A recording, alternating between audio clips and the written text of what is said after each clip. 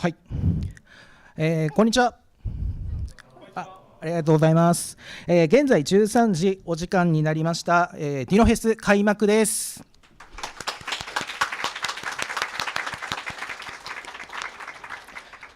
はい、冒頭ですね、各種、諸注意、させていただきます。特設サイトの方にも掲載をさせていただいておりましたが、セクシャルハラスメント、パワーハラスメント、ストーカーと他者への迷惑行為禁止しております。ネットワークビジネスと、その対象問わず販売、勧誘、斡旋等、また宗教活動、政治活動、禁止しております。はい、その他イベント趣旨目的から逸脱した行為や、本来のイベント趣旨と異なる行為があると判断した場合には退場いただいた上で、次回以降のイベント、参加をお断りさせていただきます。はい、当イベント参加事前登録いただいた方のみと限定させていただいております。皆さん、事前に申し込みされた方と思っております。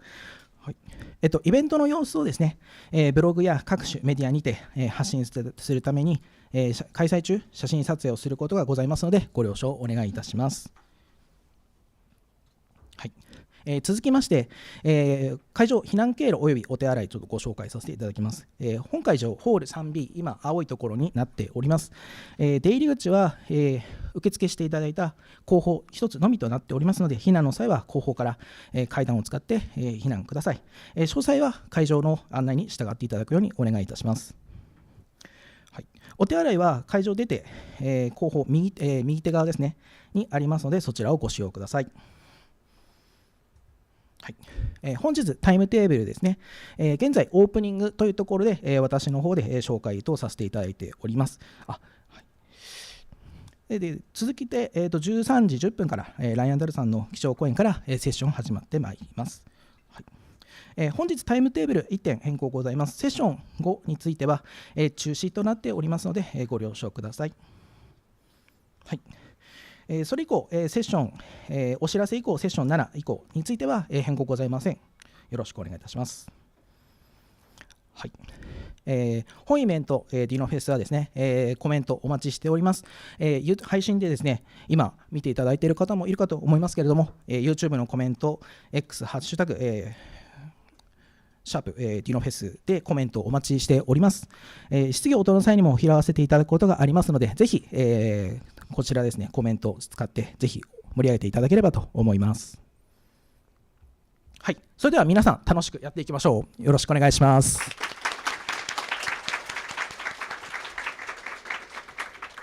はい、そうしましたら、ね、続きまして、はい、開催挨拶といたしまして、本ディノフェス、スポンサー、トランラボ株式会社代表取締役野田純一よりご挨拶になります。お願いいたします。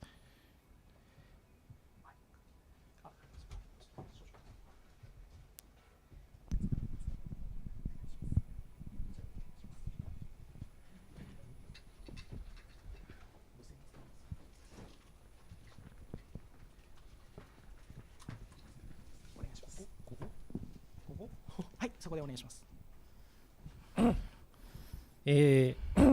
じゃあ、すみません、カンペを読みながらパソコンを持ちながらなんですけど、ご紹介いただきましたトラナーナラボ、代表取締役の野田純一です。トラナーナラボ、株式会社トラナナ通販、ファンティアを主に、ファンティアと、主にトラナナ関連サービスを、扱う、エンジニアの会社ですと。でこの中にはそのトラの穴って何ぞやという、方もいるかもしれないので、一応ご紹介させていただきます。トラの穴というのは秋葉原に本社がある、アニメとか漫画を、扱う、サブカルチャー向けのコンテンツを、提供している会社になります。でトラナーならば、その、アニメとか漫画等のサブカルチャーの、ウェブサービスだったりとかを、作っている会社です。でその中でトラナーナラボは今言語的には Ruby とか、コトリン、Java を中心に、開発をしています。ただ、次世代の言語ということで、今新しい技術の、導入とか、研究っていうのを積極的に行ってまして、その中でDinoも、一つの選択肢として、技術研究や、勉強会の開催というのを積極的に行って、ここ数年やってました。そんな中で、弊社のメンバーが、定期的にその勉強会している中でディノ社の方と、交流があって、今回一緒に開催しようという並びでなぜかちょっとトラナナを知っている方はちょっと疑問に思われるかもしれないんですけど、なぜかトラナナラボが、ディノ社の方と、共同で、今回のディノフェスを開催させていただくことになりました。コロナ禍ではですね、なかなかオフラインのイベントってここ数年開催できなくて、トラナナ自体もずっとオンラインでイベントっていうのを数年やってたんですけど、今回久しぶりに、トラナナラボとしても秋葉原で勉強会ができるということで、大変嬉しく思っております。今回せっかくオフラインで開催するので、今日現地に来ていただいている方はぜひ懇親会まで交流を深めていただければと思います。またオンラインの方はぜひコメント等で盛り上げていただければと思いますので、よろしくお願いします。ディノフェスがですね、今後ディノ言語自体の発展とか、あと日本でのまだ認知とか、その採用事例ってなかなかないと思いますので、その発展とか認知拡大に今回の場が役立てればと思っております。うまくいけばですね、第2回、第3回と、やっていきたいと思いますので、皆さんで今日盛大に盛り上げていただければと思いますので、よろしくお願いします。以上で開催の挨拶とさせていただきます。ありがとうございました。ありがとうございます。ありがとうございました。はい、続きまして、ライアン・ダールさんの、ですね、セッション入りますので、登壇準備をお願いいたします。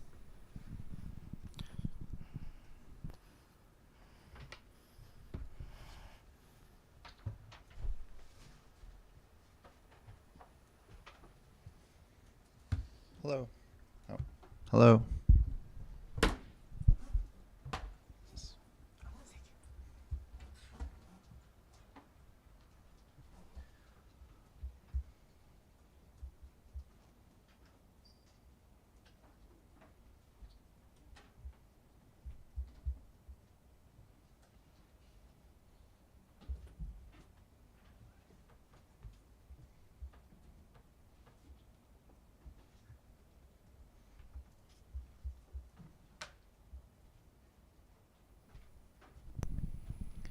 Hello. How are you all doing today? Yeah, I'm happy to be here. The Dino company, a bunch of people over here have been here in Japan. Yeah, wave everyone. Have been here this week in Tokyo, meeting. The Dino company is spread around the world. We have people in India and Europe and U.S. and Japan, and so we all met up here this week and had a little mini conference to ourselves and gave talks and stuff. And so yeah, I'm happy to be here and talk about Dino today.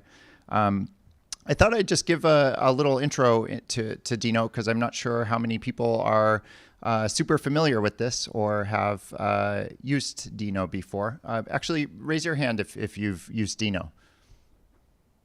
Great. Oh, awesome. Well, this will be a review. Maybe there will be some new information here. Yeah, about me. This is my website, and I don't have a Twitter, but you can follow DinoLand. I've been doing programming for a long time. I'm GitHub user number 80, and I'm most well known for creating Node.js, and also maybe somewhat for creating Dino. Been working on JavaScript runtimes for over 10 years now, and I find this subject really fun and interesting. Because the web is an important thing. It is the medium of human communication, right? This is how we talk to our bank. This is how we talk to our family.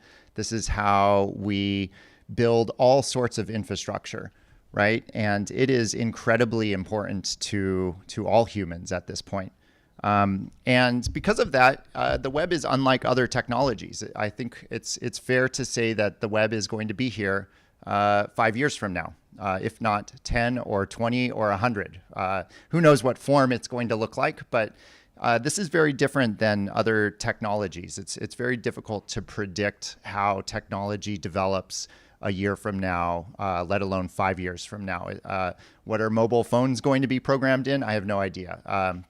But because the web is so deeply rooted in what we're all of the stuff that we're building, I'm pretty certain that we will still have HTML. I'm pretty certain that we're still going to have CSS, and I'm pretty certain we're going to have JavaScript. So JavaScript is unlike other programming languages in that way. It is something like the default programming language, right? It is future-proof in a way, and that makes it unlike Python or unlike Rust or C. It is somewhat special in that sense.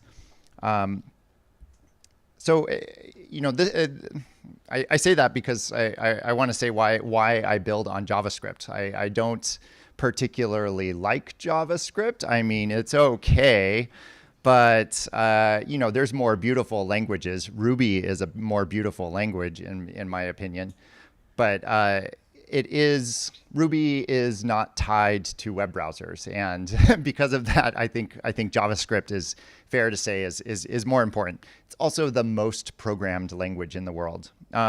So you know, that was kind of my feeling. I don't know, 12 years ago when I started working on Node. 15 years ago. It's been a while now.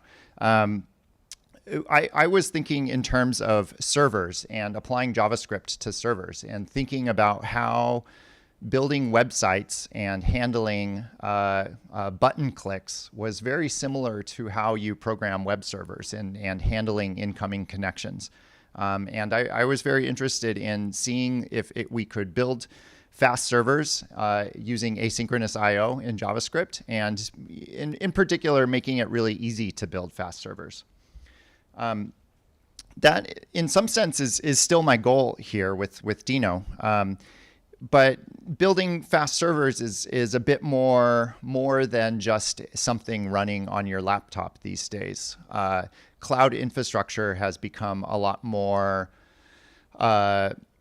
complicated and robust. So, you know, thinking about kind of locally how you program a single server is probably not enough now. Now you have to think about Terraform and managing cloud configurations, and you might need to think about running your server in multiple regions around the world to get good latency. You have to navigate all sorts of tool chains and APIs and programming languages, and you have to worry about supply chain security, right? In particular with NPM, you have to be very cautious because every time you install an NPM module, you are potentially running untrusted code, unaudited code on your computer without any sort of guarantees that thing is not going to look into your Chrome cache and steal your credit card information. So, you know, in some sense, Dino is still pursuing these goals of building building fast servers and doing that easily. But it has a expanded scope of what servers entails. It's trying to solve the whole problem. So yeah, Dino is a next generation JavaScript runtime, and its key feature is that it's secure by default. Anytime you access the file system or the network, you're going to get a permission prompt.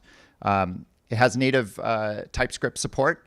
I'll talk more about that. It has built-in developer tools like testing and linting and formatting, all kind of out of the box and available for you. It's backwards compatible with Node and NPM, and I'll talk more about that. And it really tries to narrow the gap between what browser JavaScript is doing and what server-side JavaScript is doing.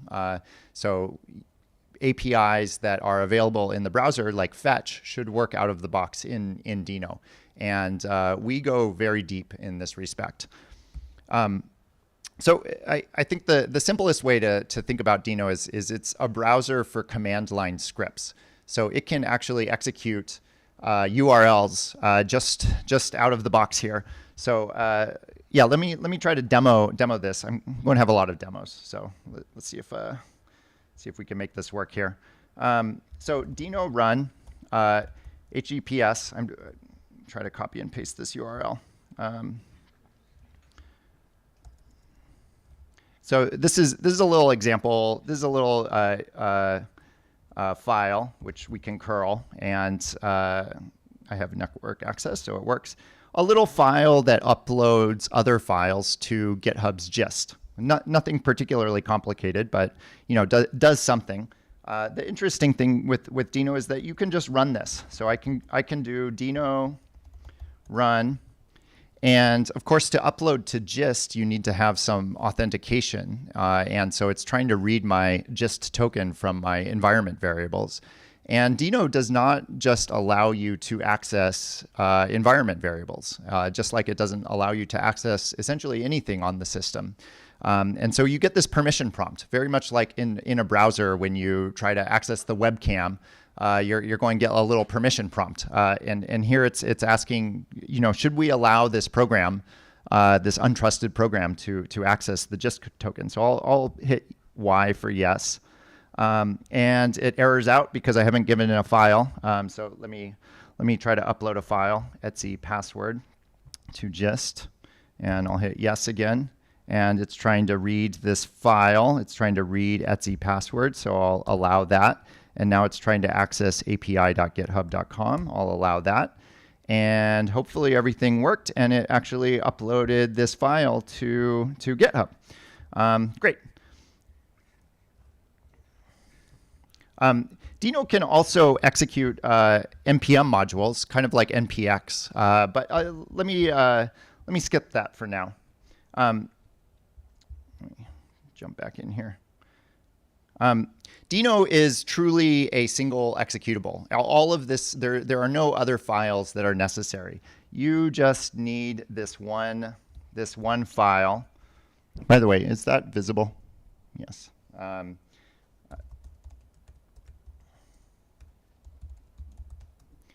Right. This is the only file that you need. It's 100 megabytes, but disks are cheap these days. So this thing contains the entire tool chain for what you need for JavaScript development.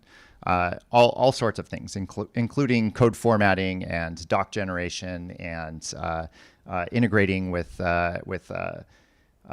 VS Code via language server protocol.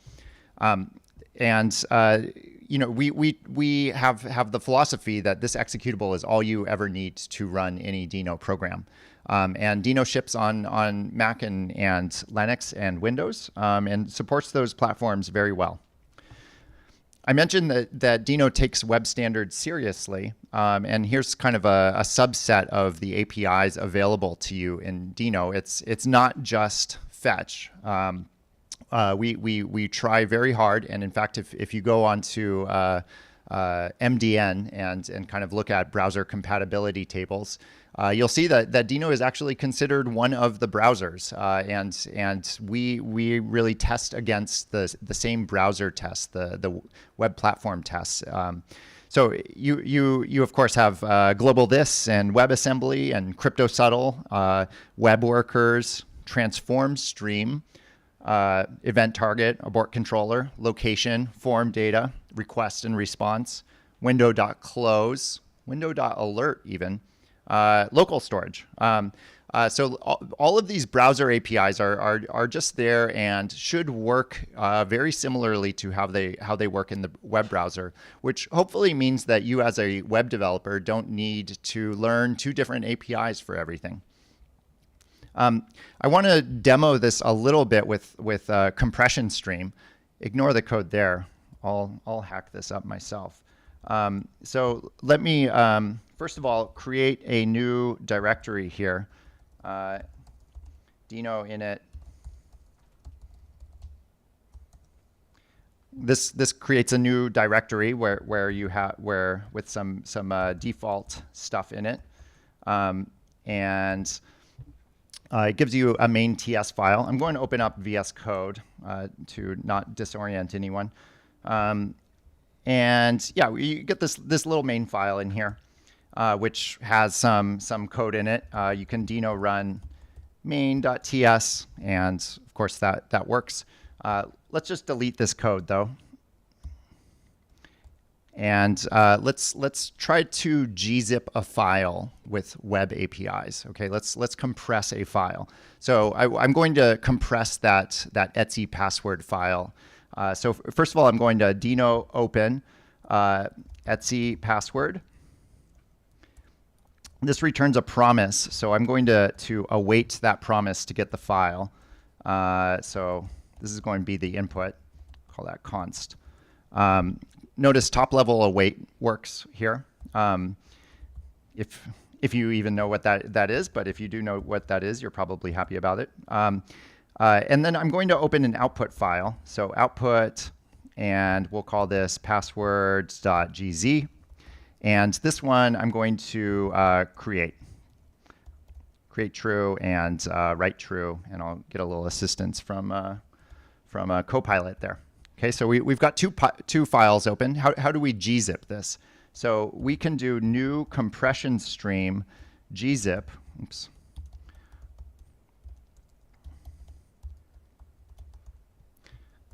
This is a newer web API. I don't know, maybe standardized 3 years ago, 1 year ago.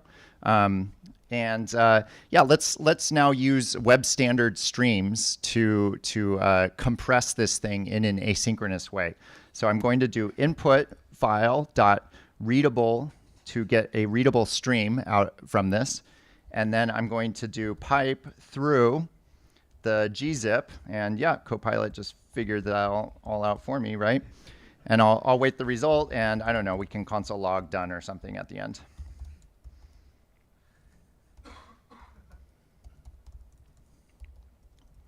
Okay, let's see if that works. So I run it. It's trying to open Etsy password, of course. So let's allow that.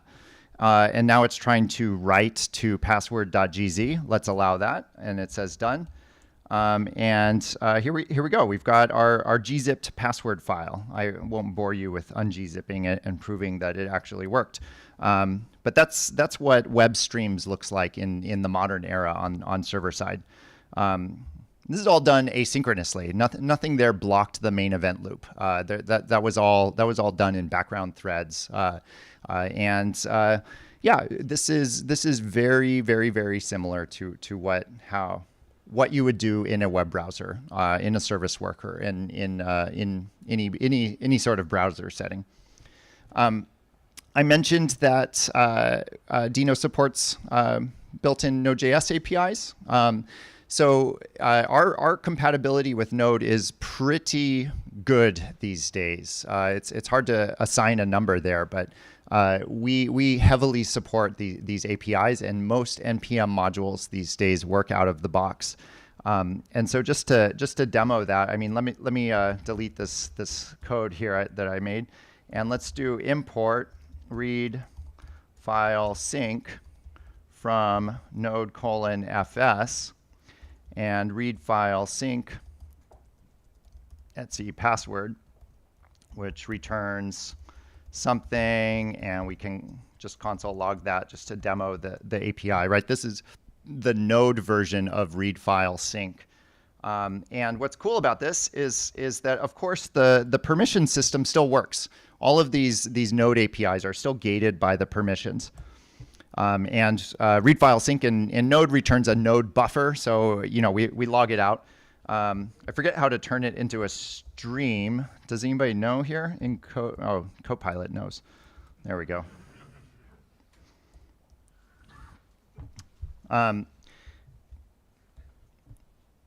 So that's built-in Node APIs. NPM modules also work in Dino, and this gets pretty crazy. There's a lot that goes into this, but it's very easy to use. Dino didn't originally support built Node APIs and NPM modules. We started doing this late last year, early this year, and it's a pretty big project. Supporting all those APIs has taken a while. We're not quite done yet, but it's getting really good these days. And to demo that, let me just show you how it might look to import, what was it? Oh, Chalk. Import chalk from, and do you know what chalk is? It's like some NPM module that makes color output for the terminal. So to import chalk, you don't need to deal with a package JSON. There's no node modules folder. This is all handled very internally in Deno. You just import npm chalk like this. And then you can console log. Oh, Copilot, so helpful, right? So we can just import it like that. I'm getting a little squiggly line here because it says an uncached or missing dependency, which is an easy fix once I run it. So I have not downloaded Chalk yet, but as I do this, you might have seen it flash through there, and you see that the red squiggly line is, maybe you didn't see it flash, but we just downloaded Chalk on demand. And of course, we're still reading Etsy password, so we have to say yes. Actually, let me delete those things.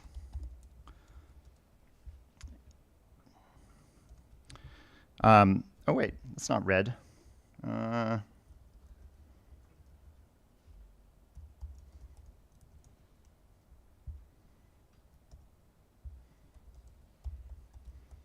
What the heck?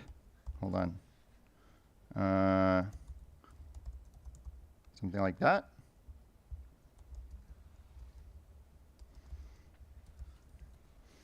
Who knows what's going on here?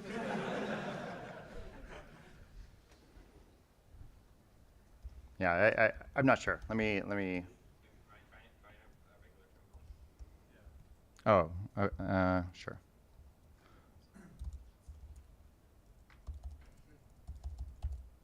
Let me just make sure it's the same file. Deno run main.ts. Nope. Okay, I'm not sure why that thing is not changing colors. This is the problem with live demos, right? It's a little bit dangerous. I assure you, it's not our bug. No, I don't know. It might be our bug. NPM modules generally work, and this goes very deep. We support NAPI even. This is like compiled node extensions, node add-ons. We support most of the TLS, HTTP, networking libraries. Almost all of this stuff works out of the box. You might notice that in my directory right here, there is no node modules folder. That didn't need to get created. This is all kind of internal to Deno, and hopefully making the lives of developers much easier. Let me do a slightly more complicated demo with Express just to demonstrate HTTP stuff. So let me delete this code here, and let me import Express from npm:/express. And then I'll do const app express. Yes. It's like, do I even need to program anymore? There we go. And yeah, there we go. Thank you. So this is a little Express server. I'm getting a couple of red squigglies here, and this is saying, oh, the request is declared but never used. By the way, the linter is running in the background. This is all the Deno's linter is written in Rust, quite a bit faster than ESLint. So I'll put a little underscore there to hopefully satisfy this guy. And here I'm getting this is implicitly an any type. You know, the problem with Express is that it is super antiquated and actually doesn't distribute TypeScript types in its package JSON. And so we have to have like a little nasty little pragma here to get out of this. So we have to do Deno types equals npm:/, not that, at types/express. And I think that fixes the error. That pulls in the TypeScript type so that the LSP knows what's going on. Of course, you can also just program JavaScript in Deno, right? We don't force you to use TypeScript. So let me again run this guy. And Express is weird. Like, it wants access to my current working directory. So, okay, I guess so. It also wants access to all my environment variables. Why Express? Why? Use Hono. Stop using Express. Use Hono. Okay? And it requires net access. So we'll say yes. Okay, now I've got a server running on port 3000, and I guess I can curl localhost port 3000, and I get a hello world. So that seems to be working. Let's, of course, you don't always need to click through all of these permission prompts. You can just say allow net, allow env for environments, allow read, apparently, I don't know why, and then you can run it and kind of give access. Namely, I did not give write access to the file system, right? Yeah, so that's in a little Express server. I just want to briefly mention that you can publish packages to NPM using a library called DNT. I won't demo this right now, but I just want to point you at this in case you haven't heard of DNT. This is actually the best way to write NPM packages because we compile. It's really hard to get NPM right. Like you have to have ESM files in there. You have to have CommonJS files in there, right? DNT takes care of all of that garbage for you and puts, allows you to distribute and test them in a sane way. Dino has built-in dev tools, a whole bunch of things. I won't go into all of this, but these are all the Dino subcommands here: testing and linting and docs and coverage. Dino, just to demonstrate one of these, Dino compile allows you to take your program and bundle it into an executable for distribution, right? And this contains all of your dependencies so that you can have that single executable that you can go ship, put it on Lambda or wherever you're running your code, and just know that it contains everything. So let's try that with this little Express server here. So I just do Dino compile main.ts.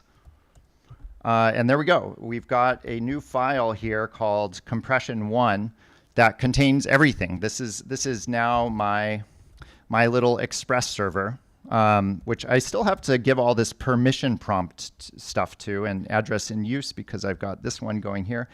If you actually give the same flags here and I do Dino compile, allow net, allow env, etc.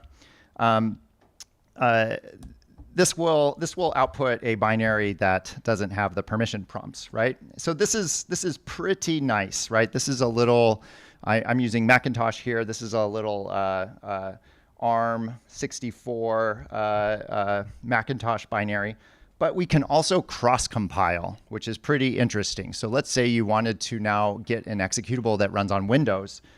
You can also do this with -- target equals, I have to remind myself, x86 underscore 64. Wait, I'm going to copy and paste that guy.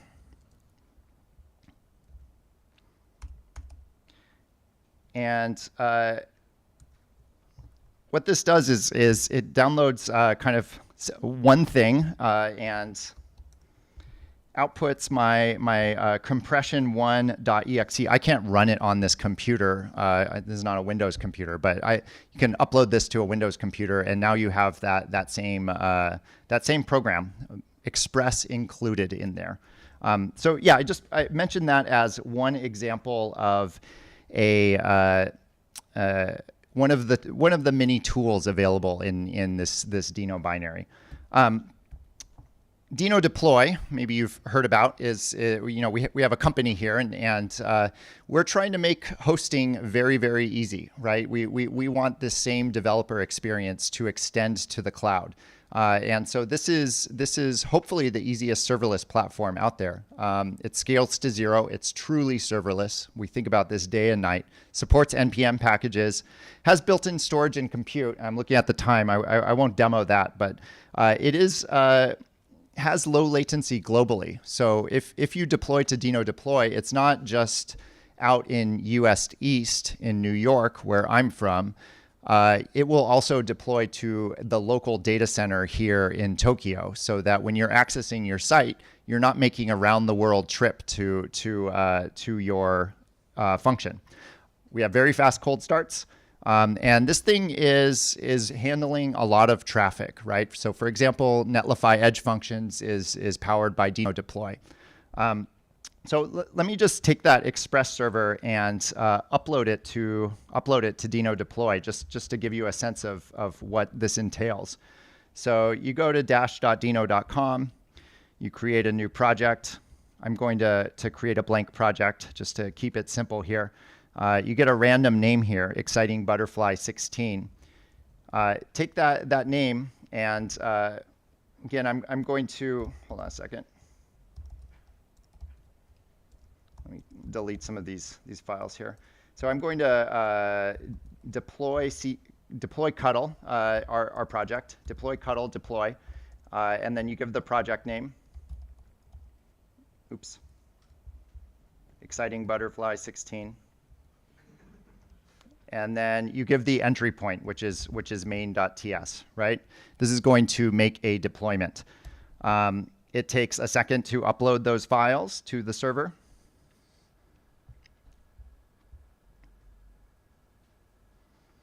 Hopefully my demo works. And now you have a URL where it's hosting this Express server.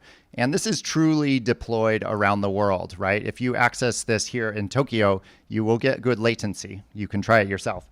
And if you access this in New York City, you will also get good latency. And as I said, supports NPM modules.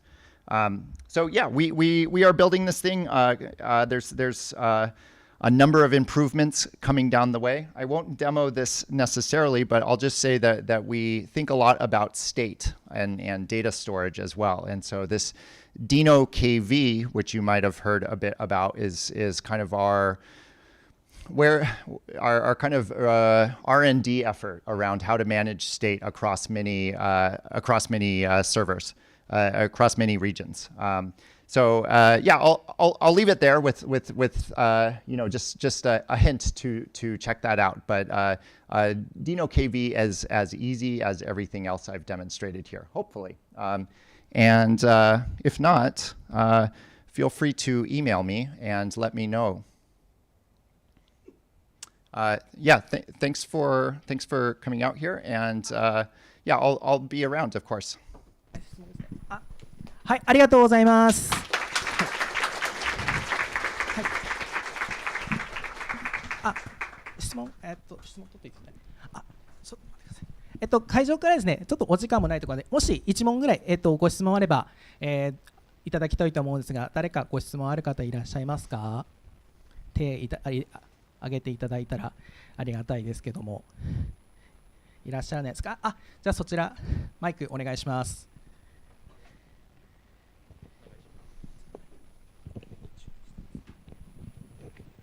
Thanks for the talk. Well, do you have any plan to, like, I'm using Deno KV, Oh, great. and I'm using it in local, and I would like to use a different backend for the KV. So, do you have any plan to prepare some future to switch something Yeah. like that? Let me just repeat the question. So you're using Dino KV, and you're wondering if there are different backends for KV. Yeah. So there's a number of backends. When you run it locally, you get a SQLite backend, so you can run tests without talking to our server, which is kind of a nice property, right? You don't need to emulate our cloud setup. When you deploy it to Dino Deploy, you get this Foundation DB backing. We are thinking about the Foundation DB thing is very complicated and proprietary, of course. We are thinking about an open source backend for this as well to allow people who are using, for example, Lambda to also make use of KV. But that is still under development. All right. Okay, thanks. Yep. はい、ありがとうございました。Thank you. Thank you. 改めて拍手をお願いいたします。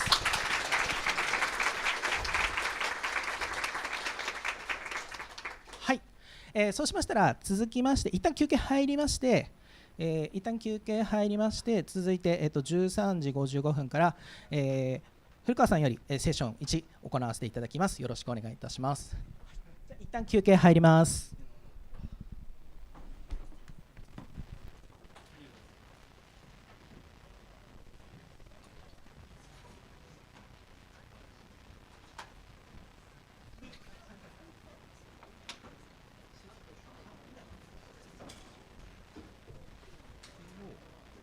ちゃって大丈夫ですか？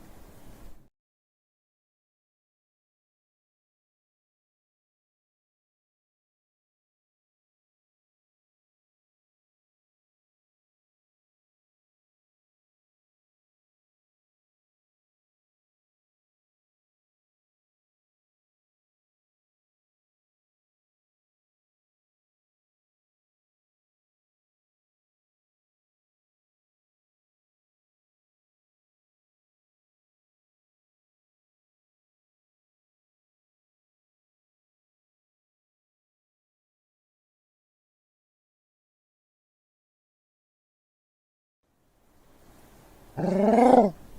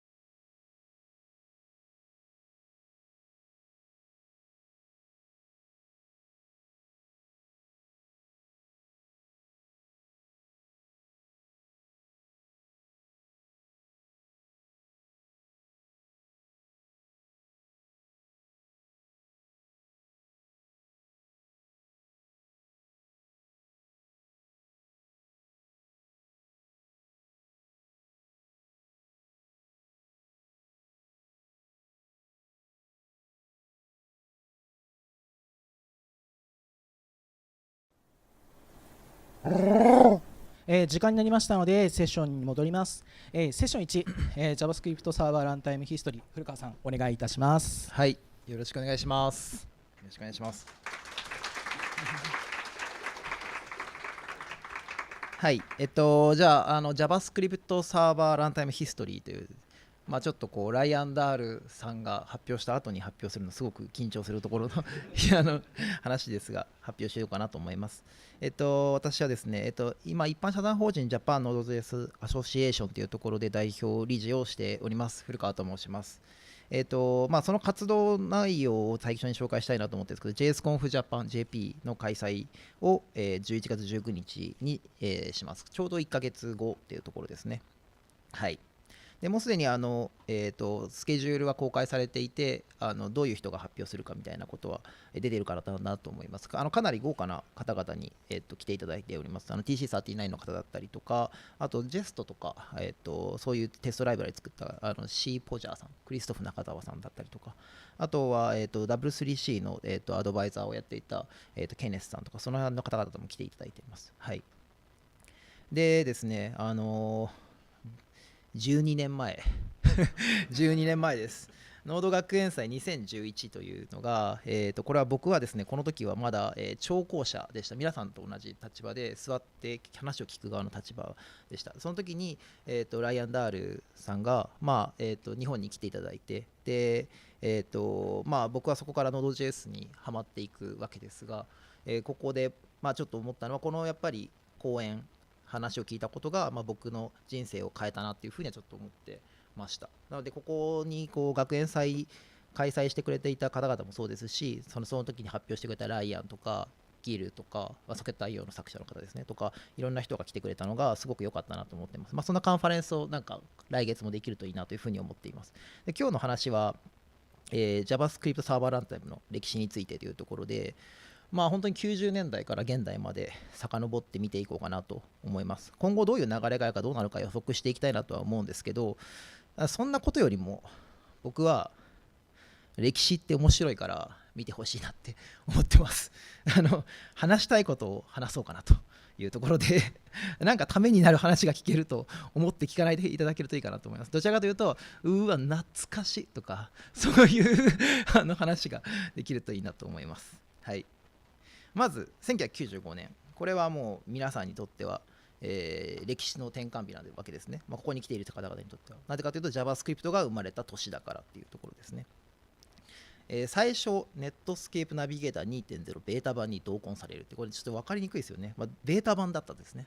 で、ベータ版に同梱されて、後に96年、ネットスケープナビゲーター 2.0 正式リリース、そこにちゃんと JavaScript が、1.0 と言ったらいいのかな、普通に登場するっていうのがそこのタイミングなんですけど、この時、ブレンダン・アイクって呼ばれている JavaScript のファーザーが、この JavaScript を作ったわけですが、時間がすごくなかったということで、不具合とかそれともろもろそのままセットで同梱されるということですね。例えば我々のところでもまだまだ、苦労しているというか、よく JavaScript ピットフォール、罠みたいな感じで出てくるやつでいうと、例えばタイプオブヌルがオブジェクトであるとか、そういうことがこういう時に入っているわけですね。すでに入っちゃってる。で、この時作ったブレンダン・アイク先生の、ウェブアプリケーションの画面、すごいね、これ残ってるんですよね。残ってるかな、ごめんなさい、正確には残ってないです。ウェブアーカイブに残ってます。はい。なんで見れようと思えば見れる。はい、歴史感じるデザインで、マウスの周りくるくるするかなとかいろいろ期待するけどしないしなくて、どちらかというとジフアニが多いんですよね。こうちょっと踊ったりする感じの、すごく歴史を感じるデザインで、そこにただ多分ちょっとした日付の情報とかそういうのが出てくるような感じになっていて、少し動的なウェブアプリケーションを作ろうとしたんだ、ウェブサイトを作ろうとしたんだなっていうのが、感じられるデザインなんですよね。はい。で、実は95年は、歴史の転換点ですよねって話をしたんですけど、最初ブラウザウォーが起きる時代でもあります。いわゆるインターネットエクスプローラー陣営 VS ネットスケープ陣営で、これは歴史で言うと、関ヶ原の戦いとか石壁の戦いみたいななんというか映画でいうところと見どころの部分なわけなんですけど、僕が喋りたいのはこっちではなく、ネットスケープライブワイヤーという、ものが最初に、生まれます。これね、ってうなずいてる方何人かいらっしゃるんですけど、それも多分すごい過去から開発されてる方だと思います。ブラウザ戦争の裏でひっそりと出てくるわけですね。これ何かというと、サーバーサイド JavaScript、最初のサーバーサイド JavaScript の技術になります。これなんとですね、どうやって作るのっていうと、HTML タグの中にサーバーっていうタグを書く。その中にスクリプトを書いて実行するという。で書いたそれをどうするの、それそのままブラウザに読み込ませても何も起きないじゃんってなるんですけど、それをコンパイルすると、バイトコードになって、そのバイトコードを実行するとそのレスポンスが返るっていう仕組み。どういうことかというと、ちょっと分かりにくいな。少し大きな画面でお見せしますね。分かりますかね。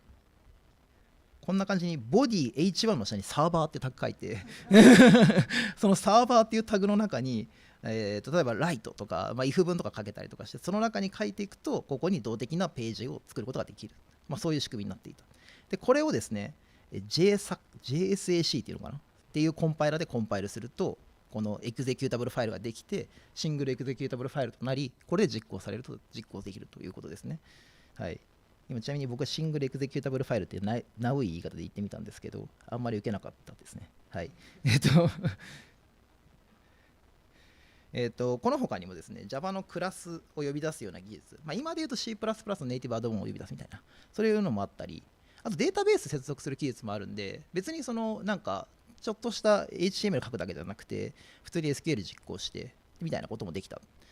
ただみんな知っての通り、これがメインストリームになることはなかったですね。なんでかっていうのは一応後から考察されてるんですけど、裏で行われているブラウザ戦争って、これ裏で行われているって言ったんですけど、そのブラウザのシェアを奪い合うというよりかは、開発のシェアを奪い合うみたいなところもあったんです。開発環境の戦争でもあったんですね。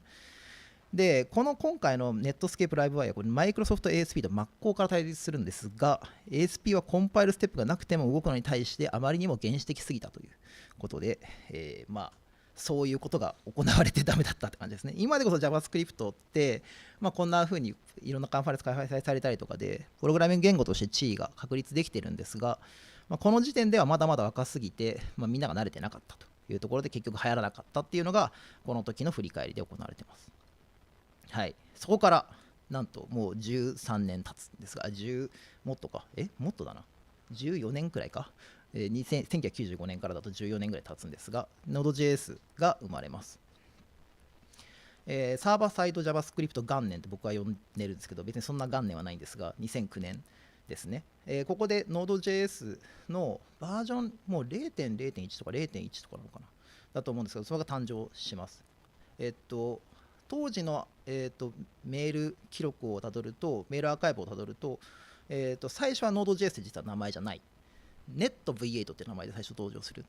NetV8 って名前で登場した後、名前を変えたらどうかっていう提案が出てきて、もうちょっといい名前ないってなって、Node.js っていう風に名前が決まる。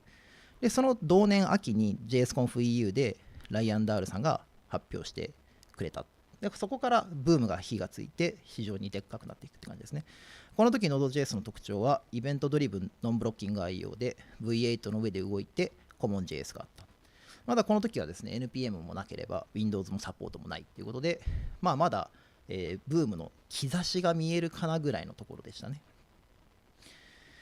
で同時にApache HTTP サーバーが、C 点系問題に向いてないぞっていう批判を浴びせられてた時代でもある。この問題自体は、正直現代から見るとなんでこれが問題だったのかっていうぐらいの問題ではあるんですが、一応これは、よく出てくる問題の一つでした。でノンブロッキング IO イベントドリブンなアーキテクチャ、これ自体はエンジン X とかイベントマシーンとかで、すでに流行りかけていた。じゃあそれを JavaScript でやってみたらどうかっていうアイディアを、ライアン・ダールさんが実装してそれを功を奏したんですけど、それが功を奏した形ですね。で当時 JavaScript には、ファイル IO の処理もなくてサーバーサイドの API 右側委託だったってことも、影響したのかなと思います。なので、ここから流行っていくわけですね。で次2010年、ここで NPM が生まれます。サードパーティーのライブラリ公開して読み込むことができる仕組みっていうのを NPM として実装されました。でそれを同梱することでライブラリ開発をしやすく、またコアに足りてない機能っていうのを追加しやすくしたっていう、そういう時代ですね。だから Node.js って最初は本当にプリミティブな原始的な API しか存在してなくて、その原始的な API をみんな組み合わせてなんかうまくアプリケーションを作るんだけど、さすがに原始的すぎると何も作れない。でそれをやっぱりサードパーティーライブラリーが後から乗っかる形でサポートしていくわけですけど、それをするためのエコシステムを作りやすくするための仕掛けとして NPM を作った。ここから今我々が使っているエコシステムがどんどん生まれていくっていう感じですね。一つ例を挙げると、先ほどもう使うなよって言われてましたけどエクスプレスが登場します。はい、2010年ですね。そのソケット IO-V0.1 とかが後半に登場してくるって感じです。ここからブームに火がついてきて、我々がちょっとそのフロントエンドエンジニアとして、よく使ってきたツール、グラントとかガルプみたいなそういうものは2013年ぐらいに実は登場して、僕実はこの時にちょっと恥ずかしいんです。ノード学園祭の2013の初めてスピーカーを務める時の発表タイトル、ヨーマンとかグラントガルプなんですよね。すごい恥ずかしいですね、今のやつは。なんかこう、フロントエンドエンジニアチャキチャキの頃みたいな感じでちょっと恥ずかしいんですが、そういうのが登場しますっていうところですね。はい。で次、2011年から14年のところに関して言うと、2010年が NPM 出てきて、そこからエコシステム拡大するんだけど、ここからちょっと雲行き怪しくなってきます。2011年に Windows サポート、ここまでは良かった。でジョイエントが出資して中に入る。で、その時に12年からリーダー交代しようってなって、先ほどライアン・ダールさんリーダーだったんですけど、アイザックさんっていう方に変わります。あと2014年にアイザックさんも、アイザックさんちなみに NPM の最初に、会社を作った方、ファウンダーなんですけど、アイザックさんも、俺は NPM に集中したいからってことで、新しく TJ フォンテインさんって方に交代します。なんでちょっとリーダーが2点3点変わっていく。で、ここがちょっと雲行きだいぶ怪しくなってきた時で、Node.js はフォークされて IOJS という形で、ちょっとこう、名前が変わるか変わらないかみたいな感じのことが1回起きます。ここちょっとどういうことかもう少し詳しく説明すると、ここ変化が起きなかったんですよ、2014年って。何があるかっていうと、新しい機能が全く追加されない。で、バージョンもリリースされない。で、半年、1年ぐらいずっと何も起きないみたいな感じ。で、なんでそんな風なのっていうと、いや、ジョイエント側からの説明からすると、いや、エンタープライズの安定性が求められているので、みたいな、なんかこう、あんまり機能追加とかしない方がいいかなと思って、みたいな感じのことばっかりしか言わなくて、でも、開発者ってやっぱり新しいものをどんどん取り入れていきたいっていう気持ちもあるんで、こんなんじゃ全然 Node.js 新しい、機能が増えていかないじゃんっていう話が起きてきた。もうこんな感じで分かりやすく2014年にかけてもう全然コアの機能、これコミットの、履歴というかコミットのそのアクティビティの数をグラフにしたやつですけど、全然2014年15年がすごく落ちちゃってますよね。それより前と比べると。で、ここで2015年から IOJS が Node.js をフォークしてリリースされますと。で、ここで何が起きたかというと、一気にコアコミッターの人たちが IOJS 側にもう移動しちゃったんですよね。もうこれ、俺たちが Node.js 見なくていいよね。で、新しいのできたから新しい方に行っちゃおうよっていう感じで、僕もこの時に、コアコミッターというか、コアコラボレーターという形に、参加します。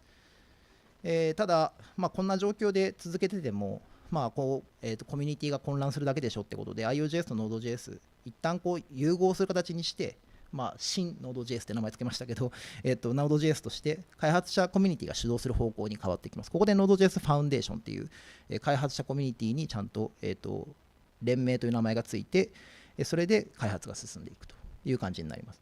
で、その時に Node.js ちなみに 1.0 ないんですよね。4.0 からリリースされる。なんでかというと IOJS が 1.0 か 3.0 を持ってるからっていうことで 4.0 からリリースされるんですね。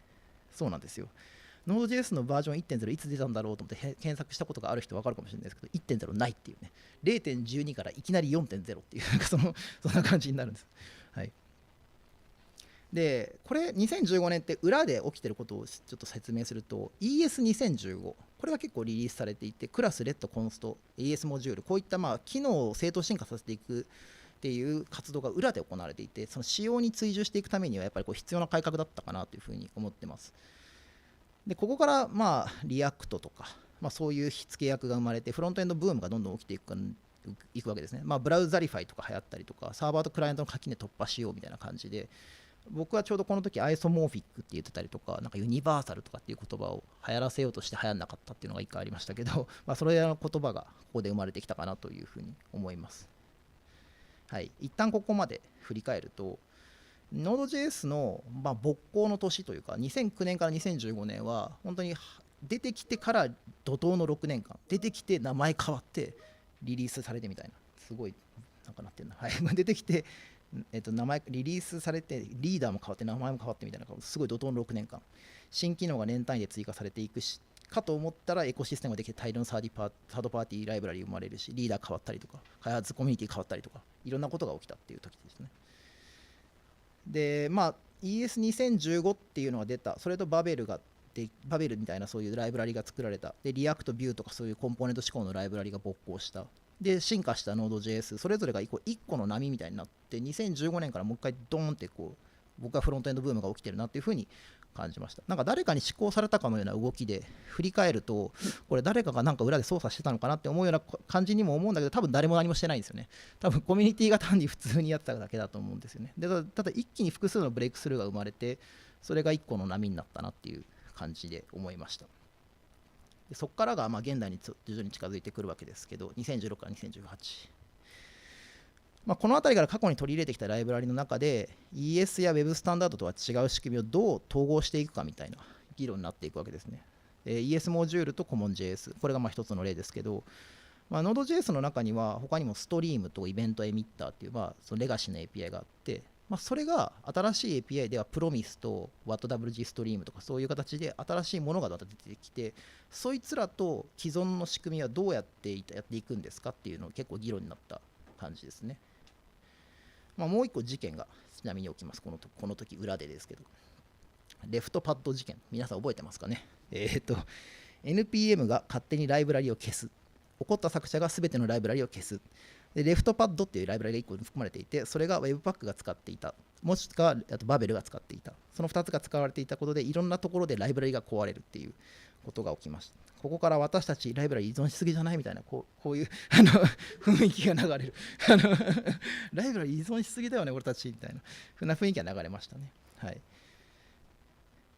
で、2018年 NPM 絡みだけで言うと結構ね、資金難の話とかも結構出てきてて、レイオフがあったりとだいぶ界隈がざわついてたなっていう認識ですね。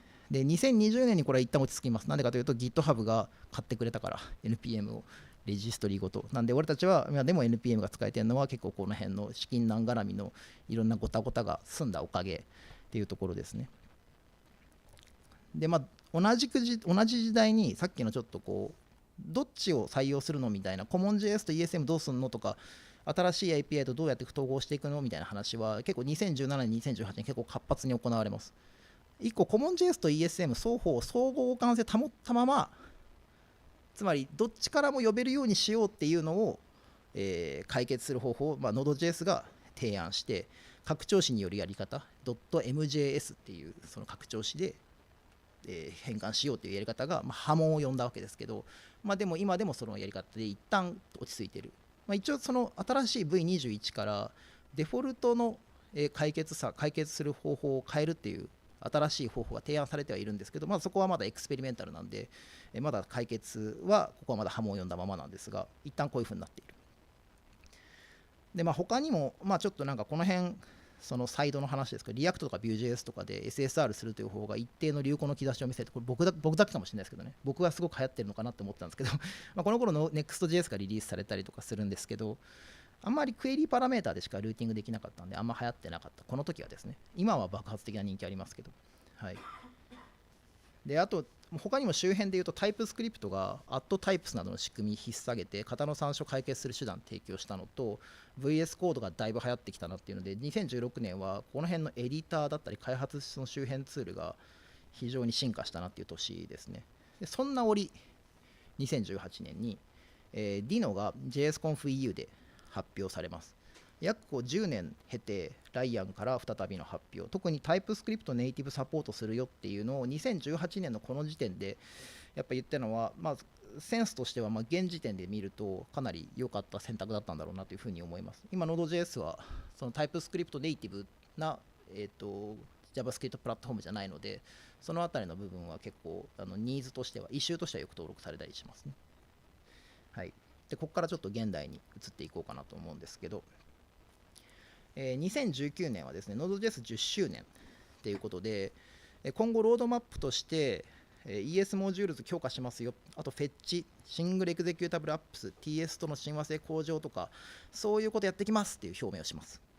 これでも思いっきり Dino を意識するっていう一つ思いっきりも Dino で Dino 1.0 は、2020年にリリースされます。で、ここでだからもう Node.js はめちゃくちゃ Dino を意識してるんですね。他にも Web スタンダードとの親和性強化しましょうとか、A2B とか B2A とかそういう URL とかね、そういうの機能を追加しますみたいな話します。あとあんまり皆さん現代だとあんまり使ってるんで普通かもしれないですけど、プロミスが普通に使えるようになったんですよね。 FS プロミシーズとかでプロミスが普通に使えるようになったりとか、その辺も2021で変わってきた感じですね。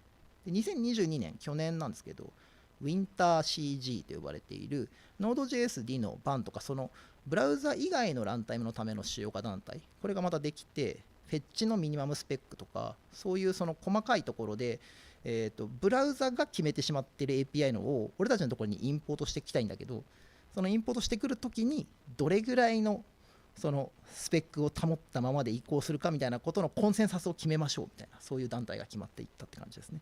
今でもそれ結構議論してて、それこそクラウド、フレアの中にいる、ジェームスさんとかそのあたりの人たちが結構主導してやってる感じですね。はい、一旦ここまでで振り返ると、NPM流行と競争の現代だなって僕は思ってます。この今の現代に関して言うと NPM 一旦資金難あったけど GitHub による統合で一旦問題解決された。でタイプスクリプトは VS コードなどツール周りが進化して大流行した。 Next.js がまたもっと大流行して、ね、バーセルとかの大きなスタートアップみたいなことがどんどん生まれてきたかなと思ってます。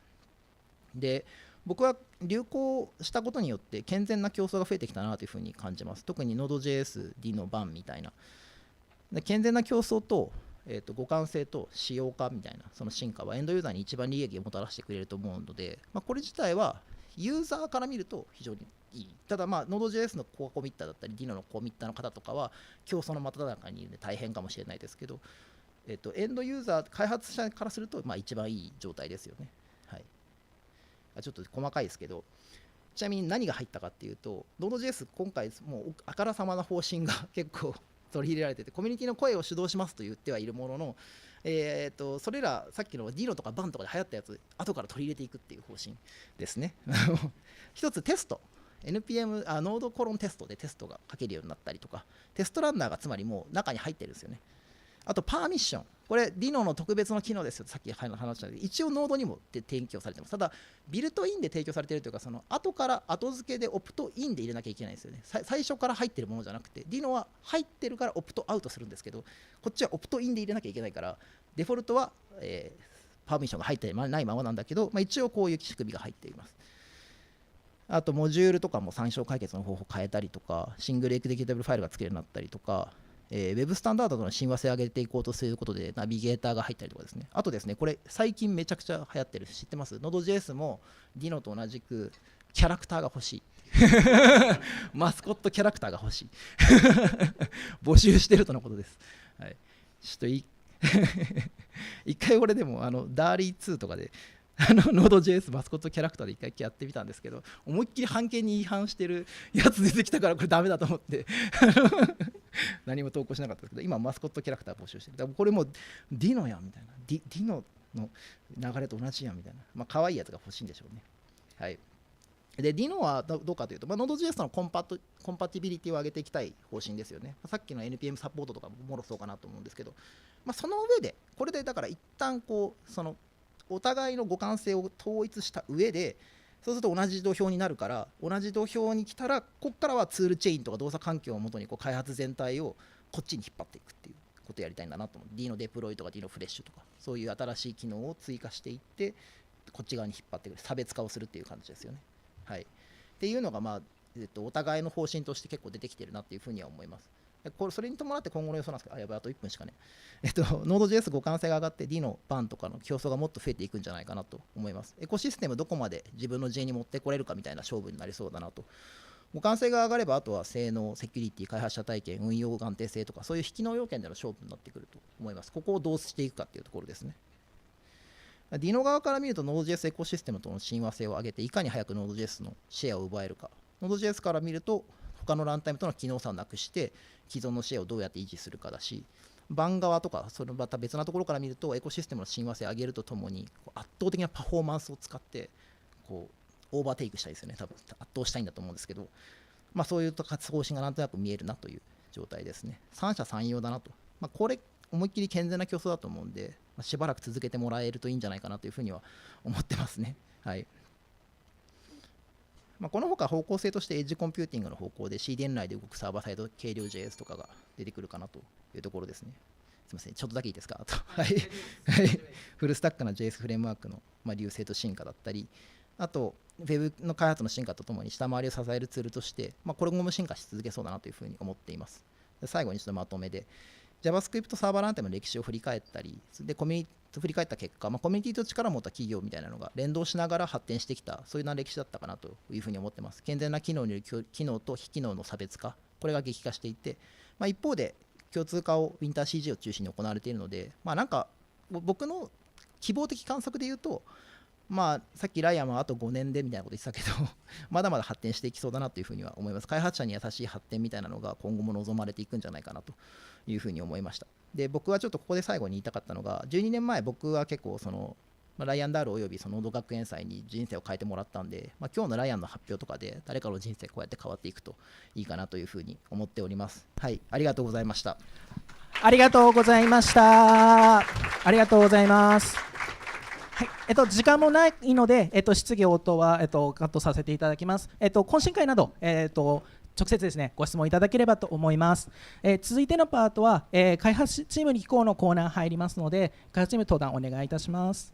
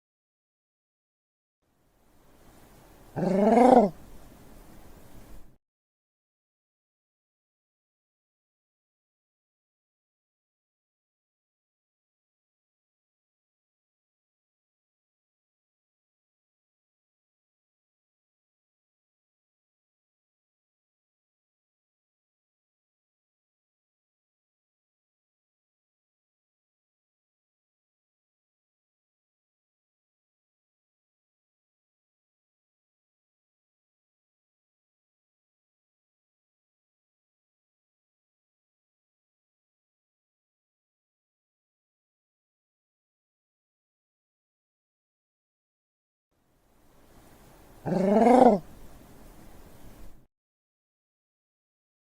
ろしくお願いします。この時間ですね、開発チームの皆さんに、直接、質問投げかけていただければと思います。開発チームの、広沢さんが、日英通訳、間仲介していただけますので、日本語で直接質問していただいて大丈夫です。はい、ご質問ありましたらお願いいたします。会場内ありますでしょうか。はい、じゃあちょっと1個挟ませていただきます。事前にコンパスの方でご質問いただければというところでいただいてたものから一つお答えいただければと思います。ですね、開発チーム、自分が Dino を使っていて、すみません、ここ出ないんです。使っていて、チームに進めていくにあたって Dino の推しポイントっていうのを教えてくださいというものがありました。はい、ぜひ、そうです、お二人いらっしゃるので、お二人ともお答えいただければと思います。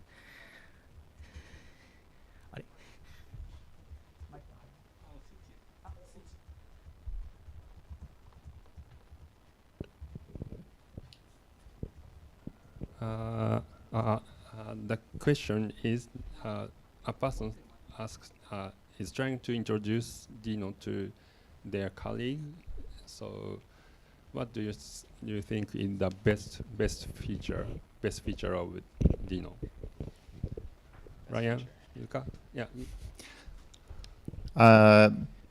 The simplicity. I mean, we just try to make this easy to use, right? It's not necessarily any one feature, but it's kind of the overall simplicity of the system. I think that probably manifests itself with the TypeScript support most concretely, but simplicity is the overarching value. Yeah, I agree with that. Like, there's a lot of things built into Dino, right? There's a lot of tools that you would need to install otherwise that just come out of the box for you. Like, if you have a team, you don't have to go talk to your team about which lint are we going to use, which format are we going to use, which testing library are we going to use, which benchmarking library are we going to use, which database are we going to use. Like, this goes on and on and on. I could keep going, but this is all just built in. It works out of the box. If there's a bug, there's one place to report bugs to. Yeah, it's really nice.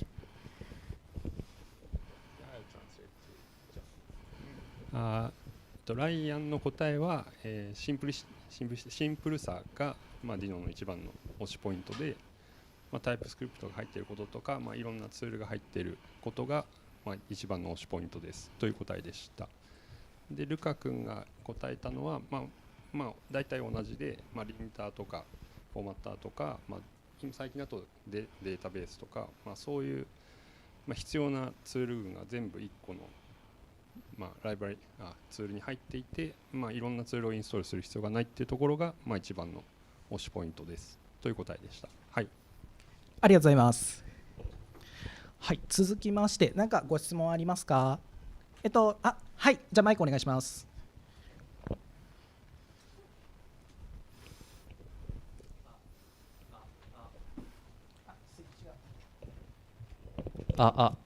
じゃあ、ちょっと開発寄りの質問を1個させてください。NPM をサポートした、という流れを僕は見てきたんですけど、結構当初その NPM をサポートすることによって結構開発、本体の実装が複雑になっていくんじゃないかっていう、心配の声があったと思います。で、実際にその NPM のサポートを実際開発して入れたと思うんですけど、そこで実際どれぐらいその本体の複雑度が増したのか、そこら辺の感想とかも含めて聞かせてもらえると嬉しいです。どのくらい複雑化しているかってことですかね。The question is, so Dino recently added NPM support. How much complexity was added by that change? Yeah, how much complexity? How much complexity was added by the NPM support? I would say internally quite a lot of complexity. It's a non-trivial feature, but we build this stuff in Rust. It all compiles down very much, and so the actual overhead to the user is nothing. Dino runs faster today than it ran 2 years ago, right? So there is a lot of engineering effort that goes into supporting NPM, but as a user, there's no effect. Yeah, and I think this extends beyond NPM. A lot of our features be a lot of complexity for us internally, but all of this complexity is complexity that you don't have to deal with, right? This is complexity that in Node, there's a Node modules folder. You don't see this Node modules folder because we deal with it internally, right? And in deploy, NPM specifiers just work. They cold start quickly. And if you tried to do this on Lambda, it's like a whole bunch of work trying to narrow down which dependencies exactly use. We do all of this for you, right? So a lot of the complexity for you is not there. For us, it's very apparent.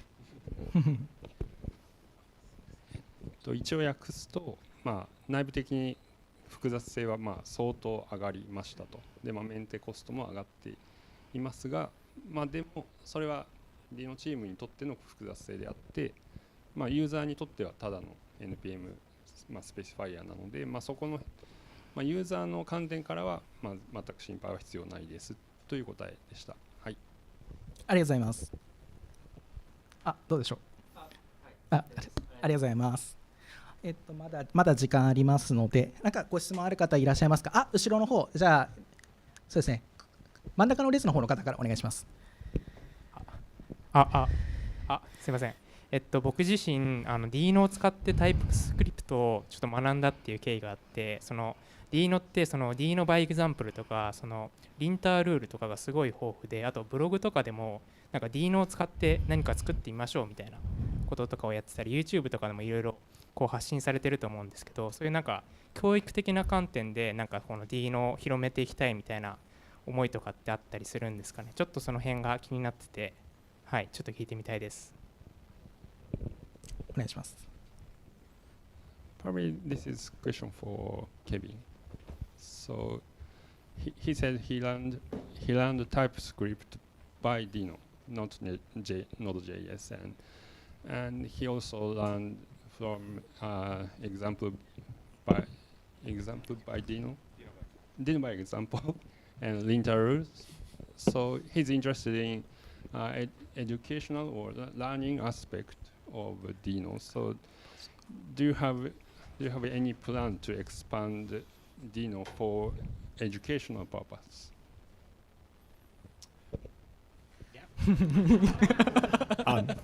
Hi, I'm Kevin, by the way. I do DevRel for Dino. So I think it is actually a great platform for teaching TypeScript. The Dino by Example website, we do continue to want to expand and support indefinitely. I think one of the some of the partnerships we're looking at doing with other educators and content creators in the community is to help them use TypeScript if they're teaching TypeScript, say in video series and things like that. Dino ends up being a really great way for their students that are just learning TypeScript to get started without having to set up TSC and all of the TypeScript tooling necessary there. And we also have already done a number of student hackathons and university partnerships where Dino ends up being a really great fit for those environments. So because you don't have to set up Node and all the different tools and things that are required there, you can start building in a hackathon without having to set up maybe a small quarter or a small percentage of what you would have to set up to develop in Node. So. Oh, yeah, sure. Yeah, there's another feature that we released pretty recently, which is Jupyter support. Some of you that know Python may know Jupyter. It's this notebook system that lets you write little snippets and render them out and do data visualization and a bunch of things like that. And this can be a great tool for people just getting started with programming too. And Dino now natively supports it, and you can use Jupyter with Dino and write little TypeScript snippets that render graphs or tables or Markdown or really, let you build really complex things pretty easily. Thank you. ケビンさんの答えは、Dino は確かに、学習にとって非常にいいプラットフォームだと思っています。で、ハッカソンを Dino ベースで開催したり、大学のプログラムで Dino を使ってもらうっていうことをしたり、そういう方面での活動も広げていっているところです。という答えでした。で、ルカさんが言っていたのは、最近、つい先月ぐらいのリリースなんですけれども、Jupyter ノートブック連携というものが Dino に入って、でそれを使うと、Python の Jupyter ノートブックみたいにビジュアルに書いたコードをすぐ評価して表示するということができて、それも教育観点での、一歩前進かなと思っていますと。そういうものを使ってどんどん教育に適したものにしていきますよという答えでした。ありがとうございます。はい、ありがとうございます。さっきもう一人挙げられてた方、お願いします。はい、ディノディプロイのインフラ周りが気になるなって思ってるんですけど、あれは、ディノランド社でマネージしてるんですかね、それともサードパーティーのクラウドを使ったりしてるんですか？ The question is, what is the infrastructure of Dino deploy? Is it hosted by another cloud provider, or do you host by yourself? Yeah, that's a great question. So Dino Deploy is hosted on Google Cloud Platform, and we actually parts of Dino Deploy are also hosted on AWS. We sort of use a mix, but this really doesn't matter to you as an end user, right? Because for you, it's just Dino Deploy, and wherever we host is sort of abstracted away. And maybe we'll host on bare metal in the future, but yeah, I don't know. Let's 答えとしては、GCP ですと。だけど、そういうところは、中の人が知っていればいいことで、外から見たら、ただの Dino デプロイだから気にしないでくださいということでした。で、将来的にはちょっと、GCP から拡大していくようなプランもありますが、現時点ではあまり確かなことは言えませんとのことでした。はい。ありがとうございます。ありがとうございます。他会場からそちらじゃあそちら一番前お願いします。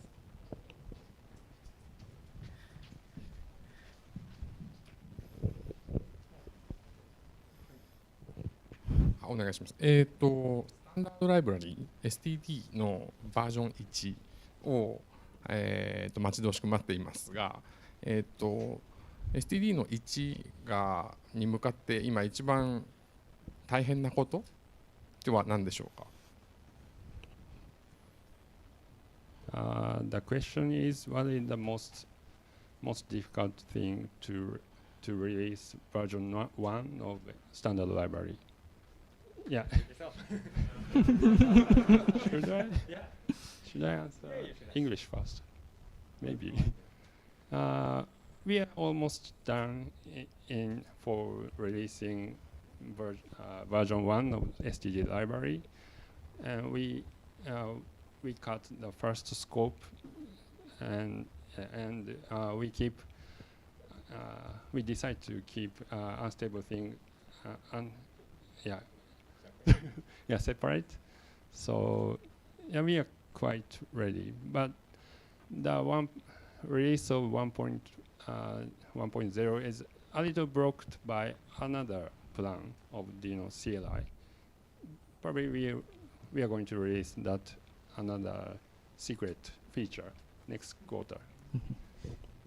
自分で訳すとありがとうございます。1.0 を出すための準備を着々と進めていて、結構もう実はできていて、で一部分はもう 1.0 になります、準備完了ですという状態で、一部分は 1.0 に入るんだけどアンステーブルだから結局 1.0 じゃない状態にとどまりますということで、準備はできているんですが、Dino CLI のある機能が、次の四半期ぐらいにリリースされるんですけど、それがないと STD の 1.0 を出せないという状態になっていて、それに今ブロックされている状態ですと。はい、でここ英語で言ってないんですけど、その新しいフィーチャーが出次第スタンダードの 1.0 がリリースされます。はい、ありがとうございます。そうしましたらですね、このセッションのところ、もう残り時間少ないところなので、一旦ここで打ち切らせていただきたいと思います。後半のところでもですね、開発チームに聞こうのコーナー用意しておりますので、またそちらで質問いただければと思いますので、よろしくお願いいたします。開発チームの皆さん、ありがとうございました。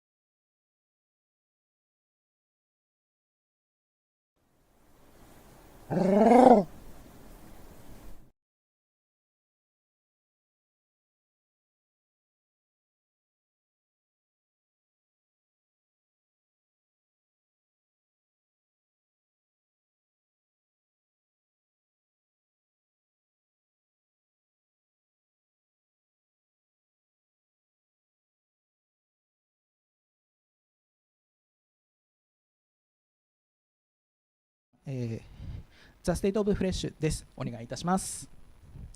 Thank you.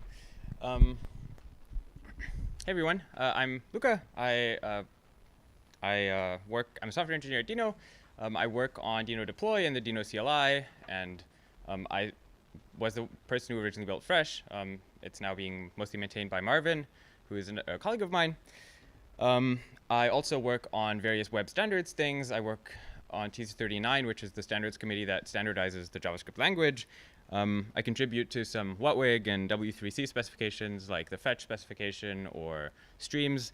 And I'm a co-chair of WinterCG, the group that you heard a little bit about in the last presentation that we're aiming to sort of standardize various parts of server-side JavaScript to be supported across multiple runtimes.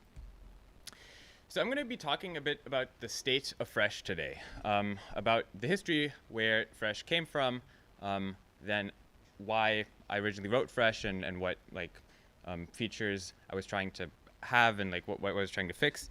And we'll then talk a little bit about what we introduced recently and what we're working on next. So why did I build Fresh? So I was originally not very satisfied with the state of web frameworks out there. They all shipped way too much JavaScript to the client. Like Next.js, for every page that you opened, shipped like 100 kilobytes of JavaScript to the client. And this was really slow. Also, I was at the time working a lot on Deno Deploy, so I was very aware of all of the features that you get from edge runtimes like Deno Deploy. And none of these existing frameworks was really optimized for running on the edge. And no framework really used all the capabilities that Deno had to provide a really good user experience. I'd been working on Deno for maybe a year and a half at that point, and I was really aware of all of the built-in features that Deno provides, and I thought there was a way that I could combine these to provide a really nice user experience. So I built Fresh. Fresh was built with the idea to be fast, to be reliable, and to be very simple. I was trying to make it really easy for you to develop sites quickly in a way that was very not complicated. There was very few things to learn to understand how Fresh works, but at the same time not make it slow, make all the basic paths that you as a developer would write, make them easy and fast. Fresh was also built on the idea of web standards. If you've used Fresh, you know that it makes a lot of use of the fetch, request, and response object, which is also used in browsers to make it easy to adopt for users who already knew those things.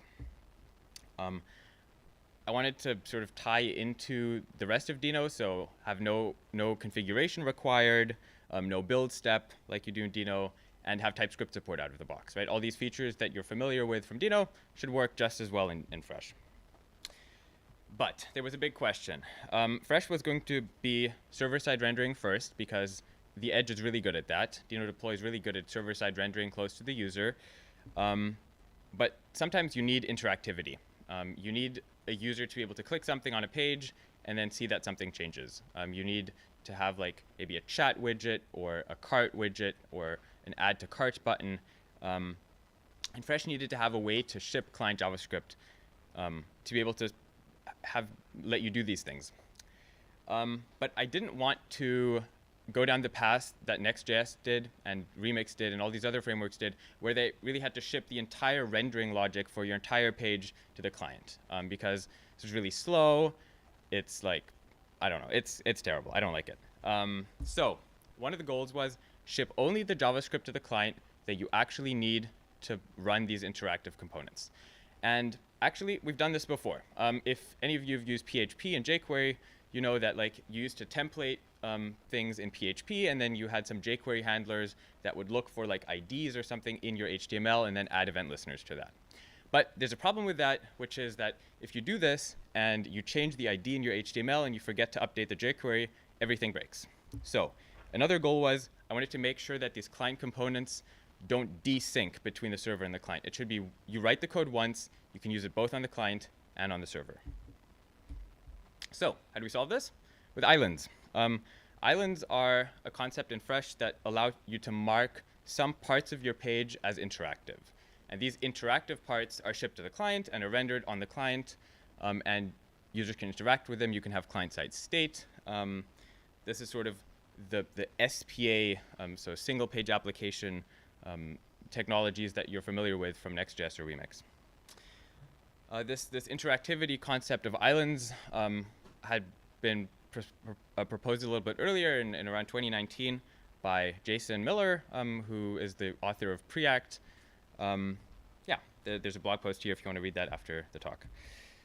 But islands are also not perfect for everything. Namely, when you have an island, for example, that implements an add to cart button, you now need to ship the rendering for that add to cart button to the client. You need to ship, you need to create an API endpoint for that button to hit, right? Like when you press the button, you want that to send an API call to your server to add something to the user's cart. You need to come up with an API interface for this. You need to write the logic that turns this HTML back into, or this, this JSON back into HTML on the client. It's not great. How can we fix this? How can we remove the JavaScript from the client and still allow interactivity and partial updating of your site? So in Fresh 1.5, which we released just a couple weeks ago, we introduced some partials.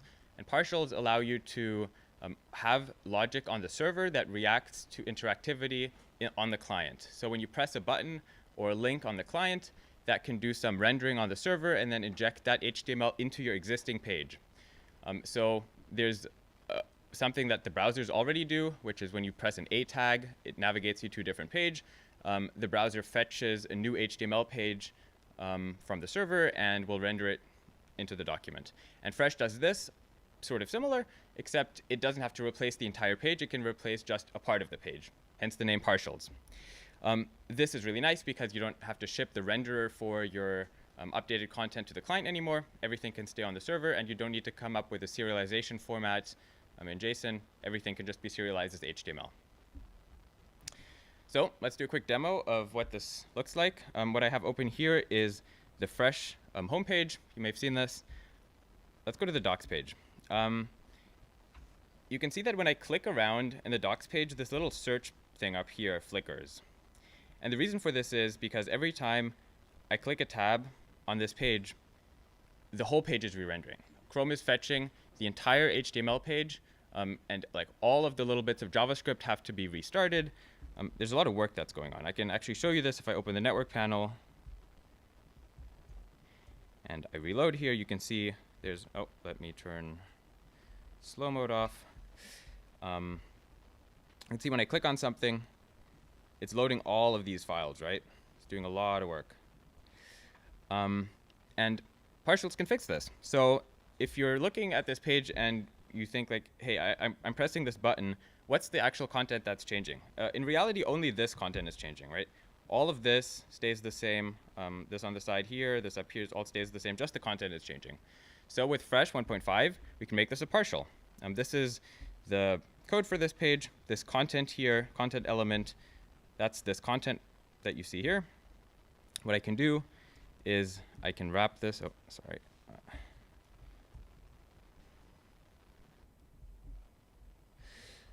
I can wrap this in a partial element, and I have to give it a name. So for example, this is going to be my content partial. And then I have to tell Fresh that I want it to have all of these links on the side here, have those not be real browser navigations, but have those be partial navigations, like client-side routing navigation. So I have to go into the sidebar, and on my nav element over here, I'm going to add an F client nav attribute. And this tells Fresh all the links underneath this content, you want those to be rendered with partials. So I reload, and if I now press on create a project, you can see the search bar is not flickering. And if you look on the sidebar over there, over here, you can see that actually only the HTML is downloaded. So the JavaScript stays intact. The search box does not get re-rendered. This markdown file doesn't get re-downloaded. The logo doesn't get re-downloaded. Just the content changes. And to do this, I added just 3 lines: F client nav and partials. And actually, this is much more powerful than what I just demoed. Partials can also support not just replacing content, but appending content, so adding content after something or even removing content. Partials can also, you can also update multiple partials in different places on the page from the same navigation. So for example, the example I had earlier with the add to cart button, you could have something where you press the add to cart button and that changes both the content that you see and it changes the little number in the top right as a separate partial. And if you click on that, the items in your list, in your cart list, those could all 3 be updated from that same add to cart button all through partials. There's a blog post about this. I'll I don't have actually, yeah, there's a link at the top of the Fresh page here with more information on partials. So what's next for Fresh?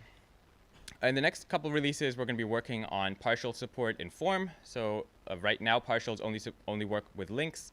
With Forms, it'll allow you to submit data and then do some partial renders based on that data. Also, partials for other events like the onSelect event or on change event on select. So if you have a dropdown, you select a different thing in the dropdown, you may want parts of your page to change. Things like that are going to be supported. We're going to be doing some developer experience features like hot module reload and fast refresh that probably you're familiar with from other frameworks that will make it easier to develop islands. We're going to be working on more improved styling. If you've used the Tailwind integration in Dino, you know it can be a bit finicky about Tailwind 3 features. We're going to fix all of that soon.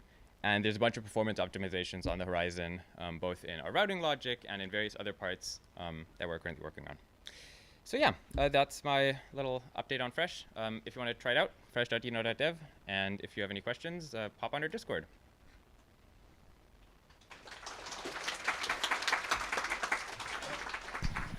はい、ありがとうございます。そうしましたら、質問に入らせていただきたいと思います。またここもですね、日本語で質問いただいたら仲介していただけますので、会場から質問ありましたらお願いいたします。どうでしょう。はい。じゃあすみません、時間もちょっと私から1点質問させていただけるといいですけど、パーシャルズの次関連のものとして、トランザクションビューのものが上がってると思うんですけど、それっていうのはなんだろうな。どのぐらいをいつ頃リリースを見込むとか、どのぐらいの期待感があるものでしょうか。He said that I think you are going to support transition view. View transitions, yeah. What is the time frame or ETA for the support of transition view? Yeah, view transitions are a feature that allow you to sort of have animations between on navigation, and it's actually something that we're working on right now. I'm not sure if it'll be in the next release, maybe in the one after, but right now it's only supported in Chromium, so yeah, we'll see, but hopefully very soon. トランジションビューについては今ちょうど取り組んでいるところで、次回リリースには間に合わないかもしれないけど、その次ぐらいには入ると思いますとのことでした。はい、ありがとうございます。他会場から質問ありますでしょうか。後ろにいらっしゃるので一人こちらお願いします。Hi, thank you for your presentation. I was a bit curious about the F client nav attribute. Why is this an attribute? Can you explain what I was curious that this is not import. So yeah. Let me show you again what it does. So the 1 second. So what this F client nav does is it tells Fresh that all attribute or all link tags underneath the element that has the F client nav should be handled by Fresh and should be using partials for navigation. And by not making this so what we need to be able to serialize this into the HTML, right? Because this is something that we need on the client. So you can specify this not just on divs, but you can specify this on specific A tags or on I don't know, nav elements, or you can even specify it in your body element, and then all links are going to use Fresh partial navigation. So by having it on an attribute, it allows you to very specifically put it on many different tags without having to wrap those tags in some other component. I hope that is the question you asked. Yes, thank you. さっきパーシャルで出ていた F クライアントナブって何なんですかという質問だったと思います。で、答えとしては、F クライアントナブの動きなんですけど、いろんなところに F クライアントナブを設定することができて、その中に入っているリンクとかは、そのパーシャルで動くようになるというものですという答えでした。はい、ちょっとはしょりました。はい、ありがとうございます。そうしましたらこちらで、このセッションは終了にさせていただきたいと思います。ルカさんありがとうございました。Thank you.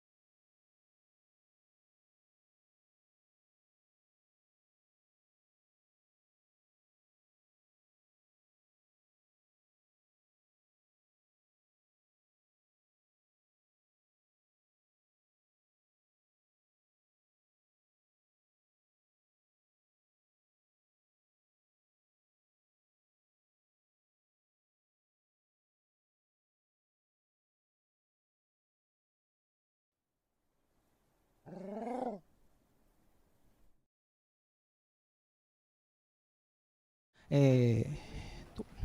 いてのセッションは、スパベースの AI 検索機能という、内容となっております。平さん、よろしくお願いいたします。はい、では改めましてよろしくお願いします。スーパーベースでデブレルをしている、タイラーと申します。本日はスーパーベースでですね、最近、作った AI のチャットボットについてお話をさせていただければと思います。よろしくお願いします。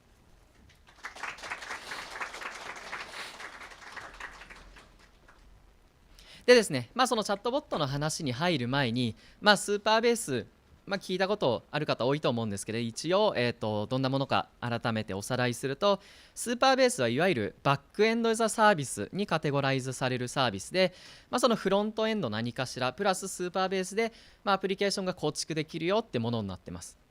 よくオープンソースの Firebase の代替品っていうキャッチフレーズで親しまれているものなんですけれど、具体的には、データベース、裏側に Postgres、データベースがくっついているデータベースを提供してたり、あとは OAuth 認証周りのサーバー、を提供してたり、でファイルストレージやリアルタイム機能も、提供していて、でそれに加えて、エッジファンクションズ、簡単な外部との連携したいときに、触る用の、エッジファンクションズ、これ Dino を使っているエッジファンクションズを提供しているのと、あとは、ベクトルデータベース機能っても提供しているような形になって、こういったラインナップで機能を提供しているバックエンドのサービスになっています。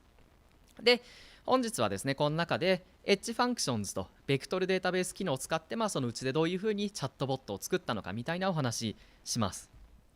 で、スーパーベースでですね、チャットボット作って、ごめんなさい、リリース周りの話なんですけれど、できて公開しようっていう時に、なんかちょっとキャッチーな名前なんかないかなっていう時に、見つけたのがこれなんです。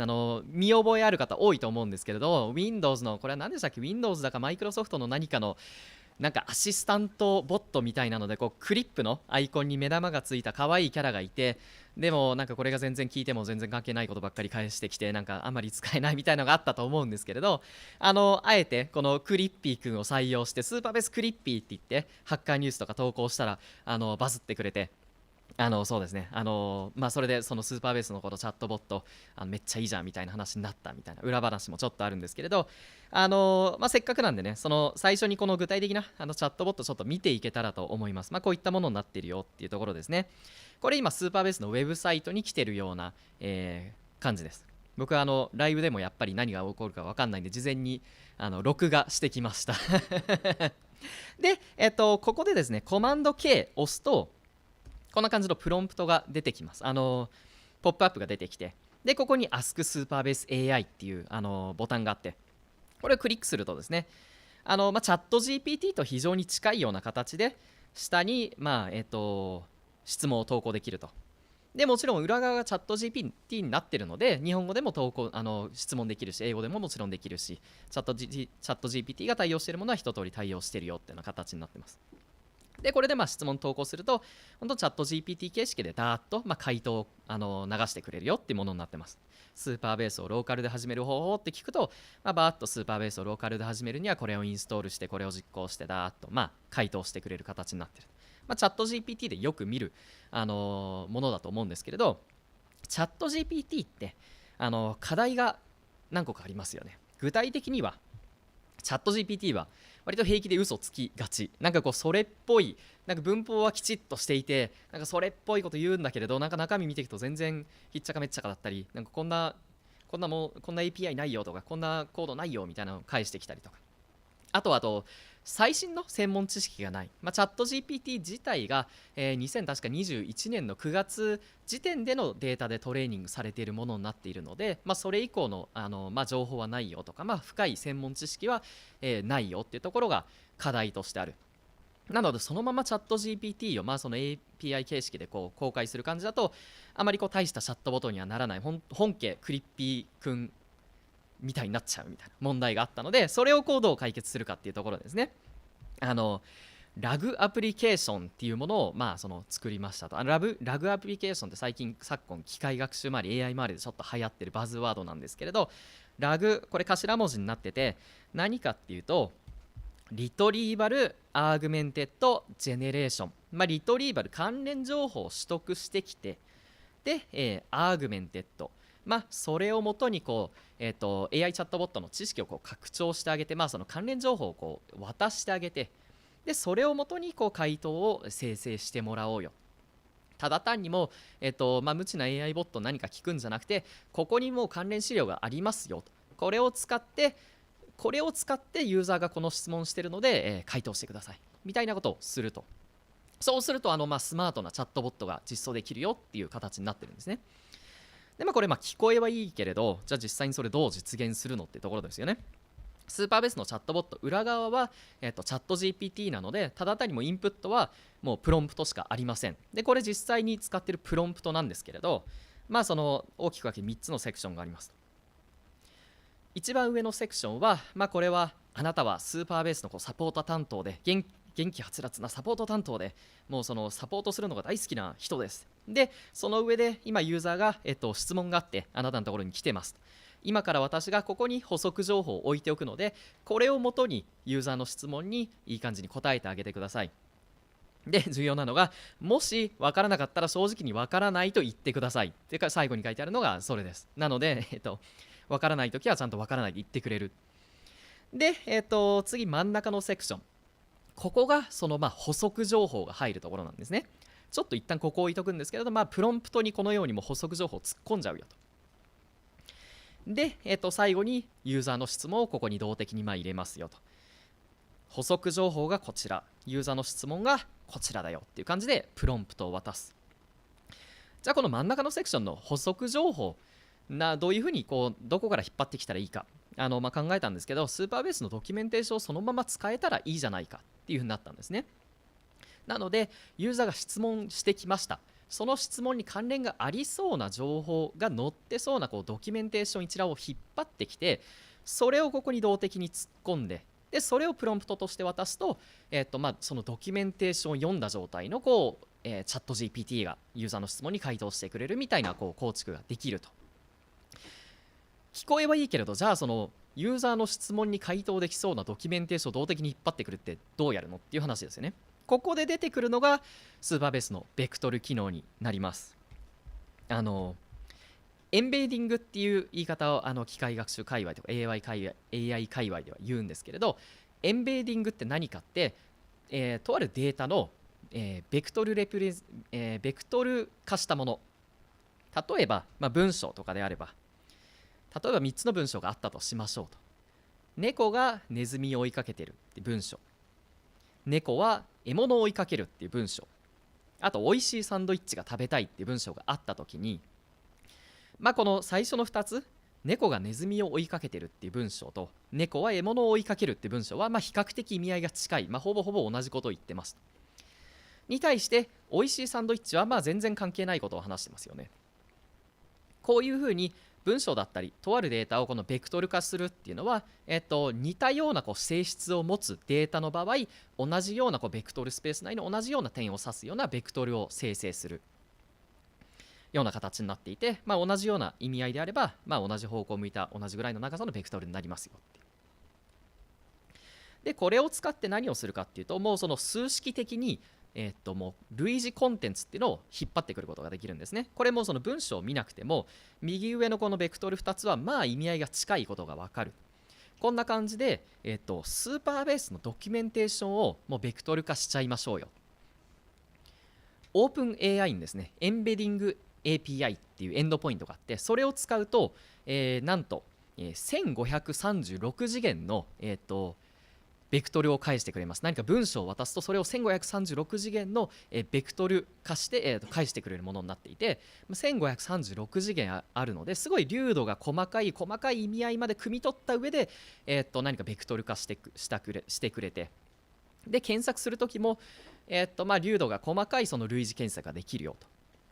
なのでスーパーベースではあらかじめその、ドキュメンテーションを更新するたびに、更新があったドキュメンテーションを OpenAI の、エンベディング API に投げてベクトル化して、それを全部またスーパーベースのデータベースに戻してきて保存して、なので各ドキュメンテーションの、エンベディングが揃って保存されている状態を作って、その上で、準備完了と。あとはユーザーがじゃあ質問をしてきました。ウェブサイトからユーザーの質問が飛んできました。それを、スーパーベースの Dino のファンクションで受け取って、で、質問をまず、ベクトル化します。ごめんなさい、はしょっちゃいましたけれど、オープン AI のエンベディング API に投げてベクトル化します。で、そのベクトル化した質問をもとにスーパーベースのデータベースに対して、検索をかけて、で似たようなコンテンツが載ってそうなドキュメンテーションを引っ張ってきて、でさっき見たプロンプトにそれを、突っ込んで、で最後、オープン AI の GPT API に投げると、もうさっきのプロンプトでやりたかった、あなたはスーパーベースのハキハキとした元気はつらつなサポート担当です。で、ここに補足情報があります。ユーザーの質問はこれです。はい、答えてくださいみたいなのが実現できるということで、これで高度な、そうですね、チャットボットができるよっていうところで、スーパーベースのクリピーはこういう風な仕組みで動いてます。でこれ発表して、クリピーでちょっと話題になった後、結構いろんなところからこれ面白そうですね、こういうのやりたい、ああいうのやりたいみたいな話があって、有名どころだとモジラさんの公式ドキュメンテーションとかで、ログインすると使えるですね、AI ヘルプっていう機能があるんですけれど、こちらは、もうスーパーベースの今説明したのと全く同じ仕組みを使って構築されている。実際にモジュラのドキュメンテーションも全部エンベディング化して、実際にスーパーベースのドキュメンテーションにそれが保存されていて、で裏側では同じような仕組みで動いているようなチャットボットが実際にもうモジュラさんで提供されています。なんか面白そうだと思ったらぜひ見てみてください。モジュラのウェブサイト行くと上の方に AI ヘルプっていうメニュー項目があるので、一応ログインしないと使えないものになってるんですけれど、無料でログインできるのでぜひ触ってみてください。もちろんスーパーベースのチャットボットもぜひ触ってみてください。で最後に、今のお話聞いてて、スーパーベース面白そうだな、なんか AI 周り面白そうだな、いろいろ触ってみたいなって思ってくださったら、ぜひデータベース .new 行っていただくと、新しくスーパーベースの、プロジェクトが作成できます、無料で。覚えやすいと思うので、データベース .new ぜひ、行ってみてください。本日ありがとうございました。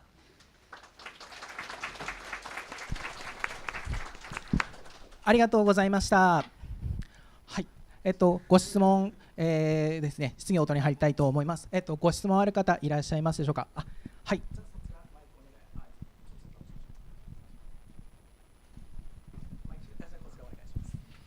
ありがとうございます。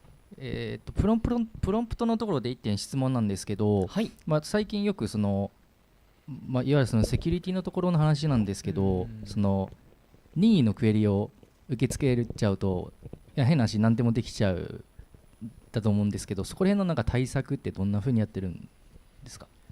ここで言う懸念してるのってどういうところになります？例えば、これって特にユーザー固有の情報は特に突っ込むことはないので、あくまでスーパーベースの公開されているドキュメンテーションをもとに回答する形になっているので、なんでしょう、例えばここから個人情報が漏れるよとか、そういったことはないのかなとは思ってるんですけれど、何か懸念されていることってそういったことになりますか？その個人情報のところまでは考えてなくて、単純になんか全く関係ないようなその質問とか普通に受け付けれちゃうのかなっていうのはちょっと気になってました。それはできると思います。でも全く関係ない質問も投げれちゃうと思います。多分特に対策はしてないんじゃないかなと。多分すごいそれが数増えたら何か対策は打つのかなと思うんですけど、今のところ健全に使っていただいているので、特には僕の知る限りでは何もないかな。はい、わかりました。はい、ありがとうございます。はい、ありがとうございます。他もう1問ほど、ご質問いただければと思いますが、会場いかがでしょうか。はい。そうですね、コメントの方では、エッジファンクション使ってるってことは Dino で実装されているのかというところで、そうですね、内部的に Dino を使ってるんだってことを今回の発表で認識された方もいらっしゃるのかなと思います。そうですね、はい、Dino バリバリ使ってますね。はい、あとごめんなさい、最後に1点、じゃせっかくなんで、こちらのですね、その高度なチャットボット簡単に構築する用のオープンソースのテンプレートみたいなのがあったりするので、それもなんかもし気になる方は後で僕に話しかけてみて、なんかぜひちょっとお見せできたりとかURL ご共有したりできるので、ぜひちょっと気軽に話しかけてください。あとこのチャットボット周りもスーパーベース基本的に全部オープンソースになっているので、スーパーベース上で動いているチャットボットも基本的にコードはもう全公開されているような形になってます。はい、はい、ありがとうございます。はい、他質問ありますでしょうか。なければ、このセッションここまでとさせていただきたいと思います。平さん、ありがとうございました。ありがとうございました。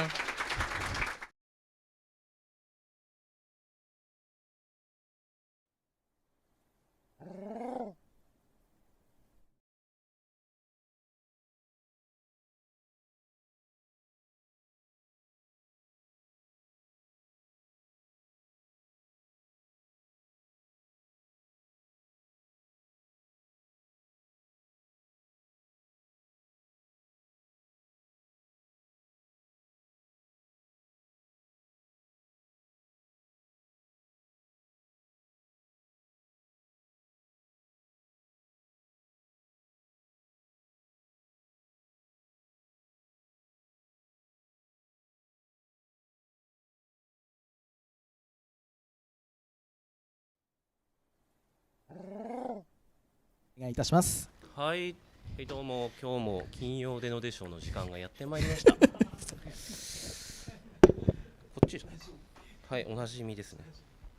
もうこれいつもね、こうなんだよね。はい、司会は私、アリス A が務めさせていただきたいと思います。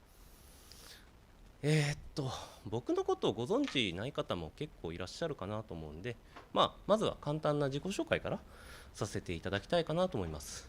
その自己紹介を通して、僕がなんでこのデノフェストっていうちょっと記念すべき場に呼ばれてこんなところで喋ってるのかっていうのが分かっていただけるかなと思います。ですね、僕はビールが好きです。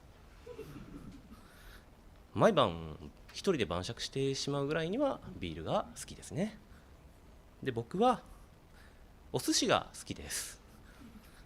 寿司好きって言ってもそんな高いものを食べられるぐらい所得があるわけではないので、子供と一緒に100円寿司食べに行って納豆巻き食べたりとかしてますね。で、僕はラーメンが好きですね。はい、こんなクソコラを作られてしまうぐらいには、ラーメンが好きで、とは言ってもね、塩分多いですし、年も年なんで毎晩のように食べることはできず、毎晩のように、飯テロを食らうという生活を送っております。はい、ここまでで、僕がどういう人物なのかっていうのが分かっていただけたかと思います。はい、これを通してデノフェストに呼ばれる人だということがご納得いただけたかと思うんですが、ちょっとさまつなんですけど、他にもね、デノプス、本当はディノプスかなという名前のライブラリ、こいつは、BIM とか NeoBIM とかのプラグインをデノを使って書くことができるというものになっています。また、こいつを作成するために、いろんなデノ関係の、ライブラリーだったり、いろんなものを作ってますね。デノっていうプレフィックスついたもので34個か、結構作ってますね。デノのライブラリー15個しか登録できないんですけど、僕それ以上登録してるっていう状況になってますね。はい、じゃあイントロも終わったんで本日の本題、ヤックシェービングですね。日本語ではヤクの毛刈り、何かをするための何かをするための何かをするためのみたいな、やりたいことに対して間接的に必要な作業に忙殺されているような状況を指しますね。先ほど紹介したデノプスってライブラリを作るにあたって必要になったライブラリいっぱい作ったんで、いくつかご紹介させていただければと思います。はい、1つ目はメッセージパック RPC、2つあるんですけどね。で、QR コード貼ってあるんで、必要だったらパシャッと取ったら GitHub のリポジトリに飛べます。こいつは何するやつかっていうと、見たら分かるんですけど、メッセージパック RPC を扱うやつですね。で、なんで必要になったかっていうと、NeoBIM がそいつを扱うからですね。で、なんでこれ2つもあるかっていうと、デノってもともとGoLike な API を、提供していたんで、デノリーダー、デノライターっていうのがあるんですよね。なんで、こいつベースで作ってたんですが、途中で方針転換して Web スタンダードだって言い出したんで、リーダブルストリーム、ライタブルストリーム版も作りましたと。で、これらに関してちょっと互換性を維持してどっちもサポートするというのはかなり難しくて、2つ別のライブラリを作ったって感じですね。はい、次はBIM チャンネルコマンドというものですね。こいつ何かっていうと、BIM の JSON-RPC を扱うためのものです。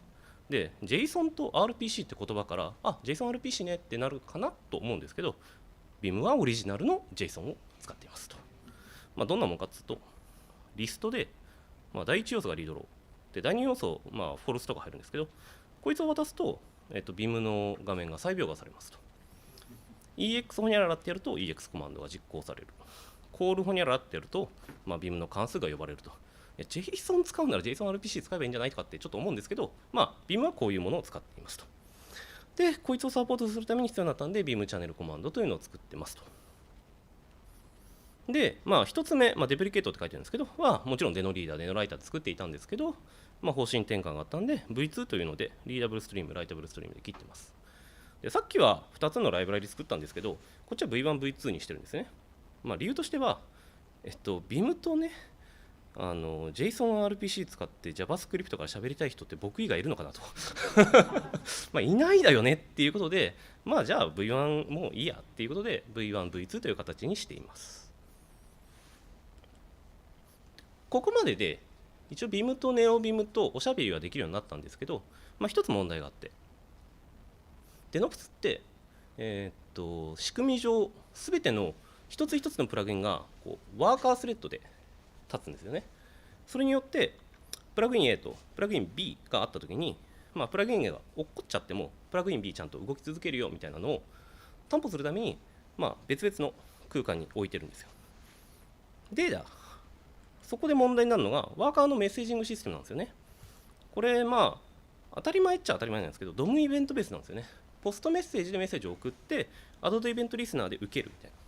でこれがさっき作ってたようなライブラリと非常に相性が悪いんで作りました。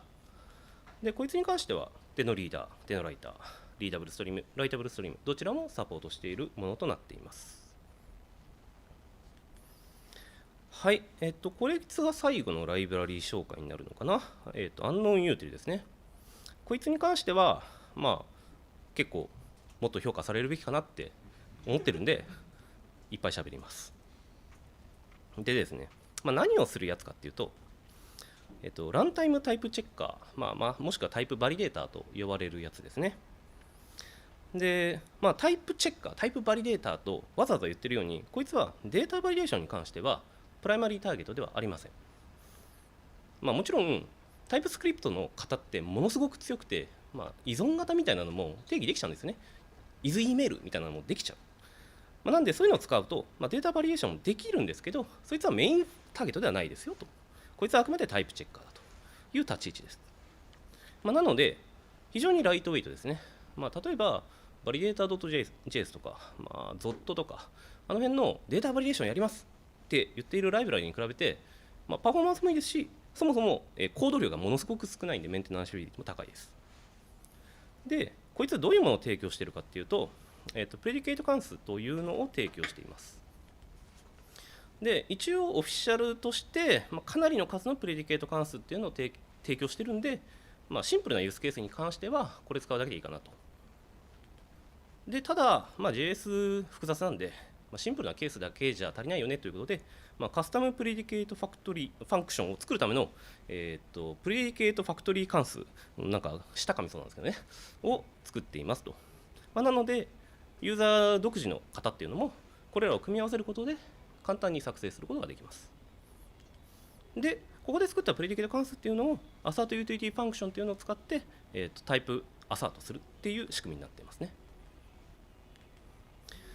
で、実際にこういう形で提供していますと。で、is みたいなのを出していて、その中にストリングだったりナンバーだったりとかいろいろ入ってるんで、こんな形で is インポートしてあげて、で、is.string ほにゃららみたいにやると、この if 文の中では、A はストリングにナローされますと。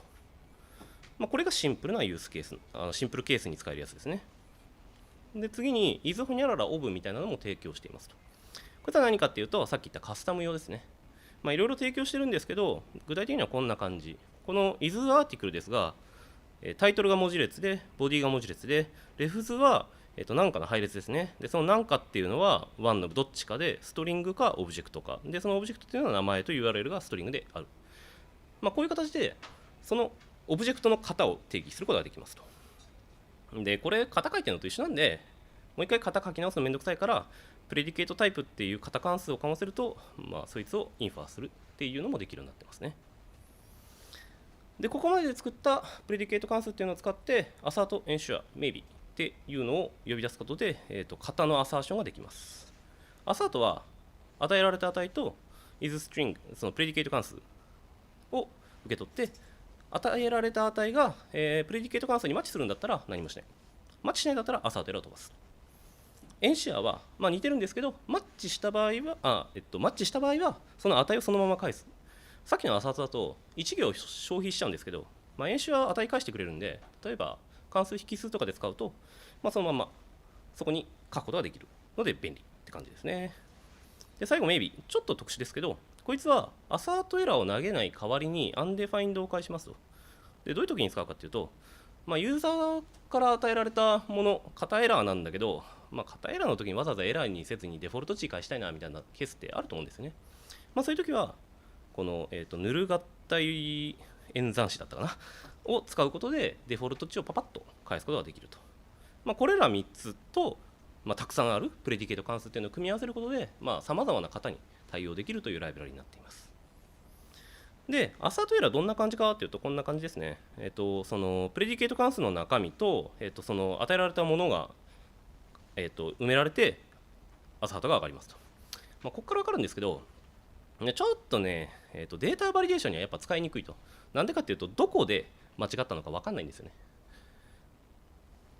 もし、例えば、これ、ネームがヌルになってるんですけど、このネームがヌルになってますよみたいな情報を返したいというのであれば、素直にデータバリデータライブラリを使うか、もしくは JS はオブジェクトに、なんだろうな、付加的な情報を足すこともできるので、それを使ってうまいことをどこでエラーが起こったのかみたいなのを、さっきのプレディケート関数の方で表現できれば、ここのエラー分も向上できるかなとは思ってます。ちょっと腕に自信がある方がいたら PR とお願いします。はい、最後、サマリーですね。メッセージパック RPC 使いたくなったら、僕の作ってる MSG パック RPC、もしくはメッセージパック RPC というライブラリーがあることを思い出してください。Vim の JSON-RPC いじりたくなったら、デノプス使いやなんですけど、僕の Vim チャンネルコマンドを思い出してください。ワーカーとコミュニケーションしたくなったら、僕のワーカー IO を思い出してください。アンノンタイプハンドルしたくなったら、僕のアンノンユーティルを思い出してください。あと、これが多分一番大事なんですけど、今日の発表が面白かったなとか、僕のライブラリ使ってるなと思って、僕に感謝の気持ちを表したいなと思う方は、ビールかお寿司かラーメンをおごっていただけるといいかなと思います。じゃあどうやってやるんだと。本日一番大きい QR コードでここに貼らせていただきました。私 GitHub スポンサー有効にしてるんで、この部分をパシャッと取ってピピッと操作してチャリチャリってやると、僕がビールやお寿司やラーメンを買うお金に充てることができます。はい、で僕の発表は以上となります。はい、ありがとうございました。ありがとうございました。コメントの中でも使ってる方がいらっしゃったりしておりました。ありがとうございます。会場の中にもいらっしゃるんじゃないかなと思います。ありがとうございます。はい。じゃあ会場で、質問をいただいていきたいと思います。ご質問ある方、挙手でお願いいたします。なさそうなら他にもいろいろ書いてはいるんですよね、こんな感じ。いいや。はいはい。そうですね。そうですね。YouTube の方ではクールっていうふうに書かれたので、大変ありがとうございます。あれですね。ビールのアイコンとかもいっぱい並んでいるようですので、はい、そのうちシャリンチャにされるかもしれません。よろしくお願いいたします。じゃあ今後そうですね。会場内質問なければ、じゃあちょっと私から1点だけ。今後こう拡張していくにこれからも拡張されている予定とかあれば何をしていこうみたいなことは考えられていますか。さっき言ったやつですね。その今プレディケート関数は true、false っていう日しか返さないんで、どこで間違えたのかっていう情報は返せないんですけど、そこに対してどこで間違えたっていう情報を一応付加することはできると思ってるんですよね。思ってるんでそれをやったらさっきのエラー文がどこで間違えたよっていうのが分かるんで、データバリデータとしてもかなり使い勝手が良くなる、メインのターゲットじゃないんですけどにもなるのかなとは思ってるんで、やるとしたらそこかな。はい、ありがとうございます。はい、そうしましたら、時間にも近いので、ここでセッションは終わらせていただきたいと思います。アリセさん、ありがとうございました。ご清聴ありがとうございました。お願いします。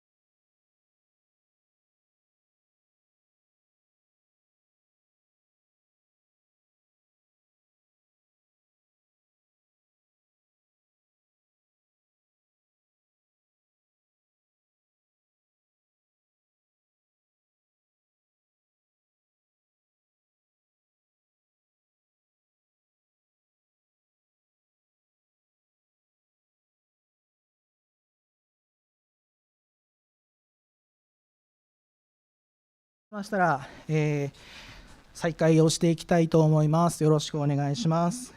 はい、映ってますかね。はい、この時間はですね、本、ディノフェス、スポンサー、トランラボからですね、会社の簡単な紹介をですね、させていただきたいと。ノイズちょっと少々お待ちください。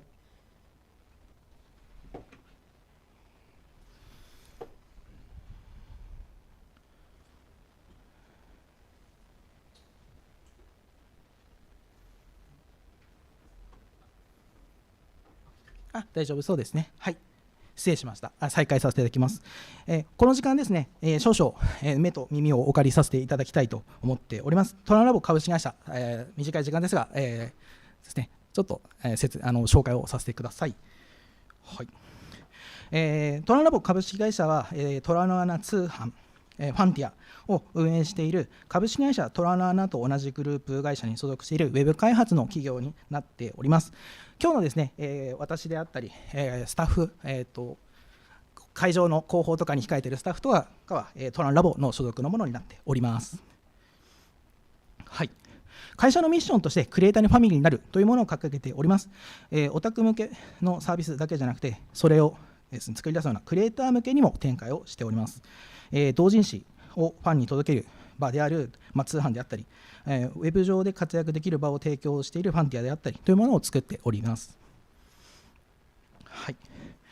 弊社ですね、ウェブエンジニアたちが働きやすい環境を目指して、子会社という扱いではなくて、勤務体系を分けるために分社というのをしております。今日は、その分社をしていく、ウェブエンジニアが働きやすい環境を目指してというところで、いくつか特徴があるんですけども、時間があまりにも短いので、3点に絞らせてお話をさせてください。はい。まず、フレックスタイム制とフルリモートワークです。コアタイム、10時、14時となっております。弊社ですね、お子さんがいらっしゃるエンジニアの方もいらっしゃいますが、育児との両立ができる環境、あとはペット、特に少々前に猫を飼っているエンジニアが、猫どういう猫飼ってますかみたいなブログ記事も上げさせていただいたんですけど、そういったペットとの暮らし、そういった癒しもある生活というのができている環境になっております。はい、たまに猫のツイートが流れてきたりとか、お子さんであれば、ちょっと体調悪くなったので迎えに行きますみたいなので早く上がりますみたいなこともチャットには流れてきたりするような環境です。はい。こういった、フルリモートワークというところなんですが、トランラボこれからもフルリモートワークをやめません。はい。実際ですね、これまで2020年のコロナ禍に入るタイミングでフルリモートワークに入ったんですけども、その間途中で、一旦やめましょうとか、一部出社に戻しましょうとか、そういったことがなく、進んでおります。そういったこともありまして、かれこれ3年半ぐらい経ちましたが、私自身のところですね、どうしても出社しなきゃいけない、特にフルリモートにワークに移行するにあたって机を潰しに行かなきゃいけないみたいなことがあって出社みたいなことがあったんですけども、過去3年半で多分3日から4日しか出勤しておりません。そういった中でフルリモートワーク続けております。はい。続けて、スキルアップ支援というところで、書籍の購入、SARS 講習、資格取得等利用可能になっております。書籍の購入としては、スライド出ているような書籍の購入をして、で弊社のブログの方にですね書いたものを紹介させていただいたりしております。あとは最近ですとチャット GPT プラスの利用にあたってそういったものも必要なお金ところを支援させていただいております。はい、でスキルアップの中でどうしても外に出すアウトプットするという環境も必要になる欲しいかなと思うんですけども、社内の勉強会っていうのを毎週実施しております。はい。右下の方に出ているようなものだと、フレッシュで画像投稿サイトを作ってみようみたいな、ものをですね、私が弊社のブログのところでも書かせていただいたんですけど、もうちょっと身内寄りのもの、情報も追加したようなものをそこで発表したりとか、ちょっとマイナーチェンジもありますが、そういったものを紹介させていただいている環境があります。はい。技術のスタックですが、最初に弊社のだから紹介あったような、主に Ruby を使っていたり Java を使っていたりという環境があるんですけども、技術の研究という中で、今回の Dino とかですね、そういった研究もしております。はい。先ほども出させていただきましたが、弊社でブログもやっておりますので、ぜひ見ていただけたらと思います。最新技術について、働き方、社内の取り組みとか、紹介させていただいております。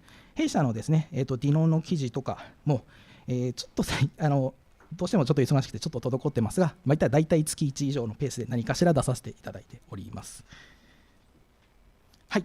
というわけで、そんな弊社はですね、ウェブエンジニア、積極採用中です。詳細はですね、トララボで検索いただければと思います。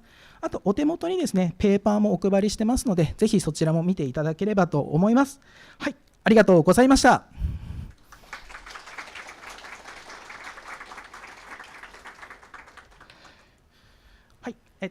はい、続いて、和田さんよりセッションに入ります。少々お待ちください。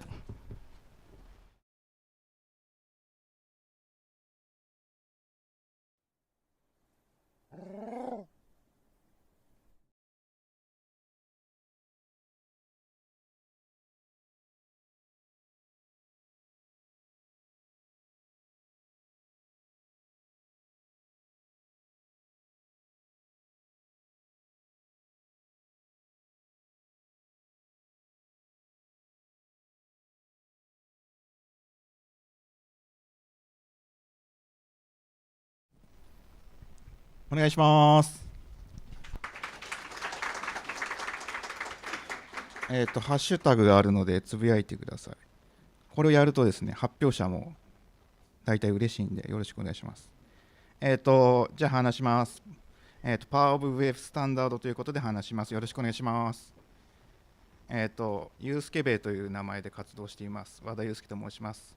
この4月からクラウドフェアでデベロッパーアドボケイトという役でをやってます。で、炎というフレームワークの作者で、以前はボケテというサービスをやってました。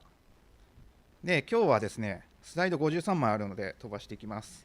で、最初イントロをして、で、2、3で Web スタンダードのすごいところと、で、スタンダードではないものを紹介します。で、そうすると、Web スタンダードのすごいところを生かしたアプリケーションがもしかして作れるかもしれません。で、最後にちょっと小ネタをします。で、ですね、Web スタンダード、結構話がもう出ているので飛ばしますけども、JavaScript の環境で共通で使われつつある Web 系の API です。で、もちろん、Dino でも使われているので、今回すごい関係があることですと。で、Web のブラウザの API をサーバーサイドで使えるようにしたものですと。で、WinterCD でディスカッションされています。はい。で、API はこんな感じで、フェッチを思い浮かべていただけると、すごい分かりやすいですと。で、リクエスト、URL、レスポンスがあって、その他 Web 系ですごい最小限で親しみやすい API になってます。で、炎はこの Web スタンダードの API を使ったフレームワークで外部への、依存は全くなしです。で、2021年の12月から開発して、だいたいもう2年弱経ってます。で、最初はクラウドフレームワーカーズで動かすために作られて、その後ファストリー、Dino、バン、Node.js の順で対応していきました。で、その経験から Web スタンダードについて語るっていうのが今日です。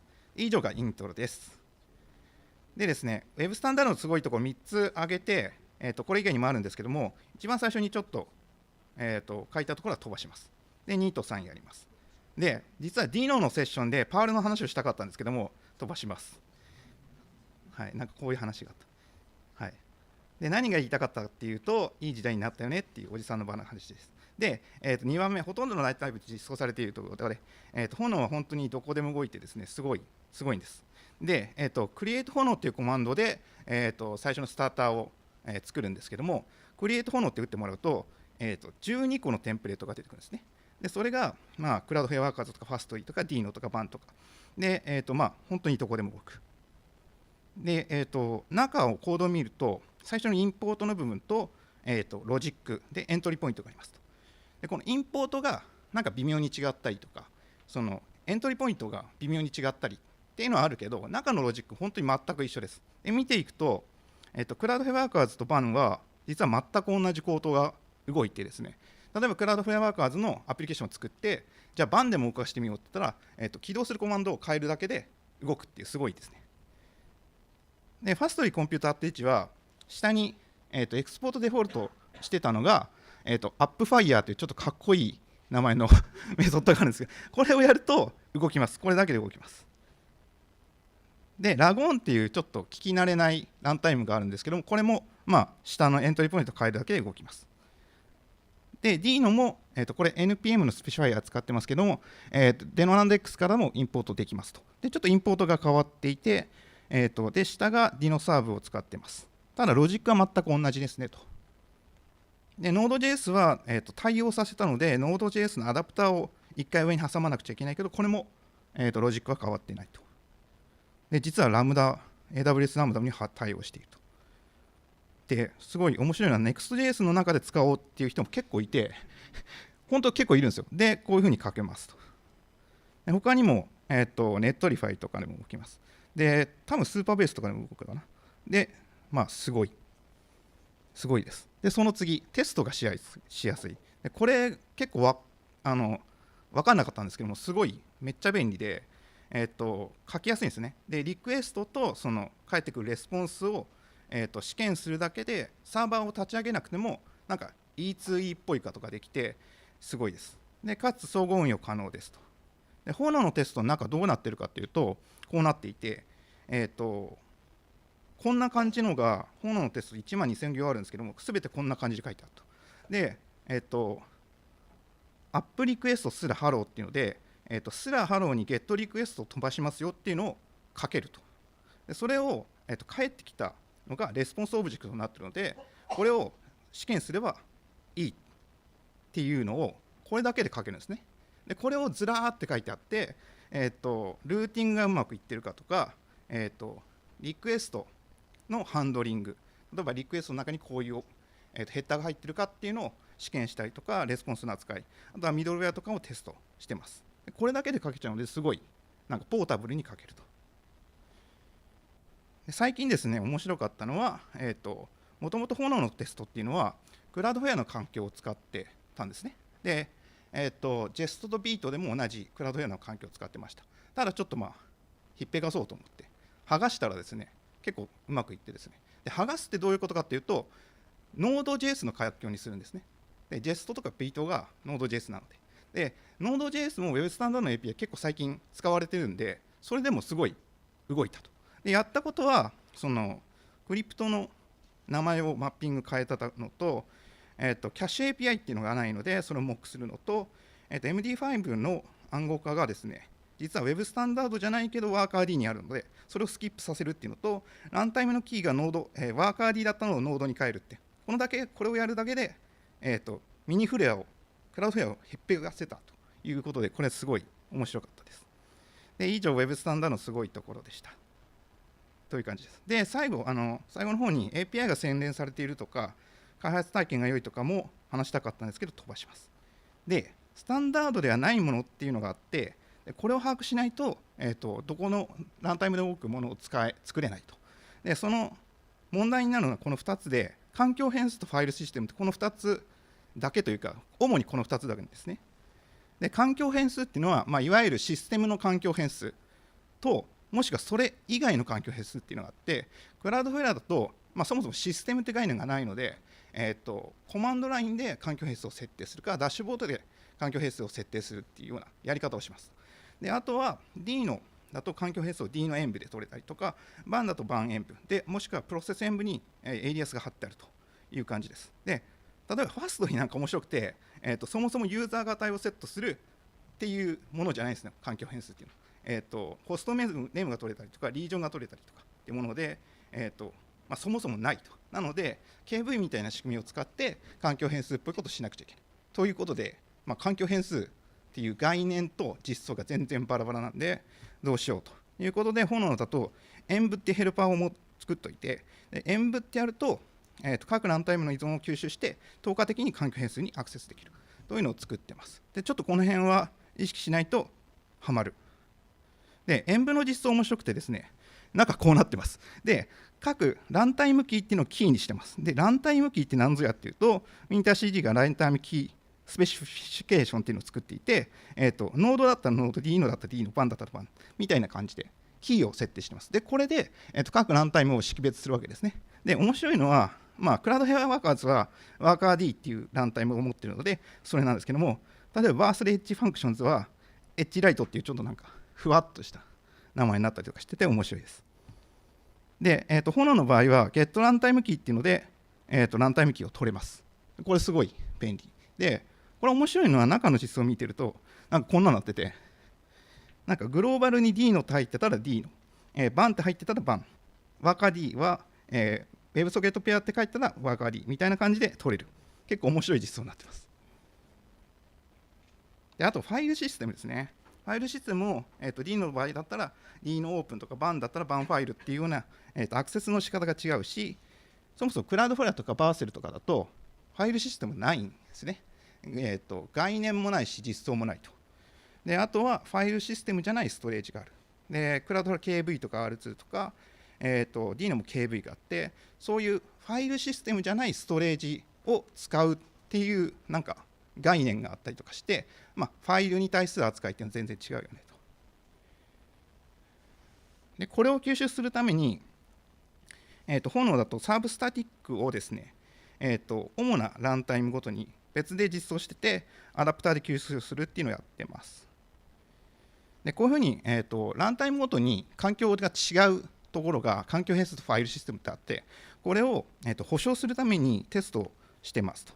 で、ランタイムで差が出るところっていうのは、先ほど言った演舞とかゲットランタイムキー、サブスタティック、あとですね、クリプト系で実装が微妙に違うところが前まであったんで、ベーシック認証のテストはやってるっていうのを、各ランタイム、メインとは別に、やってます。で、炎の CI に PR とか、プッシュをするとですね、メインの先ほどの12000行のテストの他に、D の版、ファストリー、ラゴーン、Node.js で今、さっきのプルリクで Node.js18 と20になったんで、クラウドフェアワーカーズとラムだと、合計で9個のランタイムのテストが一気にバーッと走ります。で、それが最低限のテストになっているということです。で、あとはスタンダードなはずなんだけど、なんか実装がミスってたりとか、なんか独自実装になったりとかするのもあるんですが、結構ですね、さっきの環境変数とファイルシステムを意識すれば、なんか結構できたりします。ということで、最後、ネタです。で、炎はですね、Web スタンダードに基づいています。で、Web スタンダードっていうのは、もともとブラウザの API をサーバーに持ってきたものです。で、ってことは、その上で動く炎はブラウザで動くはず。で、これ当たり前なんですけど、昨日やってみたらめっちゃ面白くて、なんかこの HTML が動くんですよね。これすげえ面白くて、14行。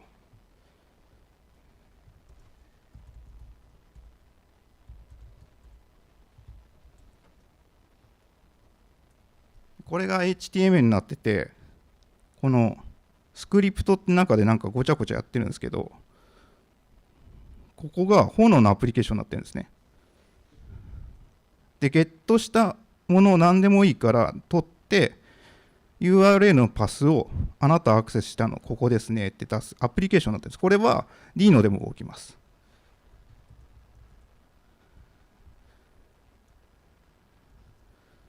こっちだと。で、これをですね、立ち上げると、ちゃんと出るんですよ。これ、炎が返してるんですね。地味だけど。で、これが、これなんですよ。すごくないですか？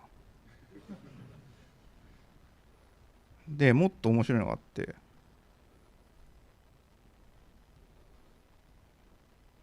てことは、サービスワーカーでも動きます。で、サービスワーカーっていうのは、ブラウザ内で動くワーカーなんですけども、キャッシュとかに使われます。で、これ面白いのは、ブラウザに来たリクエストをインターセプトして返すとかができるんですね。だからサーバーに行く前にキャッシュしますみたいなことができます。で、これが炎がサービスワーカーとして動くので、面白いことができます。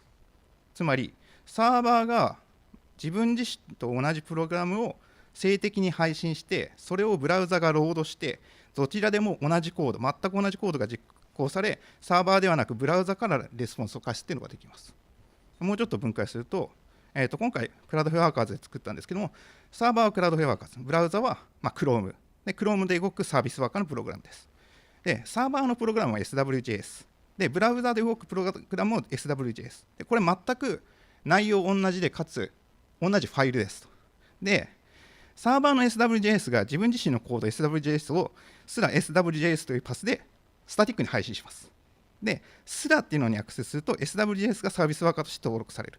で、すら SW すらを、サービスワーカーのスコープにします。で、その状態ですらサーバーすらハローにアクセスすると、サーバーからレスポンスが返る。これクラウドフェアワーカーです。で、すら、SW すらにすると、サービスワーカーがインターセプトしてブラウザからレスポンスが返る。で、その時には、サーバー側にはレスポンスが、リクエストは全くいかないです。だから、1個のファイルで、ブラウザもサーバーも面倒見るっていう。これめっちゃ面白くないですか？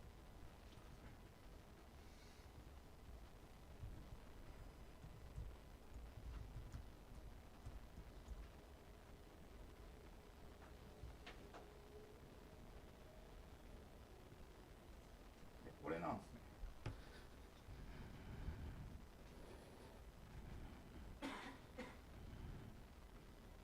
この辺で登録してます。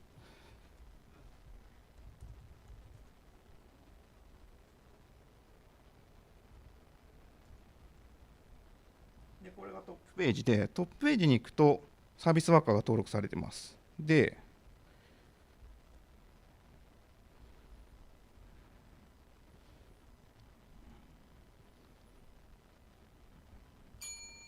もうちょっと待ってくださいね。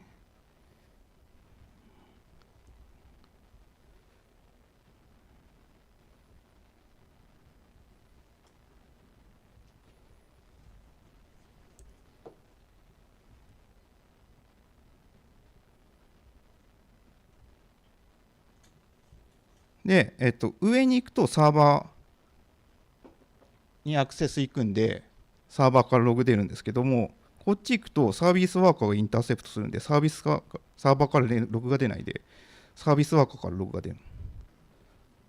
ほら、行かないですよね。で、これ行かないのは、サーバーに行ってるんですよ。これ。で、下を押すと、サーバーから行かない。ここから出てる。これすごくないですか？っ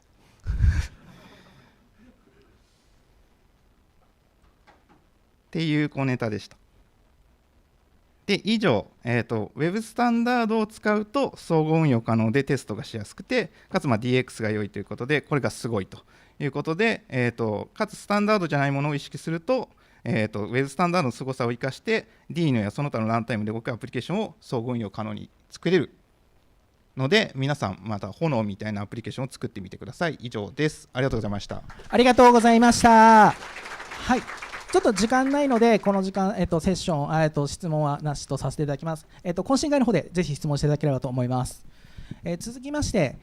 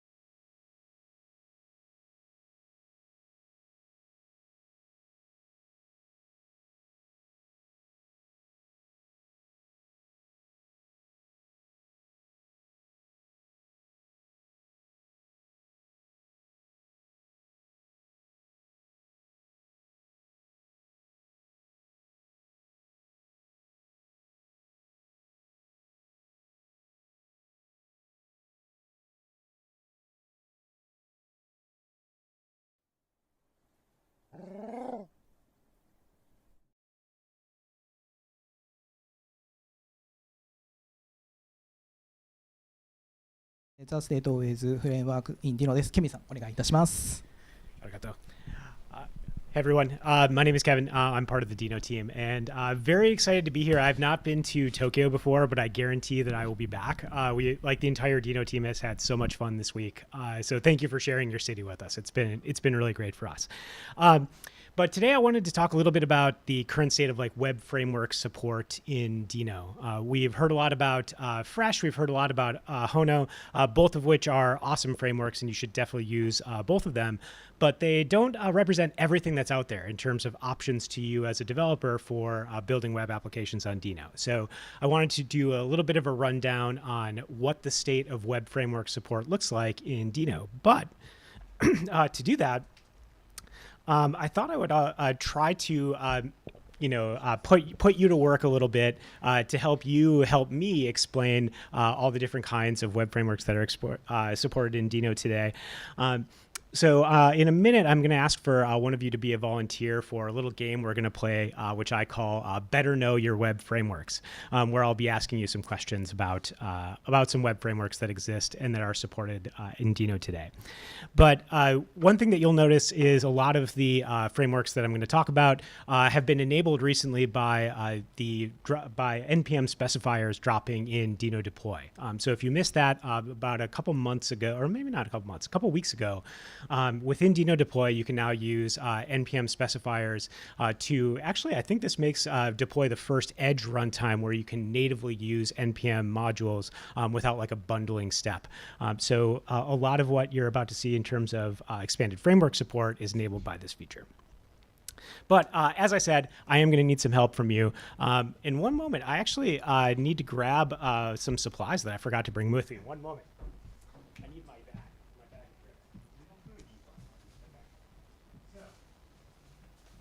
For one of you, if you're willing to help me out, you have the opportunity to win some fantastic prizes. So if you get 3 questions right, you get to win 2 boxes of very unhealthy snack cakes purchased from an American gas station. So that is prize number 1.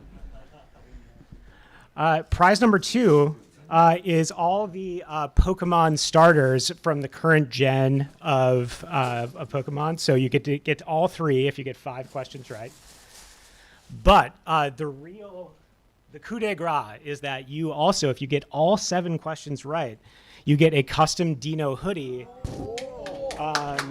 featuring this Dino on the back.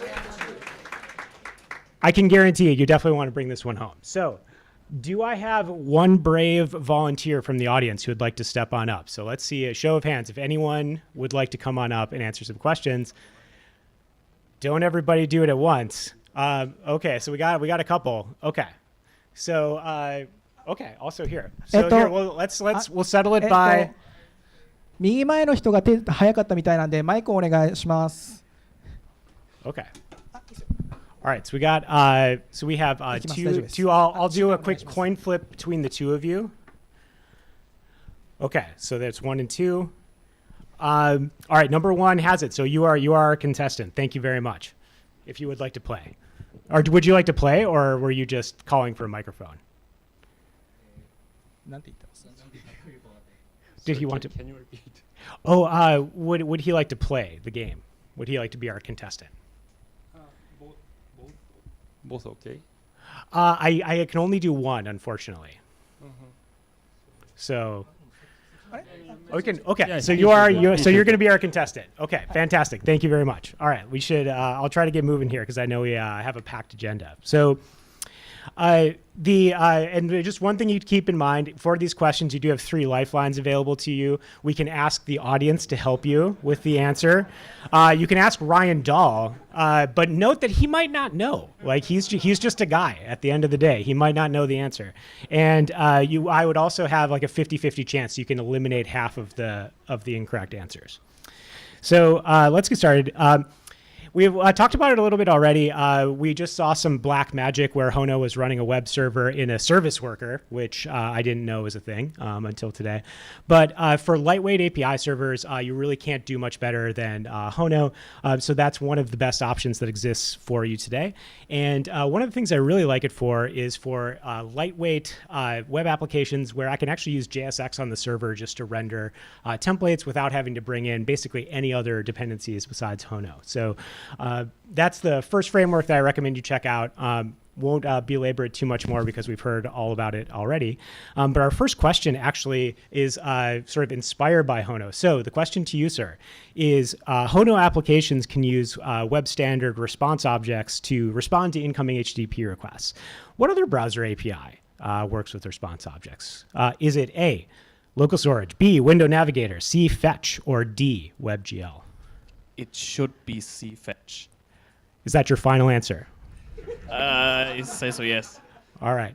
That is correct. It is C, the fetch API. Congratulations. Very nicely done. All right.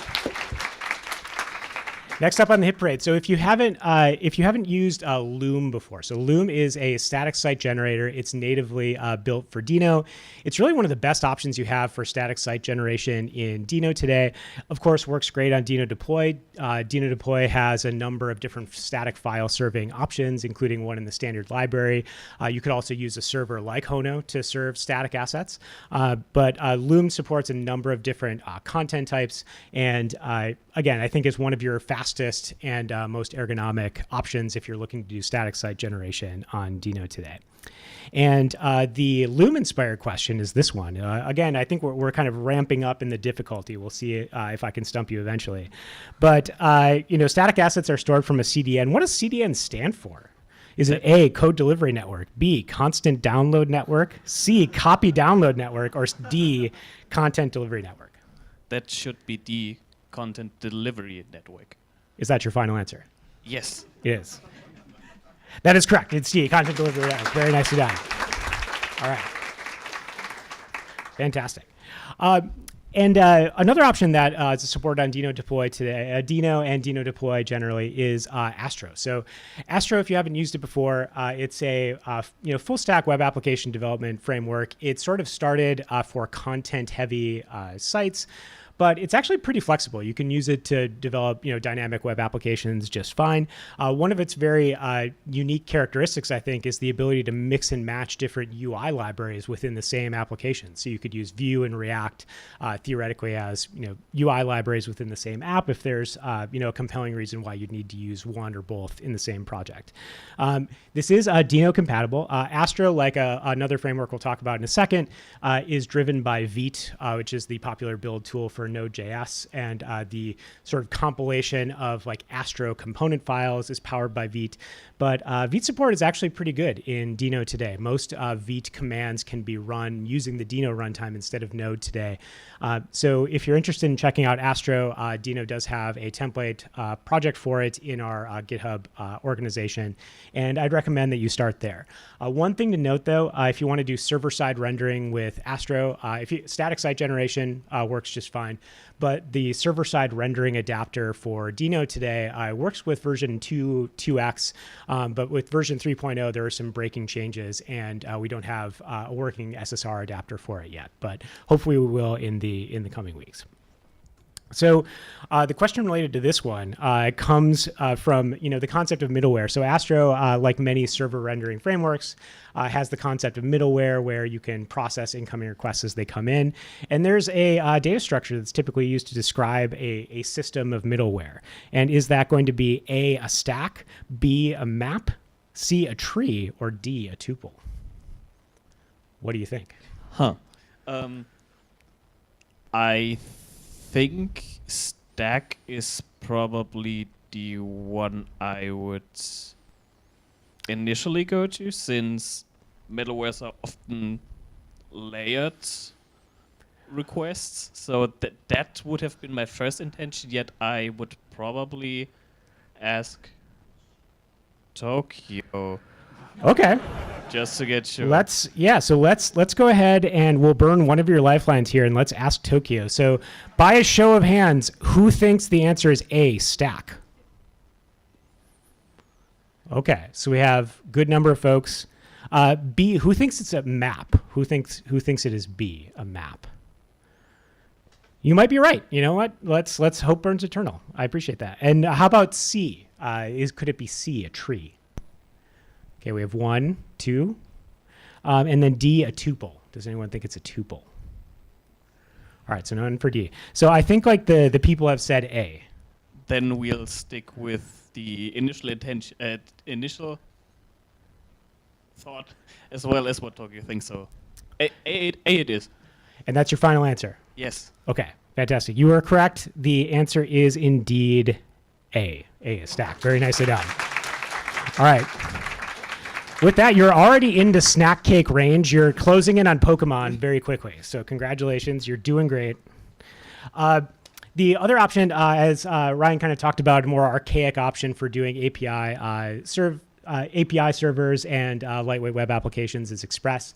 If you're doing this, you can certainly do it on Dino Deploy today. It's probably because you want to take advantage of the very large ecosystem of Connect middleware that does a wide variety of things kind of over the course of the maturity period of this framework, which is, so there's lots out there to choose from. And the question inspired by Express, which does work on Dino and Dino Deploy today, is more of a historical question. So for a very long time, Express had a sort of favored templating engine that has very terse syntax. It's today known as Pug. It's sort of a DSL for generating HTML. But does anyone remember what the original name of Pug was? Was it A, Onyx, B, Glint, C, Jade, or D, Garnet? Do you know which of those it was? I would have to take a guess, but maybe Ryan could help me out. Okay, we're going to burn the Ask Ryan Dahl lifeline. Big fan, by the way. He's a big fan. Ryan, what say you? Do you remember what the original name of Pug was? I am very unsure. I have no idea. See, he's not infallible. Okay, so Ryan thinks it's C because C sounds slightly familiar. Does that inform your thinking at all? That'll do. Okay, so C, final answer. C it is. You were correct to go with Ryan this time, so very nicely done. We're up to 5, so you've got the snack cakes, you've got the Pokemon. There's 2 more left. 2 more left to get to the final prize. Gambarimasu. All right.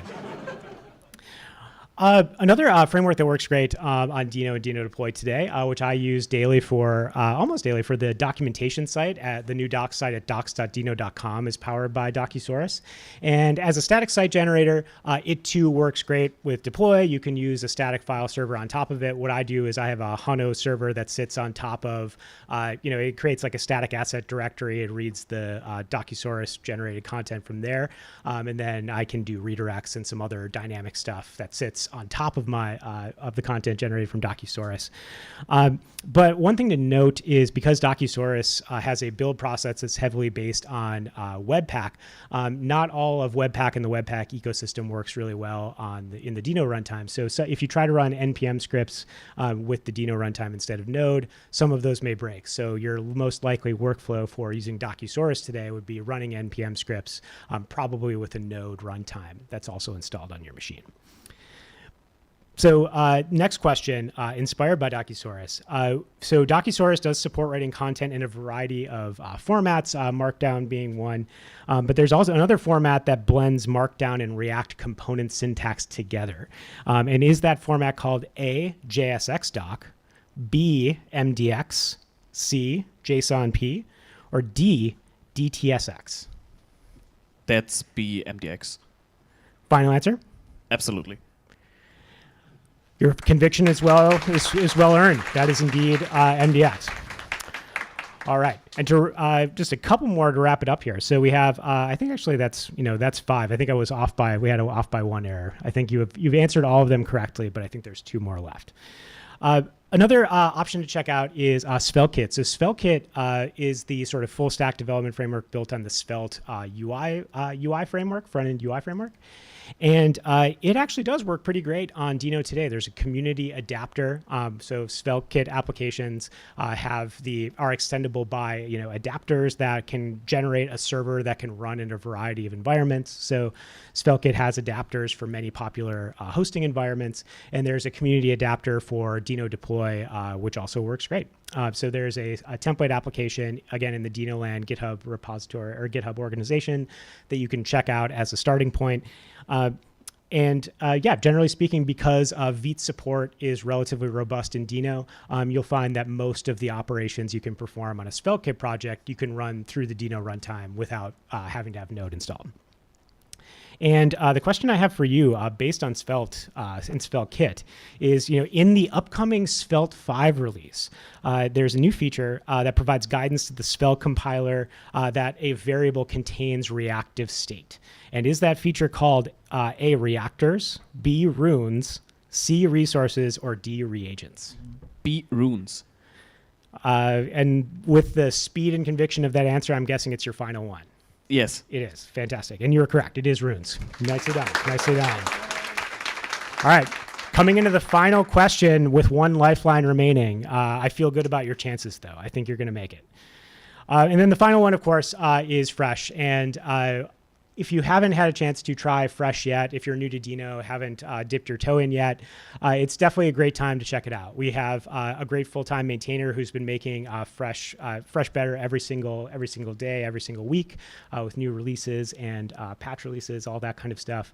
And the thing that I think you're really going to enjoy if you haven't tried yet is the partials feature, which Luca demonstrated a couple minutes ago, which is one of the better implementations of that sort. Like if you've used like a Hotwire or like other related technologies and other server rendered frameworks, partials is a really powerful take on this concept. So definitely worth checking out. And the Fresh related question to bring us home is going to be this, which is client-side components in Fresh Islands are Preact components that are rendered on the server and then hydrated on the client. What Preact feature is often used for state management for these components? Is it A, signals, B, references, C, fragments, or D, option hooks? Should be A, signals. Should be A, signals? Well, how sure are you that it's signals? Like this, your sureness... Pretty sure. Okay, but so you're willing to risk this hoodie on that question? Yeah. I just want to make sure. Yes, but just to be certain, we can also use the last lifeline on the last question. Okay, well, we'll burn the last lifeline on the last question. So it does look like signals is still in the running. So that's a positive indicator. How are you feeling? Confident. Okay, so A, final answer. Final answer. You are correct. It is A, signals. Congratulations. So you did a great job. You did it. You won the snack cakes. You won the Pokemon. You won the hoodie. You ran the table. Congratulations. You did an amazing job. And as Ryan mentioned earlier, the module support in Dino for NPM modules specifically has never been better. So chances are that your favorite framework probably works pretty well. And if it doesn't, please file an issue in the Dino repository. Let us know about any NPM compatibility issues. We want to jump on those as soon as we can. So thank you very much. Excellent work. And thanks for having us here in Tokyo. I appreciate it.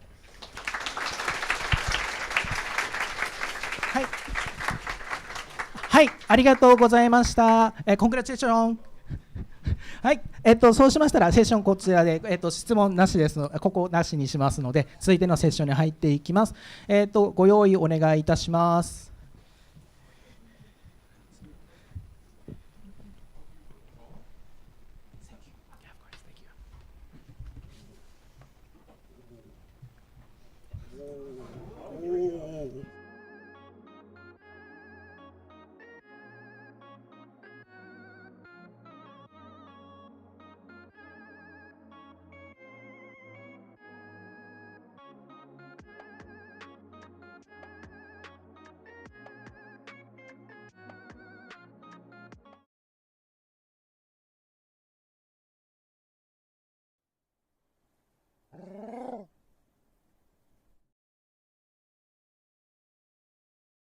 OpenESM in Pure JavaScript です。福野さん、お願いいたします。はい、こんにちは。JigJP 福野です。今回シビックテック関係でお話をしに来ました。Dino 好きです。このメガネでも見えるんですけど、ちょっとこんな感じで見えてます。後でぜひ体験してください。Quest 3 MR がいい感じです。はい。未来のメガネが作りたい。鯖江から来ました。X はこれです。で、福井県っていうのは実は福井行ったことありますか？日本の西海岸なんですよ。ですね。シリコンバレーとサイバーバレーと呼んでます。で毎月ピッチイベント、展示イベントをやって結構楽しいです。はい。で我々の手で作ろう豊かな社会ということでいろんなものを作ってます。自己紹介からサクッといきます。JIGJP は、こんな会社で創業20周年。福井高専卒業してから1回も社会経験することなく3社目の企業が JIGJP です。でこういうツールをいろいろ作っていますが、本当5000年来の大発明がネットなんで、これを使ったツールをいろいろ作りたいなというのがきっかけです。ガラケーのジグブラウザご存知ですか？これ作ってました。で今はですね、ふわっちという動画配信サービスがメインのビジネスとなっています。でいいのは JIGJP ではですね、社内ツール、管理用サーバーアプリ、または新人研修とかで使ってます。JIGJP、最近、サバヤに遊び場ができまして広々とした研修ルームで毎日遊んでます。で去年上場しまして、証券コード5244なのでググってみてください。でエンジニア天国が作りたいということでサバヤにずっといます。で IT ブートキャンプっていうカリキュラムをやっている教員でもありまして、今年からできた神谷丸ごと高専の教員です。この IT とはからハンダ付けが入ってマシン語 OS、GLSL とかっていう、いろんなことをやるカリキュラムを一気に15時間半期分を4日間でやるみたいな、そういう無茶な講座が大好評ですと。でこんな高専が今年からできたのでぜひチェックしてください。これは1期生です。あと高専ですけど半分が女子、すごいですね。はい、プログラマーでもあります。 GitHub のは緑色だらけですけど大体自動で回してるんでこうなりますよね。はい、ベーシックから入ったプログラム遍歴です。ちょっとおすすめはですね、この Java1.02 これ Java の最初ですね。この時めちゃくちゃ Java 遅かったんでC プラで同じようなクラスターライブラリを作ったのがいい思い出ですと。で高専生の頃にこんな Javaアプレットでブラウザ上で動く地図を作ってました。であとですね、懐かしい話ですね、2000年にはですね JScript、マイクロソフト版の JavaScript 上を Windows NT 上でコンポーネントと魔改造して組み合わせてサーバーサイド JavaScript を実現してました。そういえばでクライアント側もコンポーネントを動かして Java アプレットとつなぐっていうなかなか無茶な仕様ですね。でもともとマリオが好きでプログラムするとどうやらゲームが作れるらしいということでパソコンを買ってもらったのが、運の月とでこんな感動をですねぜひ今の子供たちに届けようと思って作ったのが子供パソコンいちごジャムというものです。ラズパイと比較して安い簡単、組み立てもできるというか特徴でいちご15ドルで買えるパソコンとして今でもいろいろ売ってます。こんなスペックです。RAM4KB 少ないですね。 OS は 24KB しかありません。ユーザープログラムは 1KB×4 男らしいですね。でディスプレイは 32×24 のテキストスクリーンです。ちょっと一旦どんな感じか見てもらおうと思うので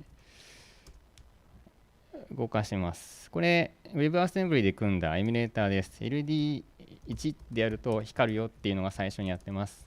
でちょっとゲームを作ろうってことでこんな感じでゲームを作るところを子どもたちに体験してもらうんですけど、これ主人公出ましたね。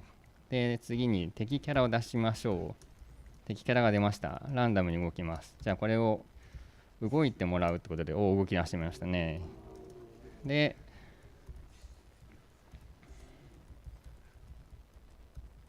こんな感じで書くと動けるようになるんですよ。これ無敵モードです。死にません。ちょっと死んでほしいときには1行追加します。if スクリーン x、5エンドってやると無事死にました。ということで、わずか、6行でゲームが動くよということを学校のカリキュラムで取り入れてもらってまして、いろんなところでプログラムの楽しさを教えてます。で実はこの近く PC の秋葉原でいちごジャムを扱う実店舗があります。ぜひ近く寄ったら遊びに行ってください。4310何の数字でしょう。実はこれ僕が1日1人作ったアプリの数です。2012年から毎日アプリ作ろうと思い立って始めてもう13年目です。終了条件を忘れました今年1年とか言ってくればよかったんですけど毎日作れますって言ったがゆえに、死ぬまで続きます。はい。実はですね2010年にティム・バーナーズ・リーに会ってこのオープンデータっていうものを知って以来、鯖江市長にオープンデータやろうよって言ったことで鯖江市がオープンデータの都市になりましたと。今でもデジ上のオープンデータ伝道師として活動中です。毎日アプリを作り始めるというところからスタートしたんですけど、コロナ禍では暇だったんで、コロナのダッシュボードっていうのを作っている中、実はノードと Dino に会いました。これは総務省の情報通信白書とかに取り上げてくれて、オープンデータで大事だねということに一つ貢献したかなと思います。で最近でも、物質工学科の学生にあったんで、物質構造ビューアーみたいなものを作って ES モジュール化しています。で一日一層に必要だったテクノロジー、それが Dino です。しまった。ちょっと待ってください。大事なことを忘れてちょっとこれ飾ろうと思って今作ってたんですけど、Dino です。ウェブアプリを毎日作ってるとライブラリ使いたくなってきて、でいやいや探したのがこの Node.js ですと。Node.js、ノードモジュールがでかい。困らないですかこれ。100メガバイト1個あったんですけど、4000個あると400ギガバイト使っちゃうんですよ。やっぱりプロジェクターを分けたいんで、1個ずつノード入れてると大変なことになるんですね。これは困ったなと思った時に、困ったことともう一つ問題。NPM、バイナリ入ってんのみたいな。すごい依存モジュールきますよね。であれ全部ちゃんとチェックしてんのみたいなところが本当に気持ち悪いなと思って、怖いなと思って探してたところ、でもインポートはいいなということで、スクリプトタグをずらずら書くのは嫌なんで、タイプイコールモジュールってものを知って ES モジュールいいじゃんと。で URL インポートできるのいいじゃんと思っていたら、この CJS と MJS 問題がぶち当たり、一時期拡張子は全部 MJS かなと思って、実は Dino の、最初の頃にちょっとだけコントリビュートしました。でも Node.js では URL インポートは使えないところ、Dino 登場と。で URL インポート使えるので最高じゃんということで、私が作っているライブラリはほとんど JS の GitHub ページズにライブラリ公開という形にしているので、NPM しかないライブラリとかも片っ端から ES モジュール化して公開しています。そのわけで Code for 福井の GitHub には738リポジトリありまして、いろんなものをひたすらアップしてます。例えばこんな感じで GitHub にページに上げとくと Code for 福井 GitHub.io なんたらかんたらという形でやるんですけど、ちょっと長いので JS サバエ CC っていうちょっと短めのドメインを使って普段は使ってます。もっと短いドメインがあると嬉しいですよね。でその中で ES モジュールと PureJS の売りというか好きなポイントは、とにかく URL インポートが使えるってところで、Node.js 使う選択肢はないんですけど、ブラウザで直接そのまま使えるってことで、タイプスクリプトはあえて使ってないですと。あとタイプスクリプトもいいんですけど、やっぱりコンパイル時間が長くて、それがイライラしちゃうので、JS でいいやということで JS で書いてます。でタイプスクリプトをもしブラウザがネイティブ対応してくれたら、時々使うのもいいかなと思ってます。で ES モジュールの MyBest5 を独断で選んだものを最後にご紹介します。1点目、Geo3x3。これですね、ジオエンコーディングの、オレオレ仕様なんですけど、売りはですね、103言語対応してます。もちろん Dino も含んでですけど、本当いろいろマニアックな言語が出てくるんで、その度にちょっと組んでみるみたいないうことをやってます。何やるライブラリかというと、緯度、経度、精度、この3つの値をこの文字列に一括して表そうという仕様です。地球全体を E と W 分けて3分割して再起するというシンプルな仕様です。で、これ中国古文ベースのプログラム言語、モンゴン、ご存知ですか？漢文なんですよ、漢文。で、この漢文生成もできるんで、こんな形で作ったら文系の先生が読めるぞって言い出したんですね。面白いです。はい。2番目、Easy Adventure JS。これはですね、初心者向けのゲームエンジンとして作ってまして、シンプルな言語でアドベンチャーゲームがとりあえず動くというのが売りです。で、これをですね、例えばネットちゃんと動くかな？こうやって動かすと、オープンデータから画像を取ってきてアプリ作りたいかどうか、イエスってやると、こんな感じで進んでいくと。こういうアプリが動くんですけど、これの Dino の嬉しいところは、Dino コマンドを動かして、ここでそのまま貼り付けると、このまま動いちゃうんですね。ということで、ES モジュール、便利ですと。ということで、ブラウザでもコンソールでも全く透過的に動くっていうところが最高です。はい。で、同じように EasyVRJS っていうのは、この 3D プログラム、ちょっとややこしいですよね。WebGL かなんとかっていろいろあって。でも、この VR は、超、なんでしょうね、引きが強い。なので子供も大人もとりあえずかぶってみると、おおすげえと。でもこれが自分で作れるんだぞと、まさにファミコンのマリオを自分で作りたい体験と同じようなものを体験してもらいたいということで EasyVR というライブラリを作りました。でこれを使うと、さっきの私が見ていたこの Dino ユーザーと Node ユーザーが見えるアプリをイメージして作ったアプリなんですけど、この空間上に、Dino 君のこのアイコンがぐるぐる回るアプリはわずかこれだけのプログラムで動きます。実際動かしてみましょうか。さっきのここに貼り付ければそのまま動きますね。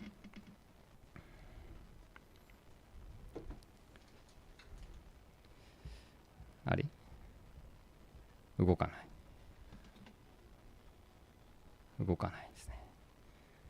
画像の読み込みが長いのかな。動かないですね。はい、動きたはずです。そういうこともあります。後でぜひこれ見てください。で4番目 CSJ.JS、多分今頃なんか標準出てきてほしいんですけど CSV っていうのはオープンデータではよく使われます。行政の人も JSON でって言ってもよくわかんないですけど Excel で CSV にしてって言うとやってくれるので CSV オープンデータはいっぱいありますと。で意外とコンパクトで使いやすいので CSV をサクッとエンコードデコードするライブラリを実は一番よく使ってます。でこれがクライアント側でもサーバー側でも全く同じように URL インポート使って CSV フェッチとか CSV フェッチ JSON とかっていう形で使うとすぐ使える。で日本特有の SGIS でムカついたりしますよね。自動エンコードします。なので安心という形です。こういったサバエシはこの消化線オープンデータとなってそれをずらっと読み込んでDECGL とかで表示するとかっこいい、はい、こんな感じで使ってます。で最後せっかくの JS のイベントなのでこのモチっていう私が作ったオレオレ言語を紹介します。でこのモチっていう言語はタイプと JS です。型付きの JavaScript なんですけど、JavaScript として動くことはもちろん実は WASM にコンパイルすることができると。ということで、両対応できるいいとこ取り言語です。なので JS でそのまま動かすとデバッグできますし WASM にコンパイルすると WASM として動作しちゃうっていうところが売りです。ちょっと時間があるのでリポジトリを見ましょ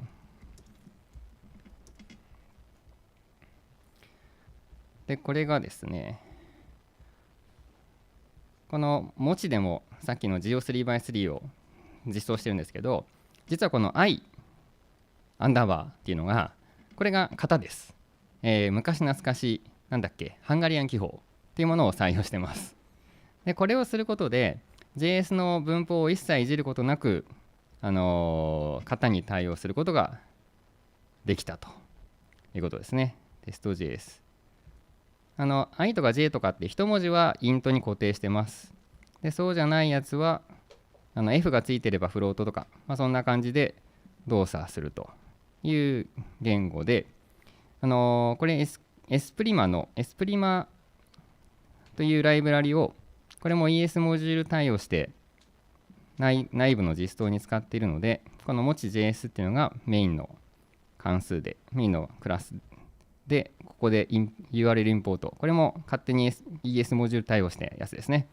でずらずらっとありますがわずか273行の言語処理系と。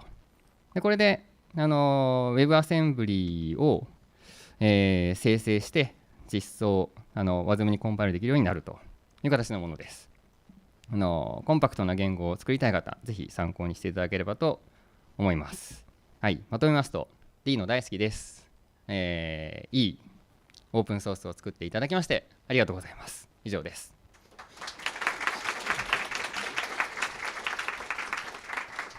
はい、ありがとうございます。はい、会場からご質問ありましたら挙手をお願いいたします。はい、そうですね。そうですね。なんか鯖江市で、そうですね。ぜひ鯖江市に一回行ってみたいというような気持ちにもなってきました。ぜひ。はい。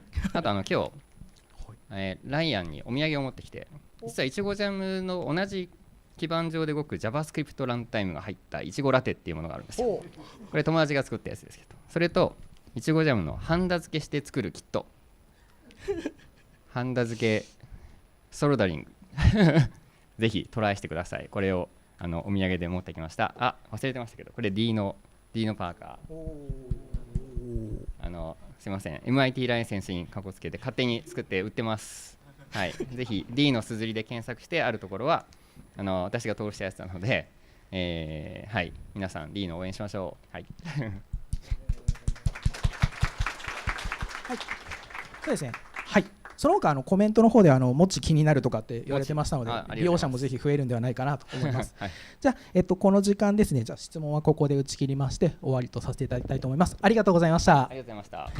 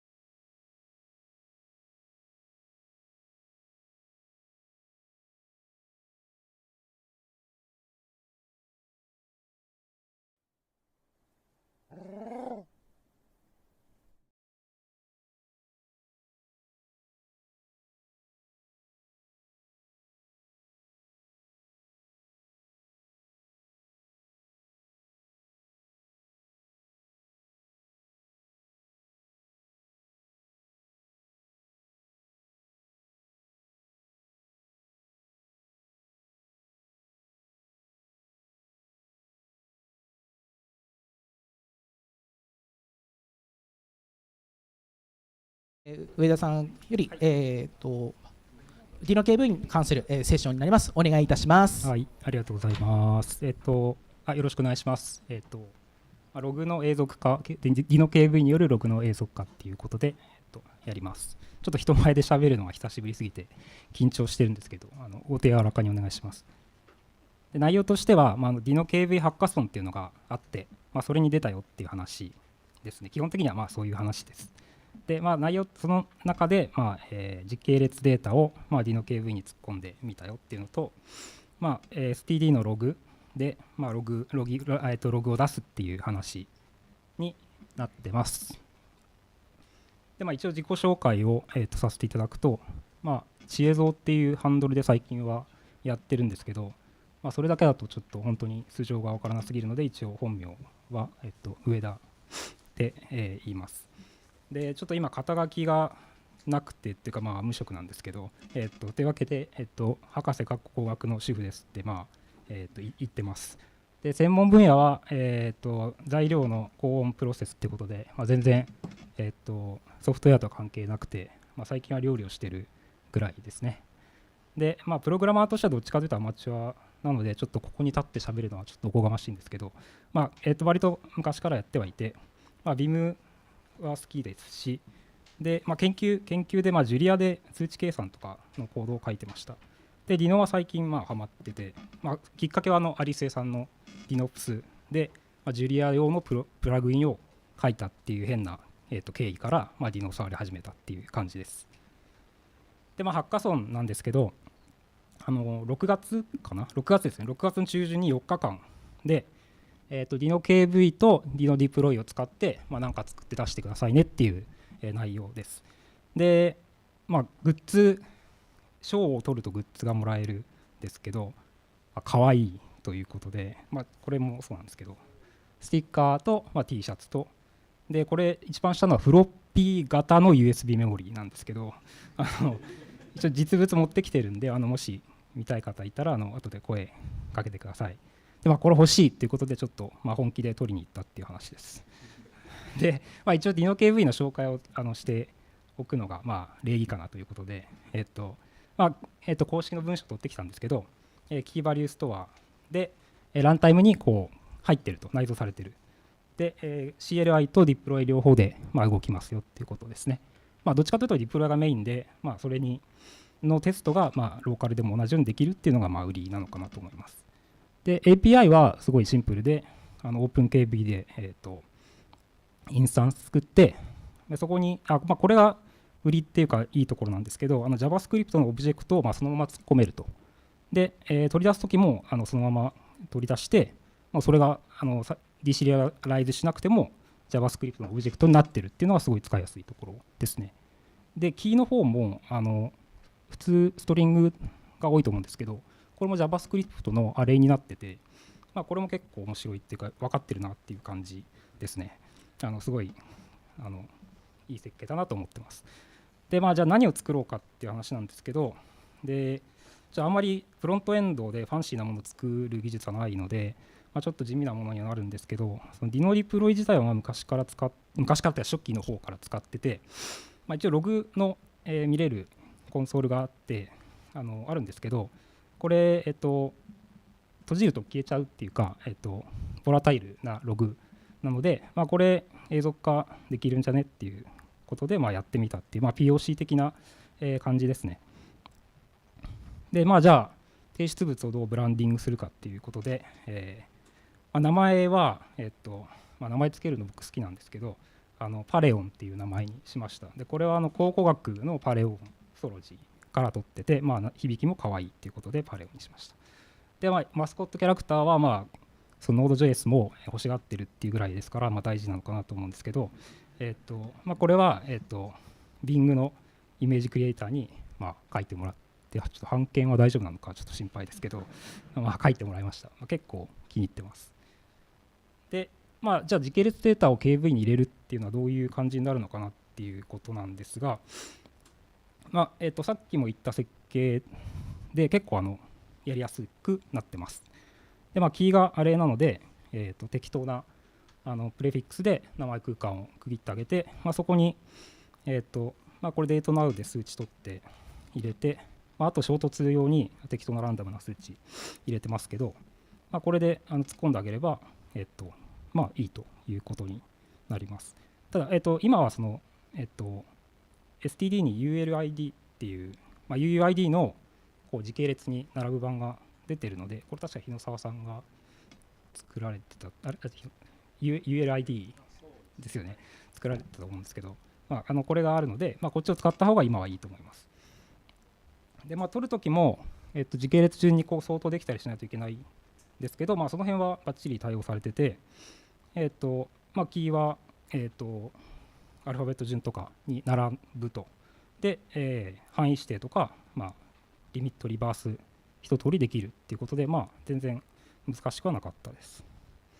で、ちょっとコードばっかりでつまんないかもしれないんですけど、API どうしようかなっていうことで、さっきの、こういうキーとか、こういう直接叩くのはちょっとめんどくさい、UX 的には良くないかなと思ったんで、その辺を抽象化した、レイヤーを用意して、アプリ名入れてインスタンス作って、そこにデートタイム型を持った、オブジェクトをこう突っ込むと、ログになるっていう。で、読むときはリーダブルストリームで読めるっていう感じです。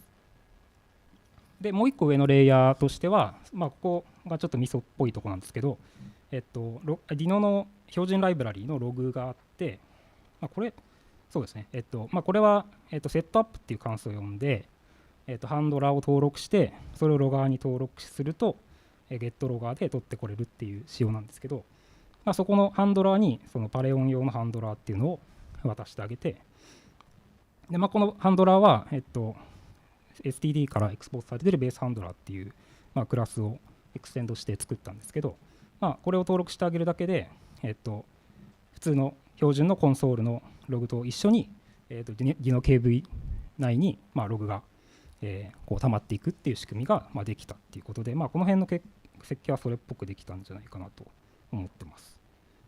で、ここまでで、自分としては満足なんですけど、それだとちょっと提出物としてあまりに地味すぎると思ったので、デモ用の SARS っぽいものをフレッシュと、ディプロイで作ったという感じです。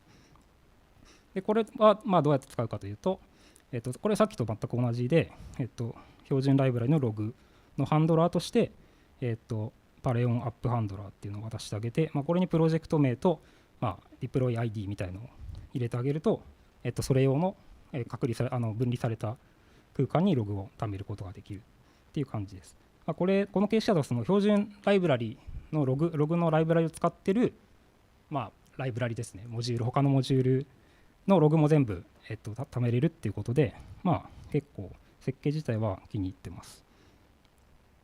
で、ログは、URL で、プロジェクト名と ID、デプロイ ID とかを入れると、自分が送ったログが、見れるよっていうことで、はい、そういう設計になってます。一応ストリーミングとかもできるようにして、やりました。で、これ実際動いてるので、一応使えるんですけど、セキュリティはガバガバなので、真面目な用途には使わないでください。で、最終的に無事、モンストテクニカリーインプレッシブ賞っていうのをもらってグッズをゲットっていうお話でした。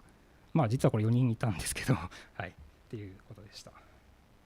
はい、で結論としては、Dino 君かわいいっていうことと、Dino KV さすがに後発っていうか、いろいろ KV ストアあって、後発だからこそよくできてるなっていう印象です。で、グッズ駆動開発はすごいプロダクティブなので、皆さんにもぜひおすすめです。で、最後にちょっと宣伝っぽいものを置いて、終わりにします。ありがとうございました。ありがとうございます。ありがとうございます。はい、そうですね。時間もちょっとギリギリなので、ご質問あったら、懇親会でぜひお話聞いてみてください。ぜひ私もUSB のやつちょっと見せていただければと思います。よろしくお願いします。ありがとうございました。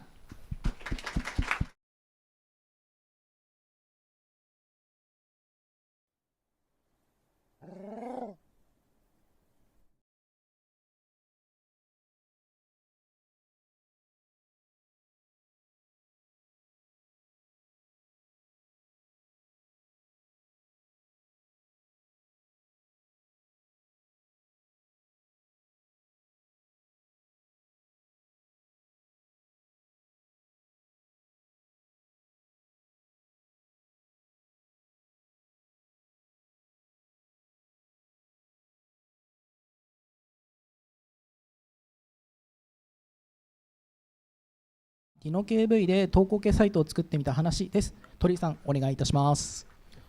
はい、よろしくお願いします。今タイトル読み上げてもらったんですけど、デプロイとKV を使って、自作の面白いアプリを作ってみたという話を始めていきます。まず自己紹介なんですけれども、私鳥居陽介と言いまして、X ではジンジャーという名前でやってます。で、ナレッジワークという会社でフロントエンドを主に書いています。あとなんかエルムの本とかも出してたりします。で、今日話すこととしては、前半で、作ってみたものの紹介をした後、後半で、その中で感じたことや Dino の素晴らしさについて語っていけたらと思います。で、この、話を聞いてですね、自分も何か作ってみようかなという気持ちになっていただければもう幸いでございます。はい。で、早速作ったものなんですけれども、ブラウザ上で動く、万華鏡を作成して共有できるサイトカレイドシェアということで、見るのが早いと思うので、デモの方行きたいと思います。はい、でこの画面ですね、ここトップページなんですけれども、左上くるくる回っているのが万華鏡って筒をぐるぐる回して見ると思うんですけども、その中が再現されていて、それをいくつか画像を貼り合わせると真ん中のような綺麗な模様が出来上がりますよということなんですけど、これを自作できるということで、テンプレいくつか用意しているので1つ選んで、スタートとするとですね、ここにちょっと JSON が出てきてですね、これを編集すると見た目がどんどん変わっていくよということで、試しにですね今オブジェクトが100個浮いてるんですけども、それを、10個とかに変えてみる。そうするとちょっと閑散とした感じになったり、あとちょっとふわふわと浮いてるのは今ちょっと無重力っぽくしてるので、それも設定で変えてやると落ちてきます。であとは、ちょっと小さいので大きくしてみたり、あとは、形も変えられるので今ここで黄色い波線が出てきて怒られているのはこれ JSON スキーマでやってるんですけど、辺の数を入力してくださいと言われているので、こうやると補完が出て、こうですね、五角形にしてみたり、あと色も変えられて、こんな感じで、赤とかにしてやるとちょっとなんかどぎつい感じになりましたけどこんな風にですね、なんか自分でいろいろ組んでみて、で、プレビューもすることはできますし、でなんか自分がこれ気に入ったなと思ったらパブリッシュできます。で、今ゲストとして編集していたので最初にサインアップというポップアップが出るんですけども、例えばですねここでデのテストとやってサインアップすると、ちょっとここで自分がやりたかったことの一つとしてWebAuthnっていうのがあって、パスワードレス認証なんですけど、それをちょっと実装してみて、パスキーを作成すると出てくるので続行とやると、ここで指紋を使ってですね簡単にサインアップして、でついでに投稿することができましたと、そんな感じですね。でこれをTwitter 元 X でシェアしていくと、こんな感じで、サムネイルが出てですね、ここでプレイヤーカードっていうんですけど iFrame 内で、こういう風に再生することができますと。で、こんなものを作りました。で、じゃあ D の KV どこで使っていったかというと、全部ですね認証データ、ユーザー作成データ、サムネイル画像すべてを D のデプロイ KV 内で賄うことができましたといった感じです。で、ここからはですね自分が感じた感想だったり素晴らしさっていうのを伝えていきたいんですけれども、D のいろいろ素晴らしいところがあって、セキュリティとかパフォーマンスとかあるんですけども、やはりここで一ユーザーとして感じた開発者体験というのにフォーカスしたいと思ってます。で、まず最初にストレスゼロのサーバレス開発、これはNode.js 使ってる人は、先ほどから何度も話あった通り、エクスプレスとか使うと思うんですけど、本番の開発、特にサーバレス開発、ファンクションアザーサービスなんかを使っていくとですね、結構普段と書き方が違うなとか、いろんなライブラリとか設定が必要では結構ギャップあるなっていう感じだと思うんですけど、D のデプロイを使っていくとですね、オークっていうこれはエクスプレスと同じようなライブラリですねを、そのままデプロイして使うことが、できると。で、今回もオークを使っていてそれがすごくハッピーでした。で、これオークのハローワールドなんですけど、この辺の説明はさっきから何回もあるので、ちなみに多くじゃなくてもちろん炎とかでも大丈夫です。で、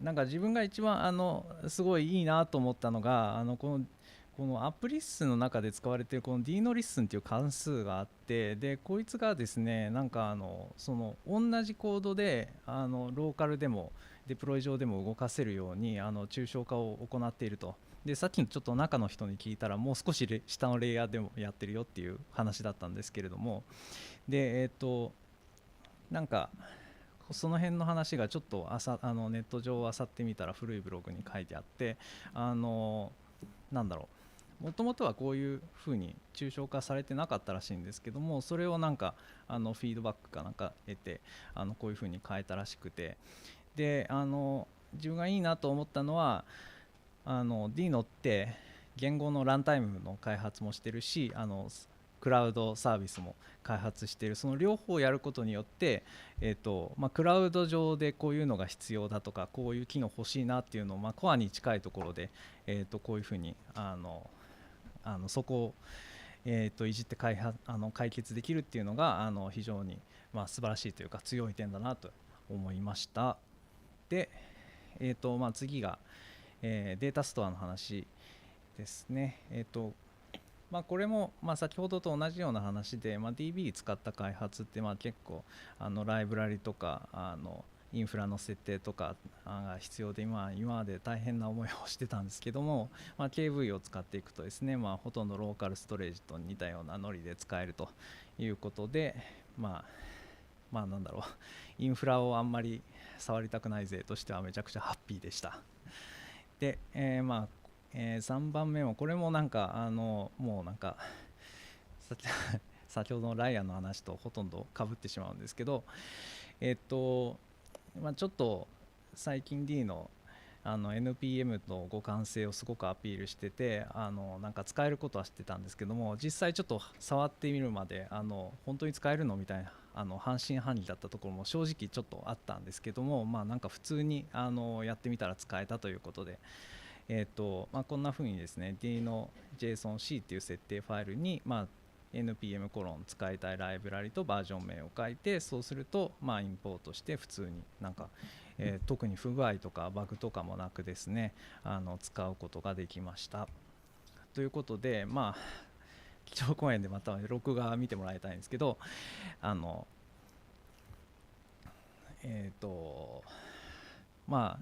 D の開発チームの努力の賜物だと思うのでこの場をお借りして感謝を申し上げたいと思います。ありがとうございます。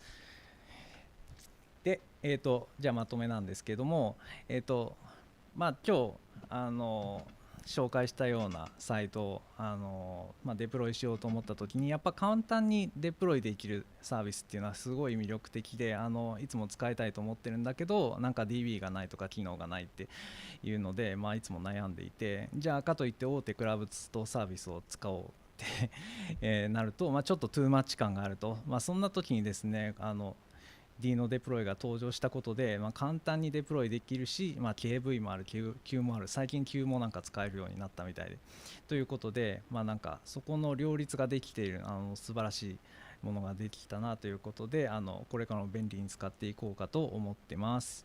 はい、というわけでまだ触ってない人いるっていう想定で書いたんですけど触ってない方はすごくおすすめですので使っていきましょう。という感じですね。皆さんも面白いアプリ作ってみたらですねツイッターとかでつぶやくとこういうところに招待されますんでぜひ作ってみてください。というわけで、発表以上になります。後で GitHub のリポジトリ共有しますので、はい、コード気になる方は見てみてください。はい、ありがとうございました。ありがとうございました。はい、そうしましたら、時間がちょっと、押していますのでごめんなさい。ここも、ご質問なしとさせていただきます。懇親会の時にぜひ、話しかけてみてください。よろしくお願いいたします。じゃあ、ありがとうございました。ありがとうございます。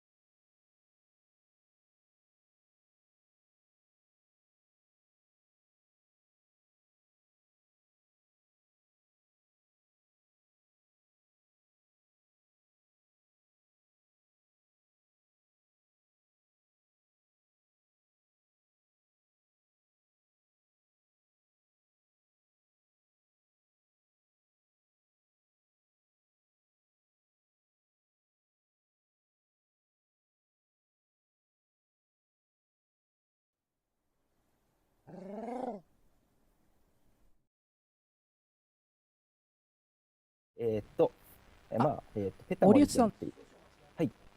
森内さん、すいません。配信ちょっと止まってるみたいなので、少々お待ちいただけますか。はい。すいません。少々お待ちください。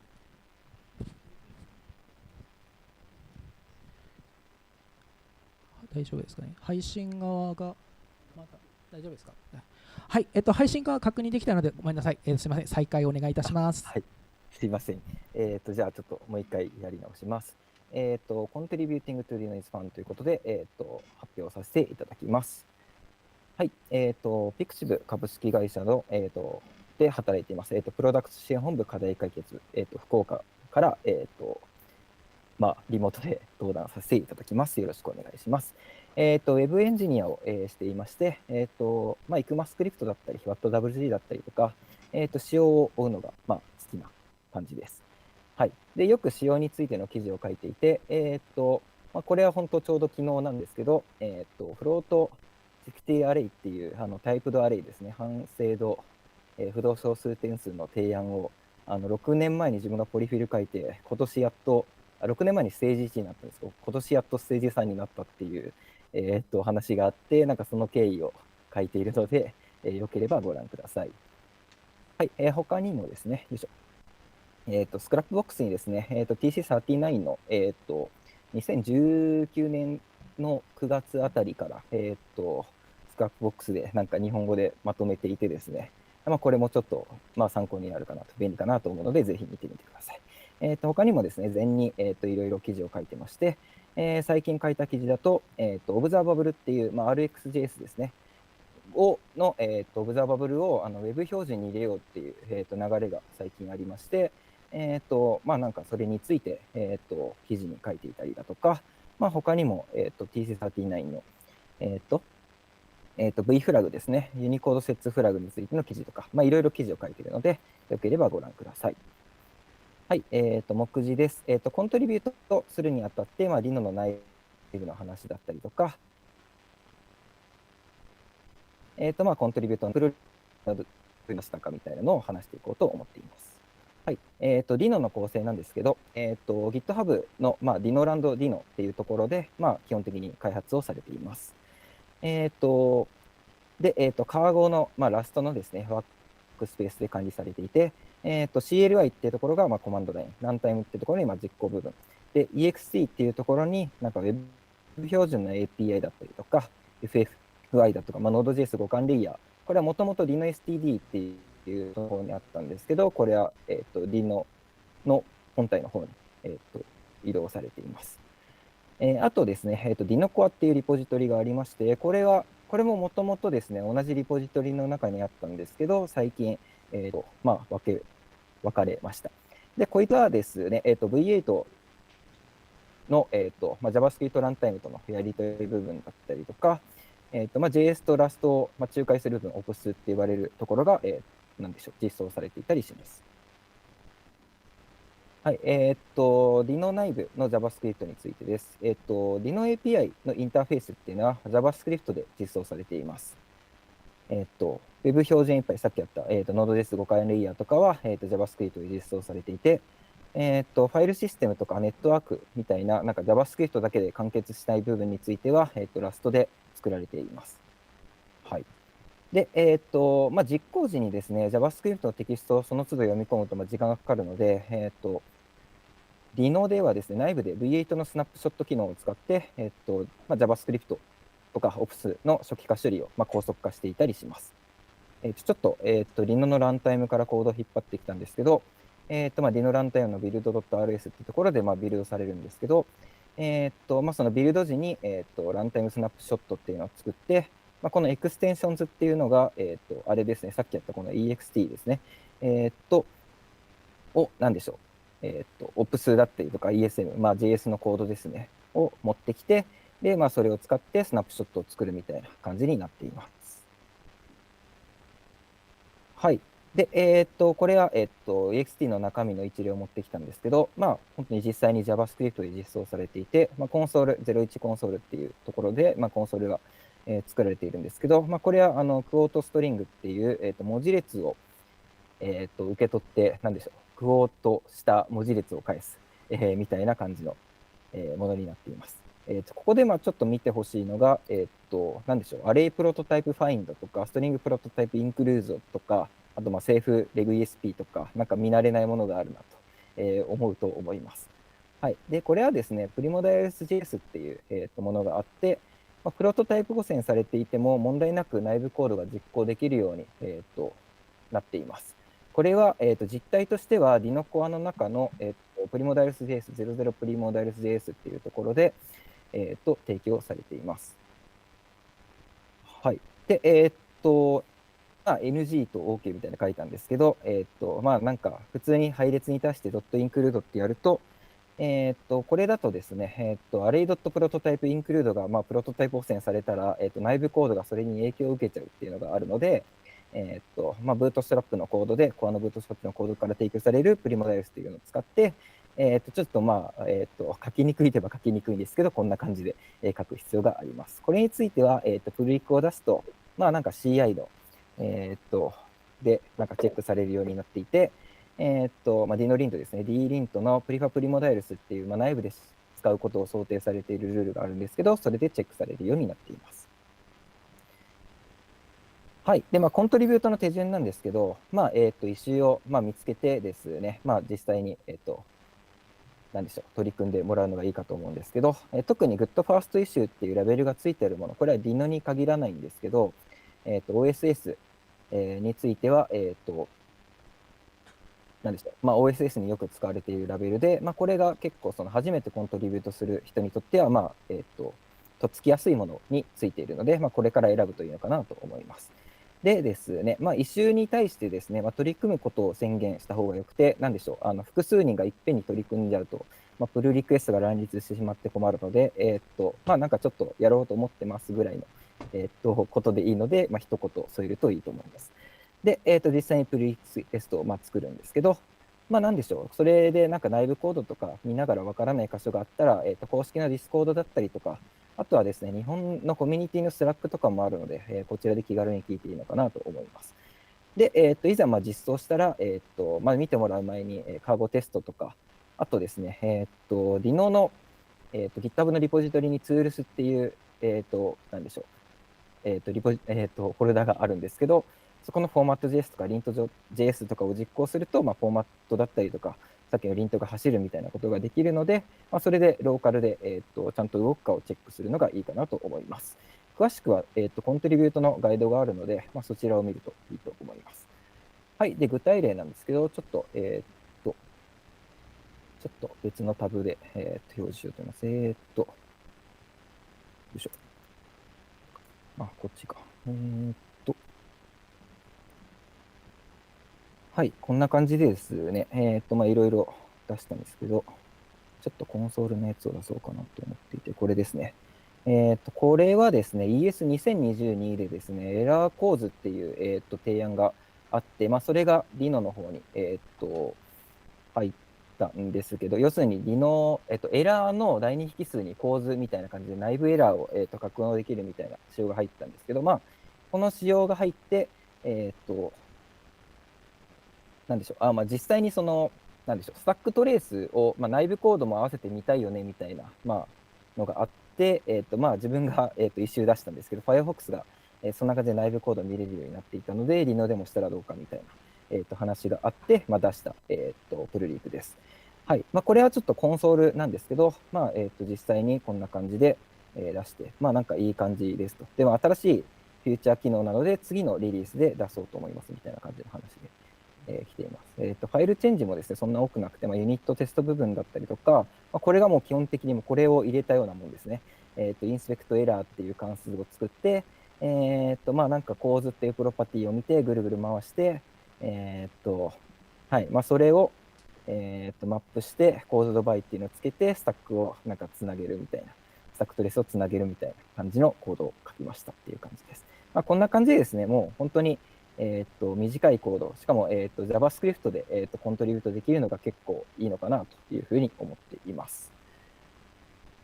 はい。っていう感じで、はい、これで、自分の発表を終わろうと思います。皆さんもぜひぜひコントリビュートしてみてください。以上です。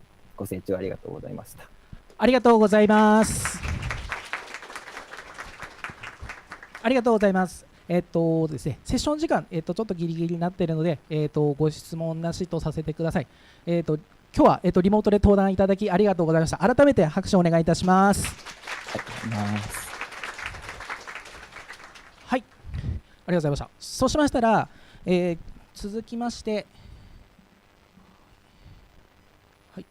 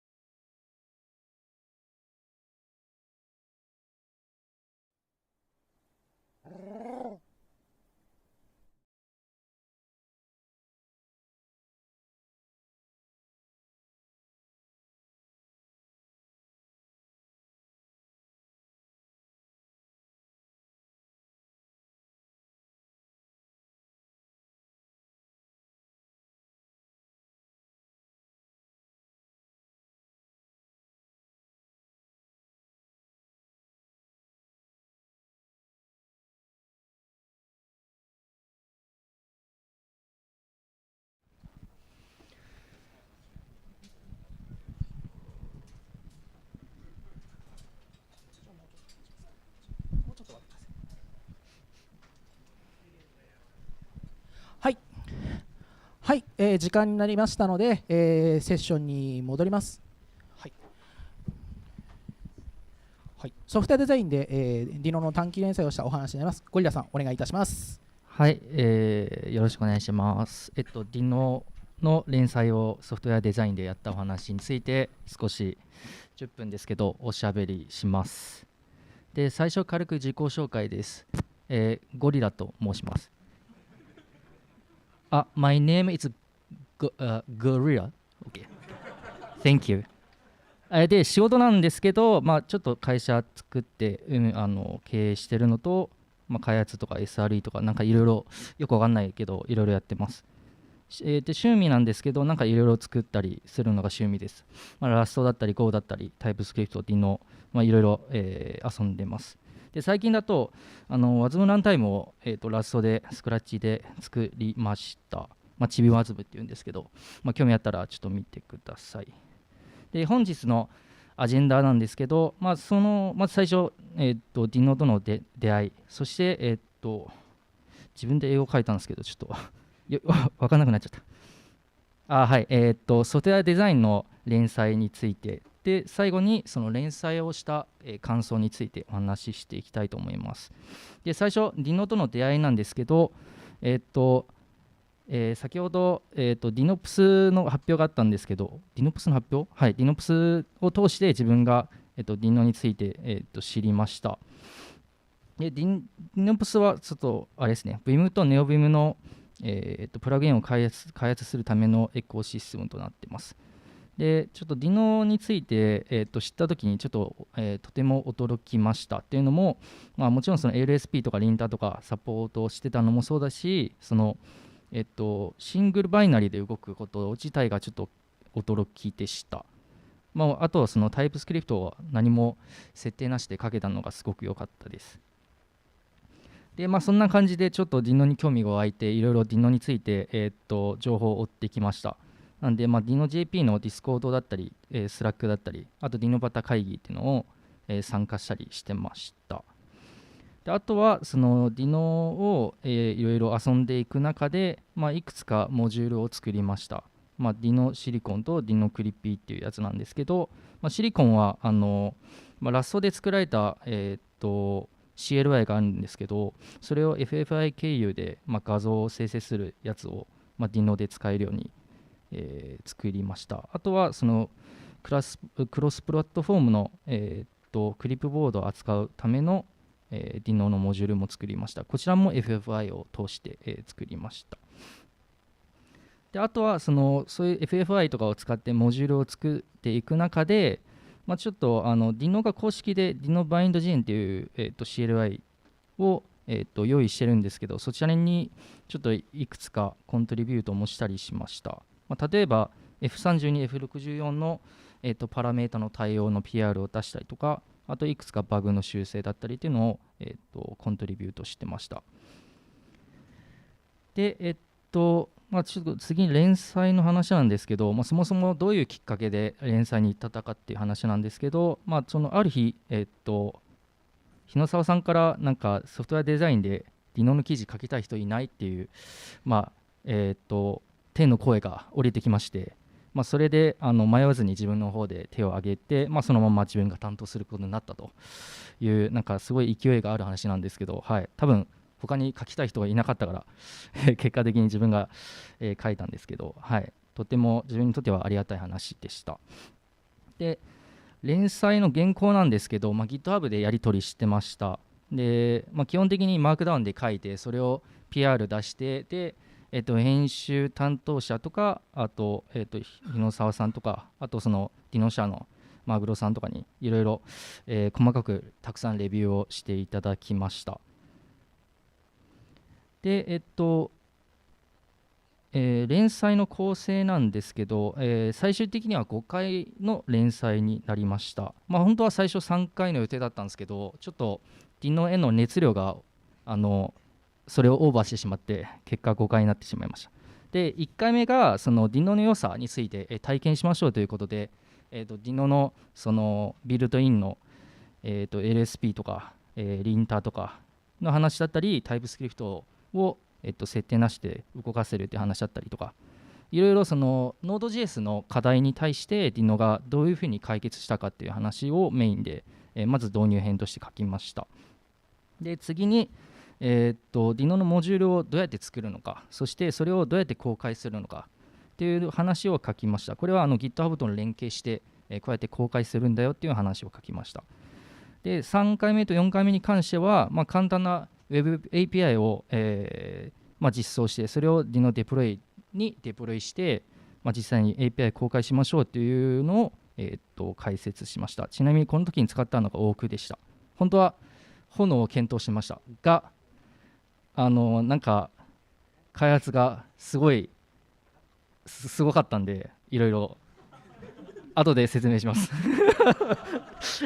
はい、要はそのちょっとインターフェースががっつり変わっちゃうんじゃないかっていうのはちょっと不安にあったんで、多くを使いました。本当は炎を使いたかったけど、はい、で最後にその FFI と WASM を使って、ラストの、既存の、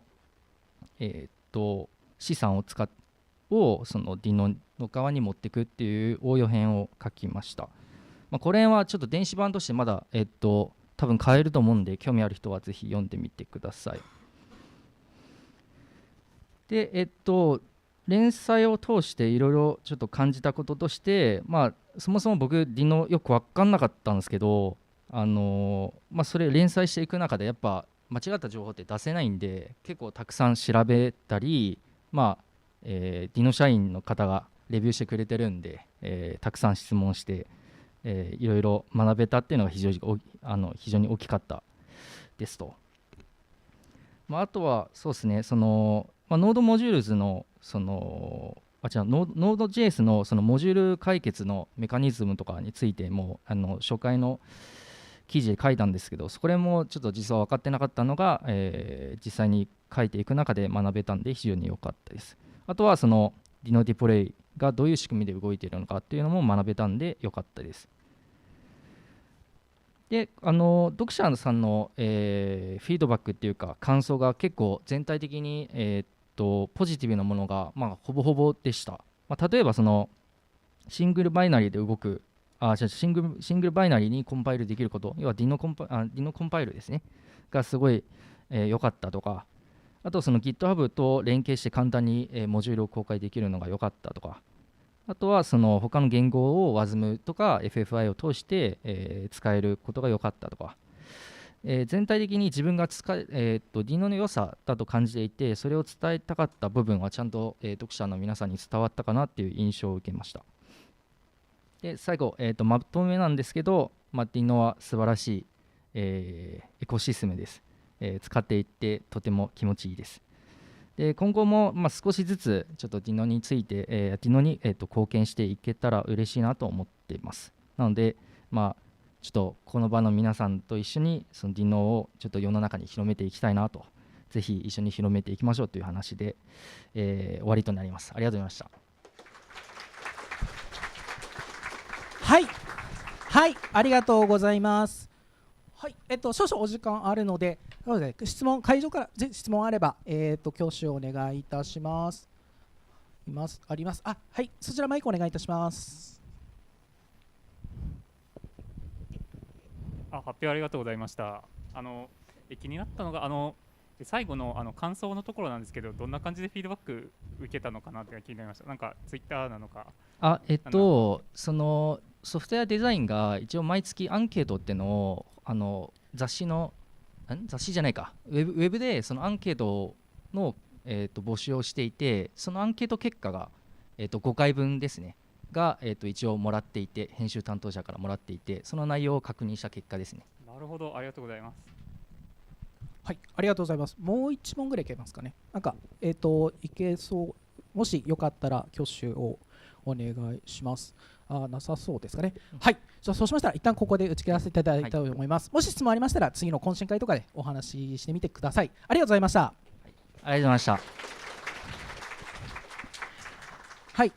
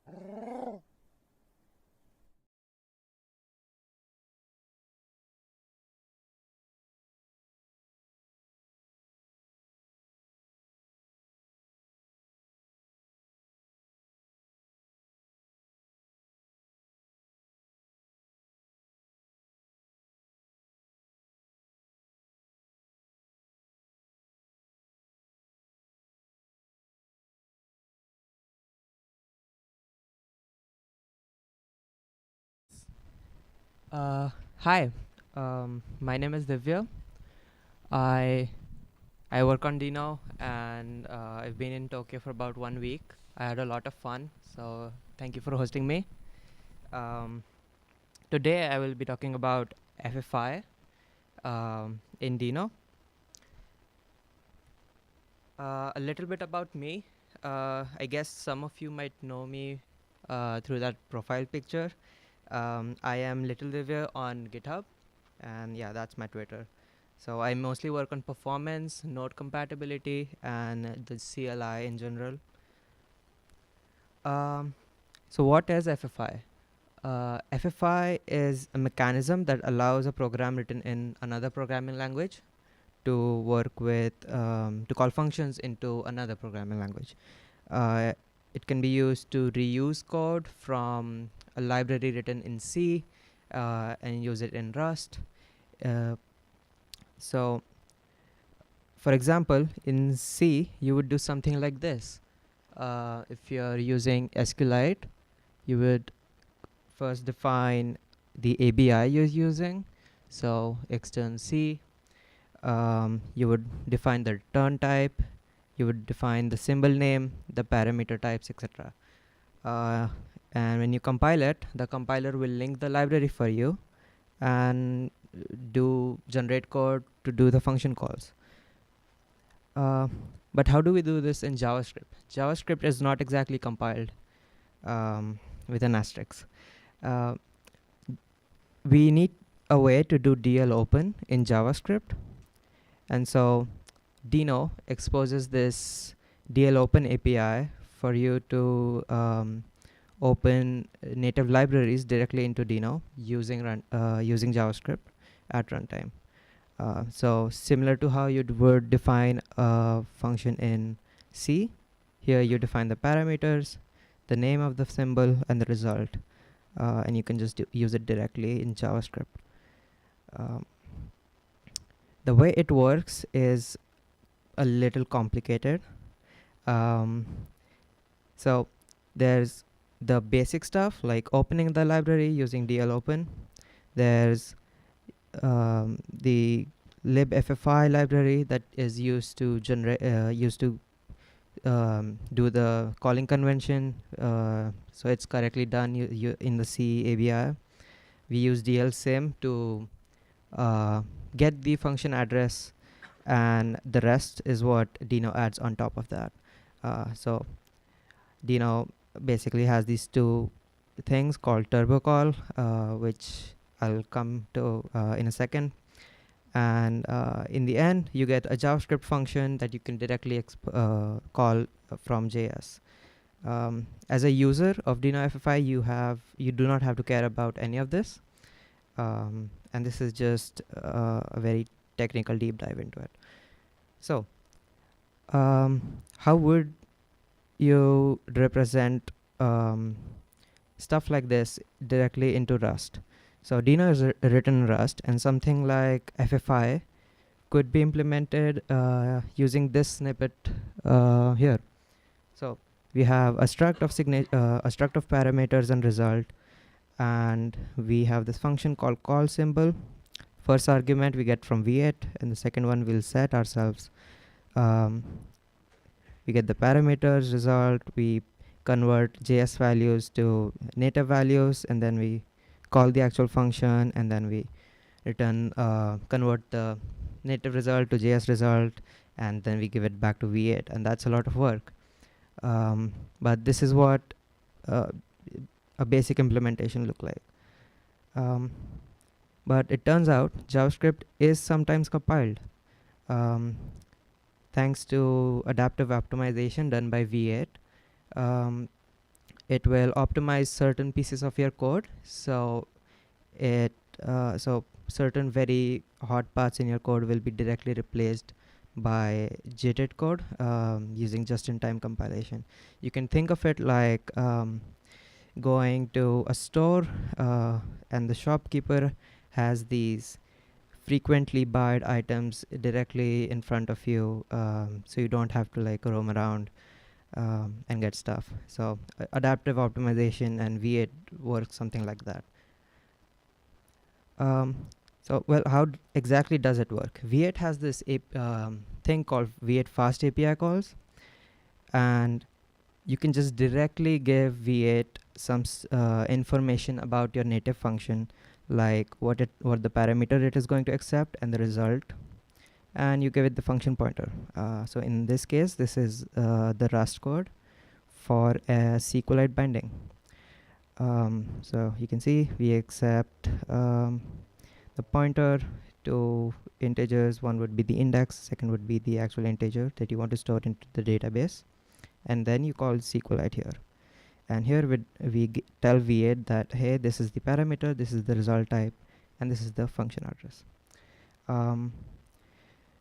All of this needs to happen at runtime, so we cannot actually write this. So we need some sort of assembler to assemble all of this into runtime in Rust. That's when turbo call comes in. Turbo call is a just-in-time assembler written using Dynasm RS. Dynasm is a Rust crate which can be used to write assemblers in Rust. Why do we need turbo call? Just like I showed you in the previous slide, we needed to generate these function templates so that there is no cost at runtime, and we can take the V8 fast path. So it does stuff like shifting arguments. For example, here we do not need the first argument, so we'll just skip it. Here and we pass the arguments. In the second example, complex types like buffers, they need to be accessed. The pointer needs to be accessed. So all of this stuff is completely managed by turbo call. So this gets a bit low level. And on the left side, you can see what you as a user would give to DL open in Dino, and the right side is the assembly it generates at runtime. So you give it the buffer, you give it stuff that about the integers that you're going to accept, and at runtime, this function is generated and it jumps back to the actual SQLite function. So it's kind of cool that you can just, in a few lines of JavaScript, you have this super optimized assembly code, which essentially like very little cost at runtime. It's like 5 instructions. Same for very complex types like U64. U64 can be represented as a big int or a number in JavaScript, and so yeah, we can also generate highly optimized assembly code for that. Also, TypeScript just works because we already know the parameter and results. We can have some nice typings at using TypeScript, and so you don't have to really wrap the whole API around a TypeScript library. It just works by default. Everyone likes some charts, so here are 2 benchmarks. One is SQLite 3 and one is DuckDB. The dark one is Dino FFI compared against Bun FFI, and the other one compared against a Node.js module. Node does not have FFI, I think, so we're using whatever the most popular library is. So I think it's using better SQLite here, and here it is using DuckDB. As you can see, it's quite fast, and there are a lot of libraries out there like SQLite 3 that have really nice performance compared to even native, like directly using C. It has like on par performance. So what exactly did I miss? There's a lot to FFI than just synchronous calls, like I showed you. You can do a lot of background tasks using await. You can specify the symbol to be non-blocking, so it runs it in a worker thread. You could even use callbacks. You could call JavaScript functions directly from native code using dino.unsafe callback and give it to a function. It also has pointer APIs to directly deal with pointer. Of course, that's very unsafe, and you should know what you're doing. So yeah, there are pointer APIs in dino.unsafe pointer, and there's also dino.unsafe pointer view for yeah, a bit more pointer management APIs. Demo. Oh, so we do have time, so I'll do a quick demo.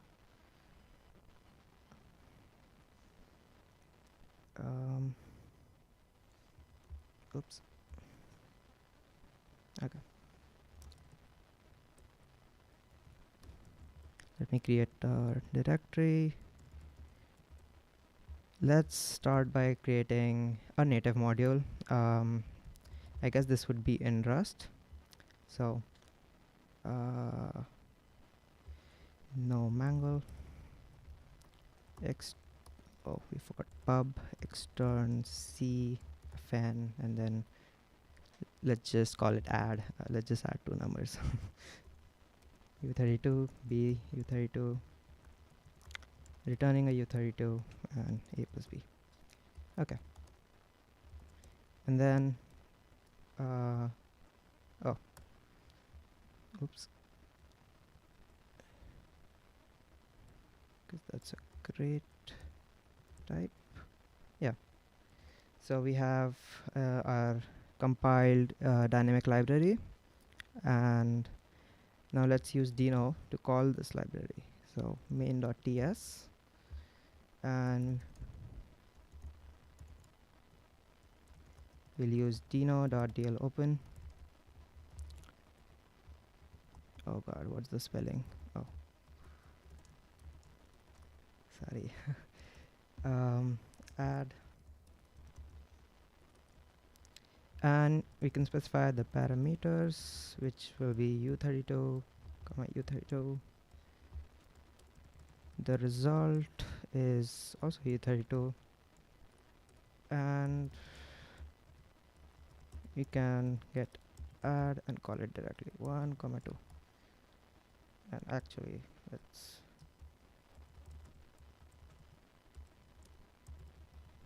print it. Yeah. So Dino run allow FFI, and FFI is unstable, so we'll use unstable flag. Main.ts, and yeah, 1 plus 2 is 3. Wow. Let's actually also run a benchmark. You can use dino.bench to see how the performance looks like. So, oh, I actually have to import it.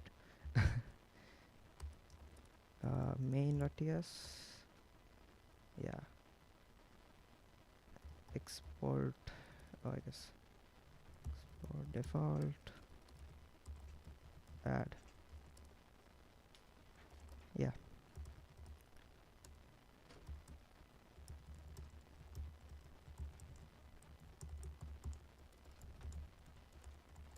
This should work.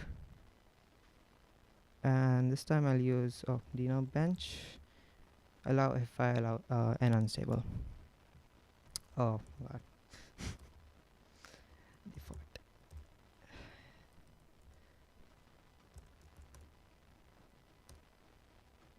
Import.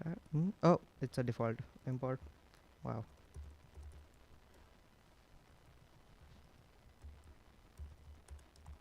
Yeah. Please work. Yeah, that's about 6. Oh, it's too big. Yeah, it's about 6 nanoseconds per iteration. That's quite low.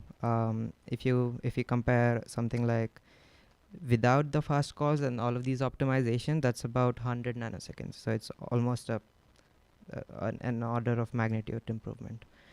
So of course you can do more than just add 2 numbers. You can have a lot of complex bindings. There are a lot of other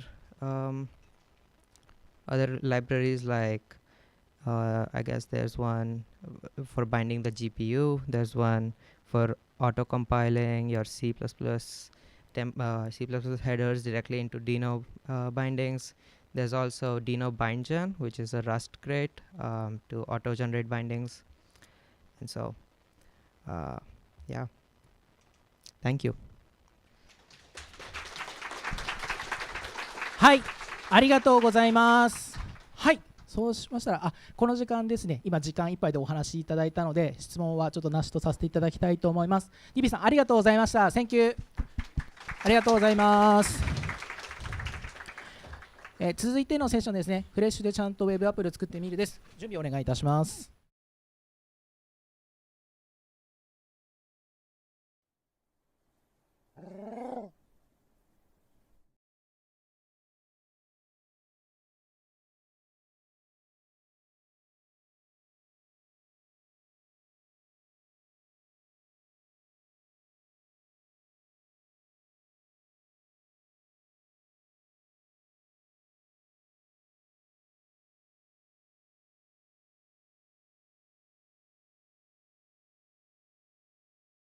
ご紹介いただきました、トラナーラボの藤原と言います。このセッションはどちらかというとあれですね、スポンサーセッションみたいな感じで、トラナーラボの人が一人話そうってことで、藤原が今日話させてもらいます。よろしくお願いします。でタイトルとしてはフレッシュでちゃんとウェブアプリを作ってみるになります。大口はいいか。で、軽く自己紹介すると、藤原義明と言います。で、ウェブエンジニアやってて、トラナーラボではファンティアとかクリエイティアとか作ってたが正しいですね。で、一応アーキテクトチームって場所にいて、冒頭に野田から挨拶あったと思うんですけど、その野田を説得して何か技術を導入するとか、そういうのをやる人です。で、前職の話を軽くすると、一応タイプスクリプト2016年ぐらいからやってたのと、あと最初の頃は C プラとかで GIS 作ってましたっていう人です。はい。で、これ前回の発表っていうのは実はありまして、トラナナディノの主催、やろうって決めた人が一応自分であったりします。はい。なんで、裏で、表に立つタイプじゃないんで、裏でゴロゴロやってる人です。で、この発表は一応前回っていうのがありまして、軽く前回の話をすると、トラナナディノシャープ11ってやつがありましたと。で、そこで、以下の発表をしましたと。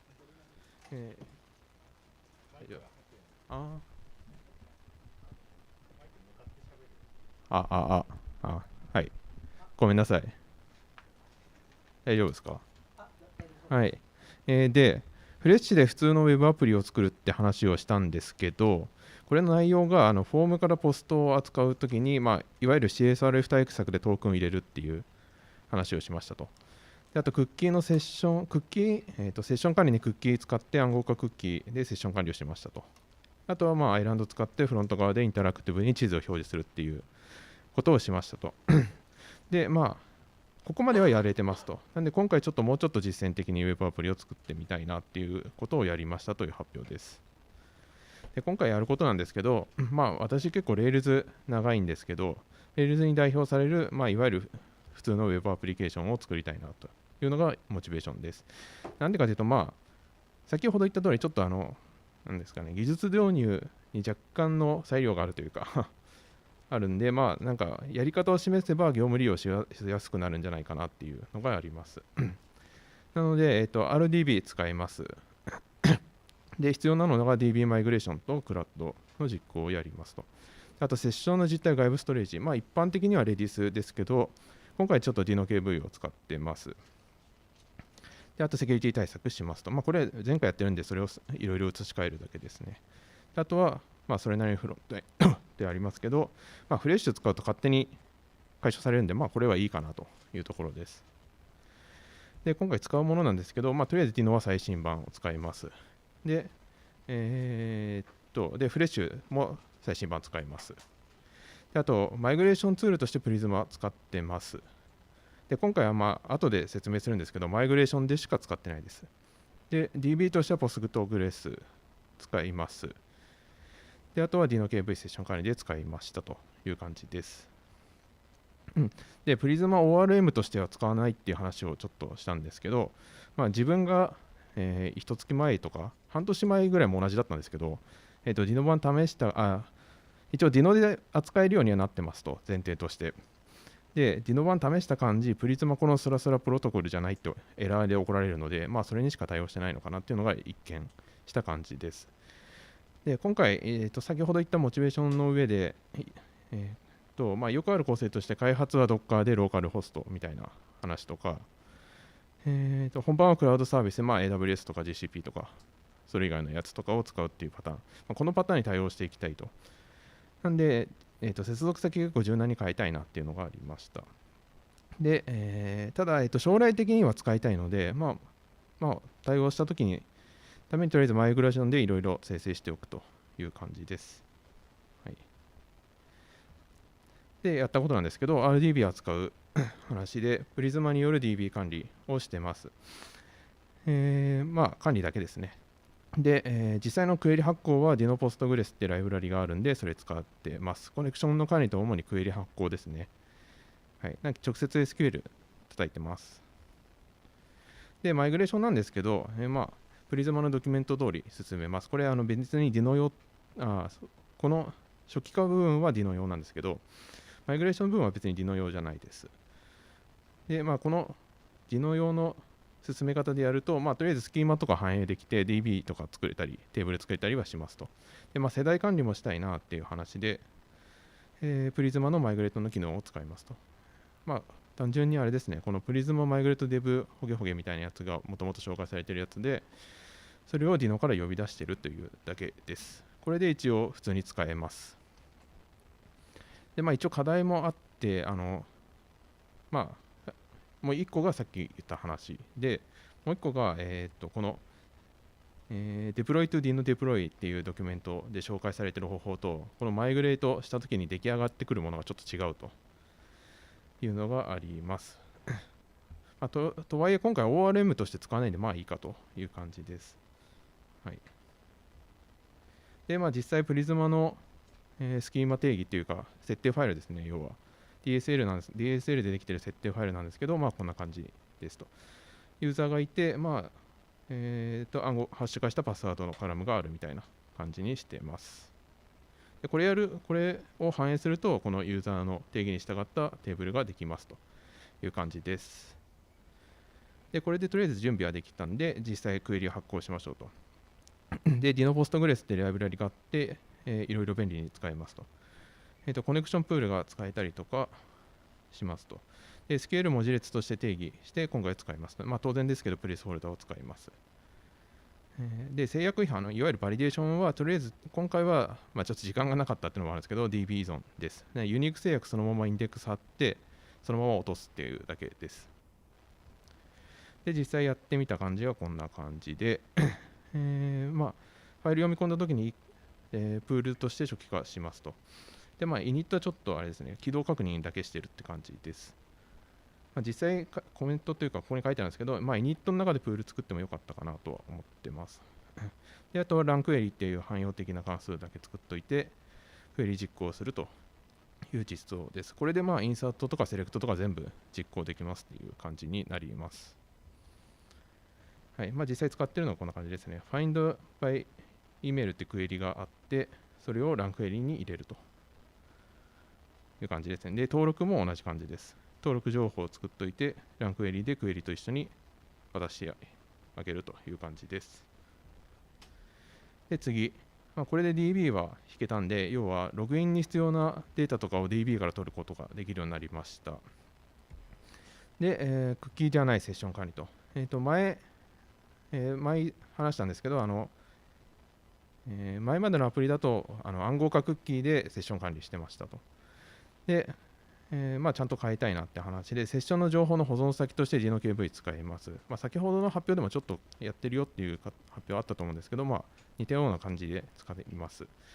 で、実装はまた Rails を参考にしています。で、Rails どうなってるかっていうと、クッキーにセッション ID だけ入ってて、値の実態として Redis とかに JSON なりオブジェクトが入ってるって感じです。で、今回入れる情報はユーザー ID と CSRF トークンを入れます。で、注意しなきゃいけないのが、セッション ID の重複すると、ユーザー乗っ取る感じになるんで、これ絶対ダメですと。なんで、新規 ID 発行する場合は、書き込み前にユニークチェックが必要になるって感じです。はい。で、実際やったのがこれですと。ビルドセッションってやつでセッションオブジェクトを作ってます。で、DinoKV で、KV ってやつはどっかで初期化されてるんですけど、あったらそのままゲットしてきて使いますとで先ほど言ったようなキーとして配列使えるんで、まあ、V1 とかバージョンつけて、あとセッション ID 入れれば取れますと。で、なければ、とりあえずまあ5回にしてるんですけど、ユニークになるまで繰り返します。で、DinoKV こういう感じでトランザクションとチェックをかけれます。で、なんで、ユニーク、とりあえず、ユニークだったらそのまま空のオブジェクトを入れてしまうとしていて、ユニークじゃなかったら繰り返すっていうのがこれだけで書けるという感じです。はい。まあ、さっき話したことが書いてあるだけですよね。はい。なんで、まあ、これでユニーク、一応ユニークで入ってるっていう前提で、ゲットとかセットしてユーザーを引っ張れるという感じです。で、まあ、実際やってみた感じですね。まあ、フレッシュフルスタックセッションで ID 入ってて、これで KV から引っ張ってくると、こんな感じで出てきますという感じでした。はい。で、まとめですと。で、RDB を利用してデータのやり取りができましたと。ただ、まあ、所感なんですけど、まあ、フレッシュ、NEXT とかと同じで、フロントだけのフレームワークで使うってケースもまあ多いのかなとは思っています。で、実際バックエンドはまあ Java なりなんなりっていうケースも多いのかなと思います。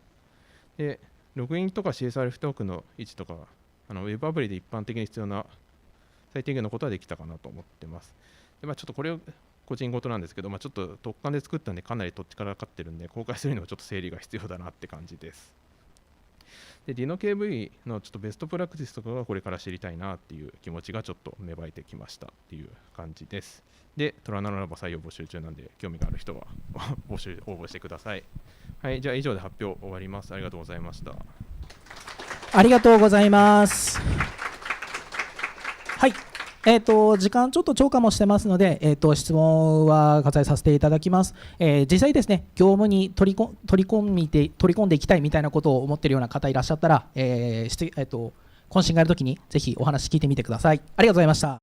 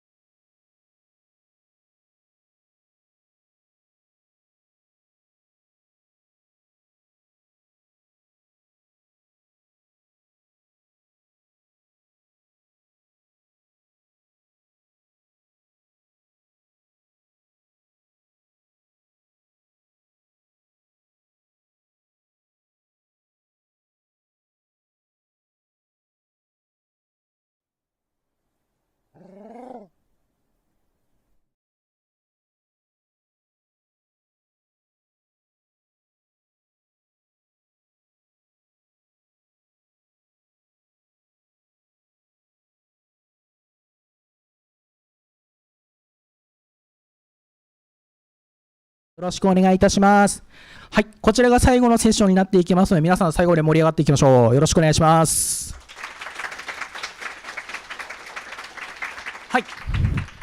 そうしましたらですね、また質問いただいていきたいなと思います。挙手でお願いいたします。はい。ちょっとすぐ上がらそうなので、コンパスの方で、事前にいただいていた質問で、WebAssembly の、Dino での取り扱いについてどういうようなことを考えられているマイクを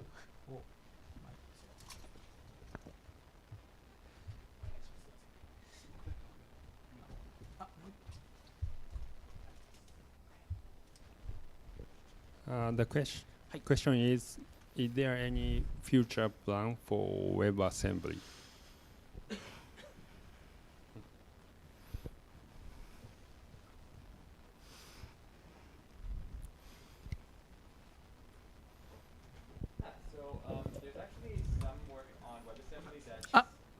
Switch. ちょっと少々お待ちください。Hello. Yes. Okay. So one of the big pain points with WebAssembly right now is that you can't import it. The only way to if you want to use WebAssembly, you have to fetch it using fetch or read it from disk using read file, which is really annoying because you then always need to do a switch statement based on whether you have a file or an HTTP import or whatever.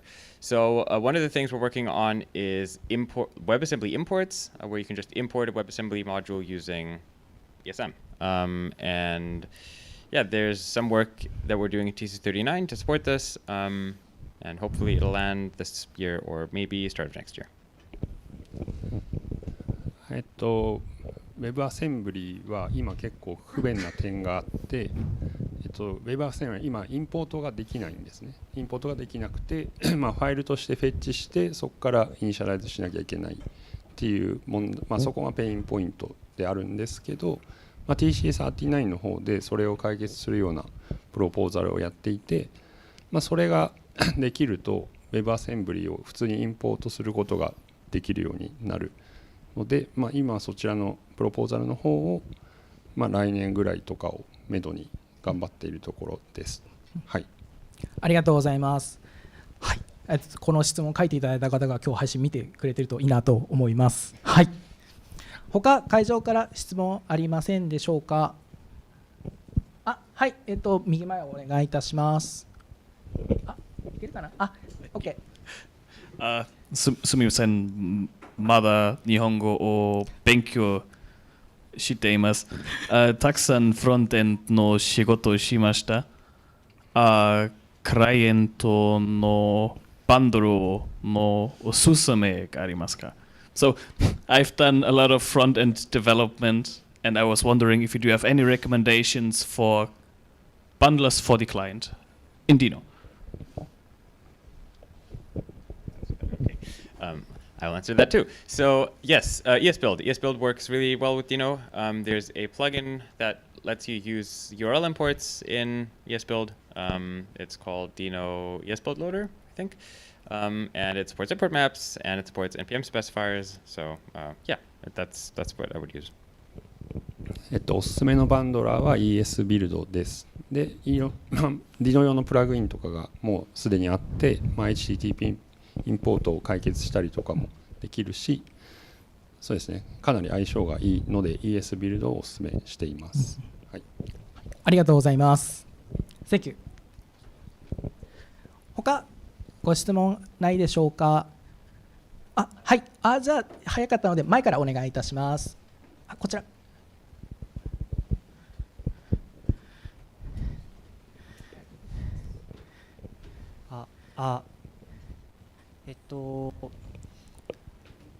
ライアン・ダールさんの発表の中で、コンパイルコマンドにすごく興味を持ったんですけれど、私以前、サーバーサイドのアプリケーションコードをバンドルしようとしたときに、いくつかの NP モジュールズがその外部のコードに依存している、例えば、JavaScript じゃなくて、GCP の、クライアントライブラリとかだと gRPC のスキーマとか別のファイルに依存しているときがあって、単に Webpack とかでバンドルするだけだとパスが解決できなくてうまく動作しないみたいなことがあったんですけれど、そういうコンパイルコマンドとかで出てきたそのシングルエグゼクティブキュータブルファイルはその利用できる NP そのモジュールに制限があったりしますか？それとも任意のモジュールでコンパイルはうまく動作しますか？ So the question is, he's backend engineer and he got interested in Dino compile from Ryan's talk. He tried some NPM modules with Dino compile, but some NPM module depends on external file like schema, gRPC schema, etc. So is there any restrictions to NPM specifier to be able to be used with the Dino compile? That specific case, I feel like should work. It might just be a bug. But yeah, like generally, we include all the NPM package data, so whatever's in like the node modules folder. It might be like say, in some cases, maybe in your project, you have a schema file, and things like read file from the disk, it won't work in Dino compile because it needs to inspect, like it basically inspects the module graph to figure out which files to include, and it doesn't include static assets. So what would be nice is if there was a way to express static assets in the module graph, which I think TC39 is working on. And then, yeah, there's like there's somebody made a plugin for importing, like including static assets in the JavaScript code. But yeah, it's not a perfect situation at the moment. 今の現象自体はちょっとバグの可能性があるというような印象で、まあ、本来は動くはずの状況ということで もしかしたら治っているかもしれないとのことでした。でも完全にランタイムにそのリードファイルで取りに行っているとかそういうものだと、まあ、Dino コンパイルでは動かない時がありますとのことでした。はい。Thank you so much. はい、ありがとうございます。はい、続いて先ほど手を挙げられた後ろの方お願いいたします。ありがとうございます。ウ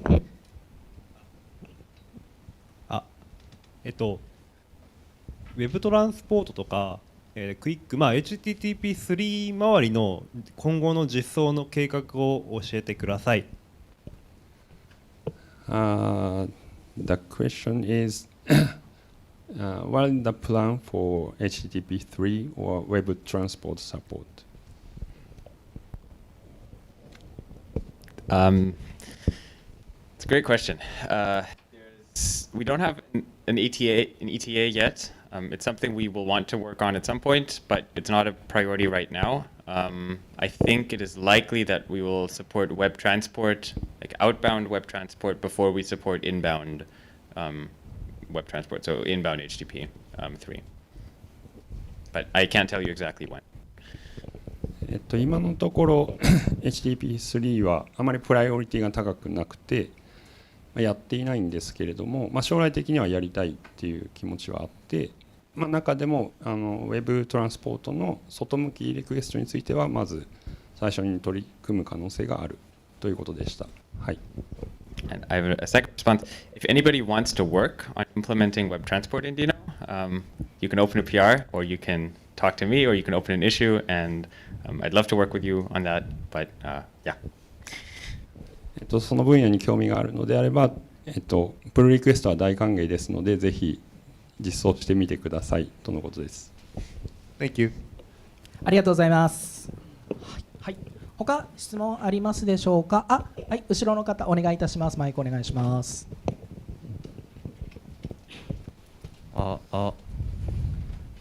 質問は2つで、1つ目が動的インポートに対してなんだろう、今2回動的インポートしても前のインポートのものを使っちゃうと思うんですよね。なんで、動的インポートしたときにそのキャッシュじゃなくてその新しい方を読み込むような機能追加ってありますかっていう話と、あとそこまでで聞いていいですか。すごい似てるんですけど。じゃあお願いします。とインポートしたもののキャッシュを落とす機能みたいなのって作る予定ってありますかっていう話があります。バックエンドもあるんですけど話しましょうかね。この背景みたいなのは一旦 OK で、はい。The question is about dynamic import. Currently, if you dynamic import same specifier twice, the second one is cached. So that's inconvenient for his situation. Is there any feature or plan to support invalidate order cache of module? So this is actually something that the JavaScript language says must be done. So if you import the same specifier twice, it must only load once. And this makes a little bit of sense because if you, for example, import React from two different modules, you want that to import the same version of React and not import React twice. But what you can do is Dino specifiers are URLs, and if you import a different URL, then it will load it again. And one thing that is a different URL that doesn't actually impact how the specifier is loaded is a hash. Like if you have in a browser, if you add a hash to the end of the file, the server gets the same URL, but the client may see something different. And the same applies in Dino. So if you want to load the same file twice, you can just add a hash with like a number that increments on the end, and it will load multiple times. Yeah, that's what I'm doing right now. Oh, yeah. Perfect. But other than that, no, nothing else. 一応訳しますと、一つのスペシファイファイル指定詞を2回読み込んだときに1回その2回目キャッシュでなければいけないっていうのは言語仕様なので、そこは守らなければいけないのでそうなっていますと。なんですが、提案してくれたように、ハッシュを URL として解釈されているので、そのスペシファイアの最後にハッシュをつければ、やりたいことができるということで、その方法をお勧めしますということでした。はい。And is the problem, maybe I misunderstand the problem, is the problem that you add the hash and then it still loads the same file? No. Oh. ちょっと日本語で。背景として、それをやることで、メモリリークみたいな形でずっと、増え続けちゃうんですよね、キャッシュが。なので、そのキャッシュを落とす機能が欲しいんですけど、そういうものはプランされてますかねっていう。He does that hash cache invalidation, but if he does that, yeah, previously all the modules are all the remaining in memory, so he wants to have a feature to remove the cache. Yeah, so we don't have that right now, and I don't think that's going to come to dynamic imports, but there's a proposal in TC39 right now called compartments, or maybe it's called loaders, I forget, and that allows you to create modules, and those modules are just JavaScript objects. So then you can create a module, and if you don't need the module, you let go of it, and at some point it gets garbage collected. So probably that's the solution, but that's still like a couple years out. So right now, sorry. Yeah, sounds nice. Thanks. 訳しますと、その提案されたフィーチャーは今のところないですし、すぐにはできる予定はないんですが、それを実現できる可能性のある TC39 のプロポーザルがあって、多分コンパートメントというものなんですけれども、それができれば、やりたいことができるようになる。コンパートメントができるとモジュールが一つのオブジェクトになるんで、それを消すっていうことができるので、おそらく実現できるようになりますとのことでした。はい。はい、ありがとうございます。はい、そうしましたらこの時間ですね、恒例で、質問打ち切りさせていただきたいと思います。ディノ開発チームありがとうございました。拍手お願いします。ありがとうございます。じゃあ、はい、ありがとうございました。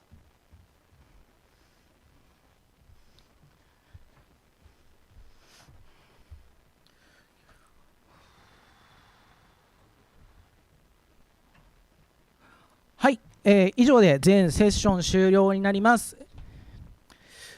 閉会式です。皆さん楽しんでいただけましたでしょうか。Did you all have fun?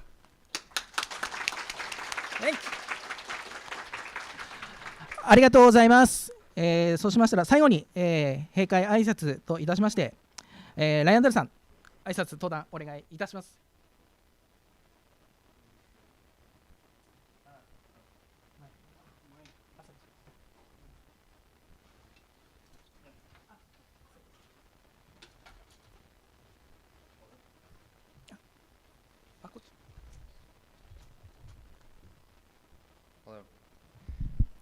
Hey, hello. Yeah, thank you for having us here, and thank you for organizing this. This is a really nice event, and it was great to see all of the projects that are out there using Dino and KV and Deploy. And yeah, I hope to meet some of you here, and I think we have some networking time here. Thank you.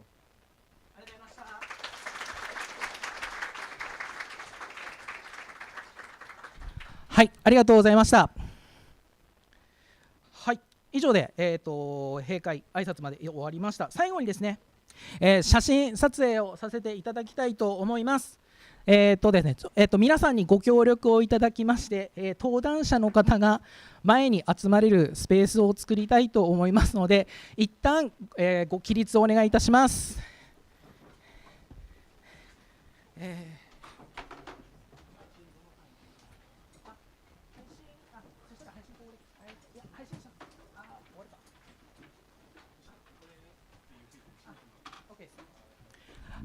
はい、今ご起立をいただきまして、ですね、最前列、から、ちょっとずつ机を後ろに移動します。少々お待ちください。配信の方、今これでちょっと終了のアナウンスしますので、少々お待ちください。